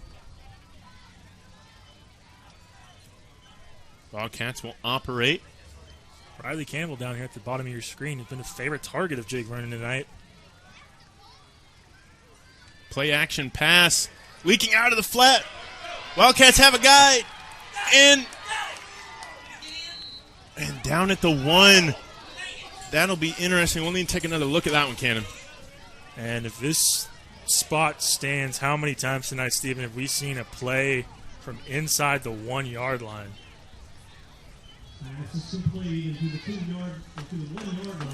It'll be fourth down and goal from the half-yard line. We've seen this story many times before in this football game. They're going to send Trenton Dan in now. The senior who had that strip sack, probably should have been a touchdown. He'll come into the game as Only essentially a half blocker. yard. Operating the I formation. Fumbled snap. Hugo on it. Wow. Now Hugo just has to kick a field goal or score. And you got to be careful there. They're celebrating an awful lot. You don't want a flag thrown. Yeah, I'm surprised that one was not a unsportsmanlike penalty there. Tossing that ball into the air here. We'll take another look at it. You had a defender there that got that ball, ran out of there with it, and threw it to the moon. It seemed like that seems like an excessive celebration to me. But Dontier Fisher probably got flagged for less earlier in the first quarter. I would agree with that. It just seems like a bizarre no call to me. Well, either way, it is Hugo's football fair and square after that fumbled snap. After a near perfect game there from Jake Vernon, fumbles that snap. But Checotah not out of it. They're 4 plays away from holding on to force triple overtime. And the thing with the Hugo offense is Landon Lemons has been the surefire star of this offense tonight. He's done more than his fair share of good things to keep the offense progressing, as we see a replay here. Yeah, we'll take another look at that, see if he got in. It looks like he gets close. Wow, the official is right there, but man, it's tough close to see from that angle. And if you get a clean handoff or a clean snap there, you never know what happens. But it looked like it was fumble on the handoff, or on the snap, excuse me. Center quarterback exchange, a problem there. Let's see what sort of magic Landon Lemons has for the Hugo Buffaloes. They'll throw on first down, inside leverage, touchdown. Ball game. Hugo holds on in double overtime. Wow, what a finish, Cannon, to this one. We'll take another look at it. Receiver has inside leverage all the way, and the Checotah fans and team are stunned. Yeah, it looks like Lemons just picks out his favorite receiver right there. Really nothing that Checotah's defense could do there. He just gets a nice beat on the route there, and that's going to be a touchdown every day of the week and twice on Sunday. Well, our final score after double overtime, we'll take another look here. It's going to be 32-26, an instant classic here in Checotah, Oklahoma. Ends in double overtime with who else? Landon Lemons on a touchdown pass. As you see, both teams got to love the sportsmanship after a hard-fought battle like that. Shaking hands, as you see there, head coach Chris Gross I guess it's now time we can definitely announce who our player of the game is. It took a while to get to this point, but definitely has to be the quarterback for the Hugo Buffaloes, Landon Lemons, number 1. And I'm really not sure there's any argument either way on anyone else. Landon Lemons had as close to a perfect game as you could have, really played within his limits. You saw flashes of his running abilities. He did what was needed of him. He had a great arm. He was a good general there for the offense and did as much as he needed to get, I would call, a very deserved win for the Hugo Buffaloes. It was definitely an exciting game. Landon comes out the winner on the quarterback battle. Jake Vernon, definitely a great game as well, just this close from pulling it out themselves. Our final score here again, the Hugo Buffaloes 32, the Checotah Wildcats 26. Hugo improves to 2-0 on the season. Checotah falls to 0-2. Don't go anywhere. We will have the Todd's Coffee Roasters post-game show, have our player of the game interview with Landon Lemons, head coach Chris Gross. When we return, I'm Stephen Blackston for Cannonport. You'll see him later in the post-game show. Have a good night and stick around for our player of the game interview. Today's game is brought to you in part by T-Lake Apparel Company, specializing in sport uniforms and accessories, custom orders to fit your needs and budget. From youth leagues to professional sports, call T-Lake at 580-977-6452. And by Champion Custom Jewelry. Trust a company that can provide quality at a great look to fit your budget. Trust Champion Custom Jewelry. Contact them at 580-977-6452 or on Facebook at Champion Custom Jewelry. My name's Todd Harden, and I am Todd's Coffee. The reason I do this to begin with is because I really want people to experience coffee. What I'm doing and what other roasters are doing as well is, we're trying to figure out what the bean is trying to tell us. My goal and my customer really is there's probably 2 out of 10 people that could taste the difference in one of my better roasts versus an average roast. If I can make those people happy, I'm making everybody happy. And so that's kind of my philosophy when it comes to roasting. You can just go to toddscoffee.com. You can get a whole bean, or I'll grind it for you. Either way, there'll be a drop down in there that you can order it that way.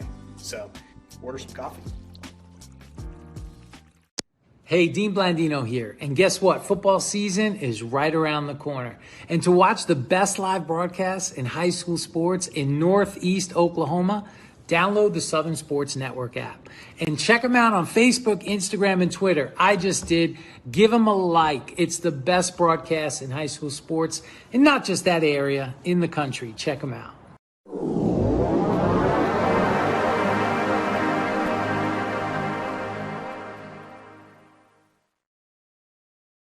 The College of Business and Technology at Northeastern State University is where education meets industry.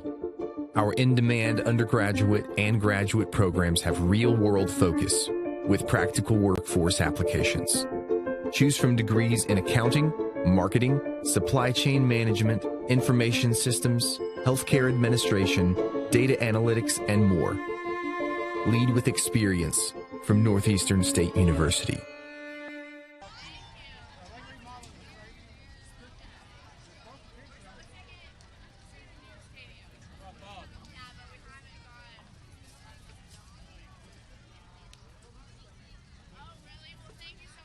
Thank you. Nice seeing you.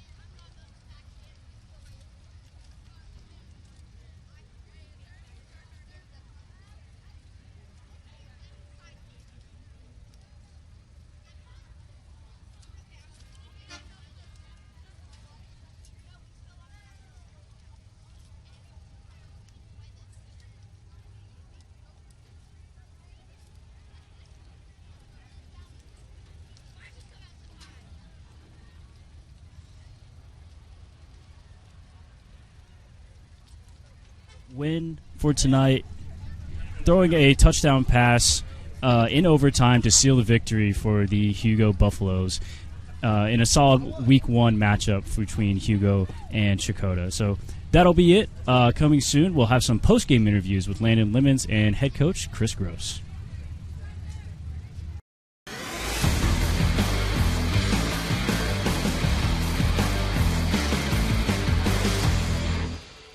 At Northeastern State University in Muskogee, we take care of our students so they can take care of others. Choose from a variety of healthcare degrees, including physician assistant studies, nursing, occupational therapy, speech-language pathology, and more. Answer the call at Northeastern State University.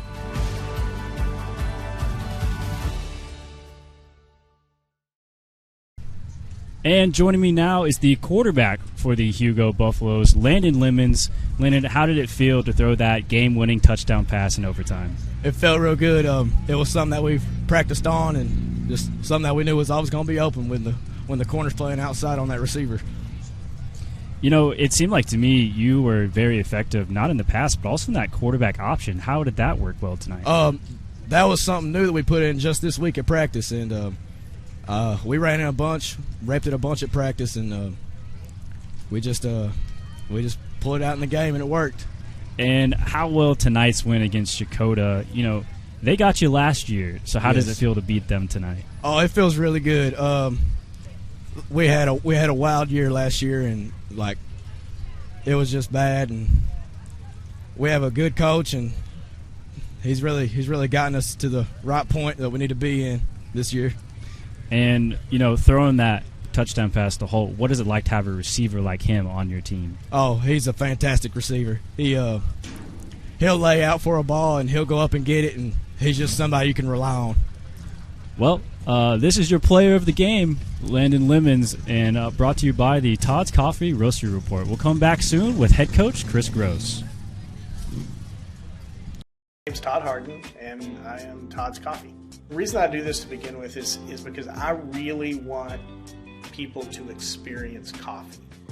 What I'm doing and what other roasters are doing as well is, we're trying to figure out what the bean is trying to tell us. My goal and my customer really is there's probably 2 out of 10 people that could taste the difference in one of my better roasts versus an average roast. If I can make those people happy, I'm making everybody happy. And so that's kind of my philosophy when it comes to roasting. You can just go to toddscoffee.com. You can get it whole bean, or I'll grind it for you. Either way, there'll be a drop down in there that you can order it that way. So order some coffee.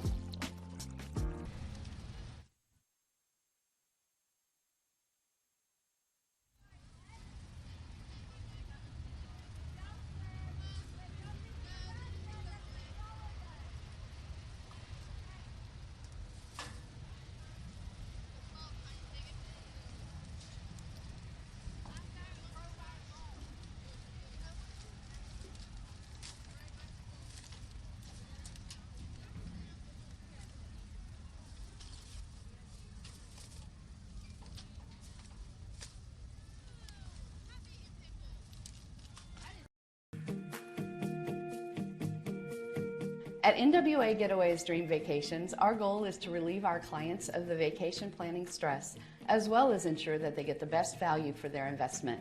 We love making suggestions that take their vacations from what they request to a level beyond their dreams. Our perfect client is that busy professional who wants to relax with friends and family, but doesn't want the stress of planning for it. I'm Debbie Corwin with NWA Getaways Dream Vacations, where we make your dream vacation a reality.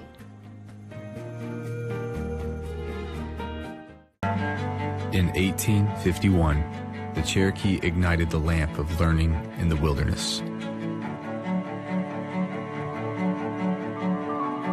The lamp burns brightly still.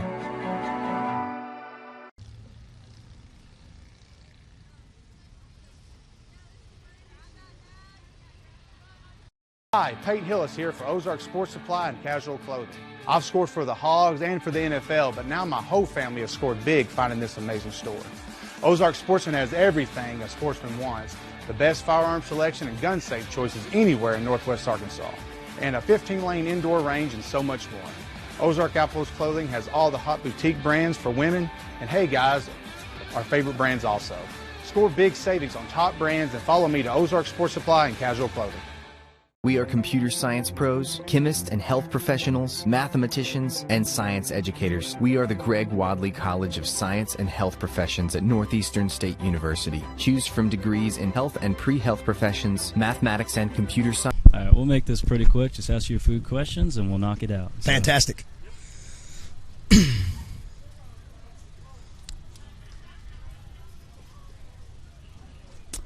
And welcome back to the post-game report brought to you by Todd's Coffee Roastery. I am here with the winning head coach, Coach Chris Gross. Coach, what did it mean to get that victory in overtime? Man, I'm beyond proud of these young men and where we've come from. Checotah is one fantastic team. That number 6 is just an amazing running back. And for us to be undersized compared to them and have less guys on the sideline than them, and to be able to compete with them at that level and even go into double overtime and stick through that says something for our conditioning. That says something to the heart of our kids. You know, Landon said that you came in and you changed the whole face of this program. So what does it mean to have your players saying that about you? Man, humbled. Landon's a fantastic kid. I took over in week 9 of last year, and I made the decision at that point that he was going to be our guy, that I wanted to be more than just a one-dimensional run team, that we wanted to be able to pass the ball as well. And we knew that in 2A, that if you aren't able to play 4A style football, if we're not able to defend the spread or run the spread by the time that you get to the semis and the state championship, that you're not going to have a chance. So being that is our goal, I don't care about the district championship. I don't care. Get into the playoffs, and let's go make a run at the state championship. That's our philosophy. And, with a win tonight, how does that help y'all achieve that goal? I think it's a confidence booster, not only for our kids, but for our community and our coaches as well. Again, to play a 3A team of that quality and to be able to compete like that says good things about us going forward. Well, thank you for joining us, Coach. This is head coach Chris Gross in an overtime victory over the Checotah Wildcats. And we'll be back to wrap up the final thought. Thank you. Thanks, Coach. Fantastic.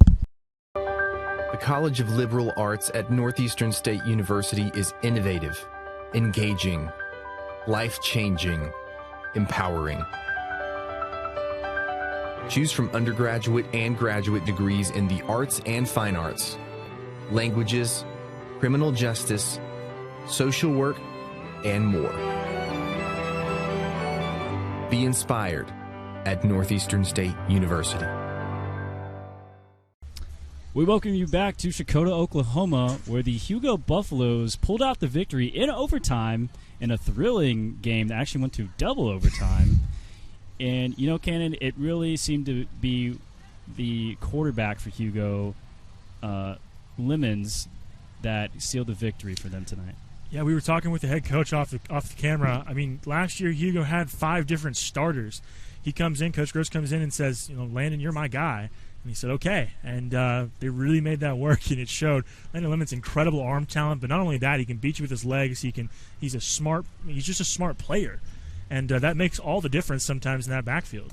Landon Lemons, he was our player of the game tonight, obviously throwing with the game-winning touchdown pass. I don't know who wouldn't be player of the game if you were to do that. But, I think, talking to Coach Gross here, it seems like he's got the right vision. He's got heart, and he cares about the players. It seems like the Hugo Buffaloes are on the right track. And we didn't get to talk to him for long, but it just – when he got over here, his personality took over, and you could tell this is a player's coach. This is a guy you want to play for, and there's a good reason this team is 2-0 coming off of a 4-win season. Coach Gross, listening to you interview him and just talking to him off camera, I would run through a brick wall, and I have no high school eligibility left. So this Hugo team, buy stock now, because this is an impressive team, and I would say underrated. I think this team could make some noise down the road.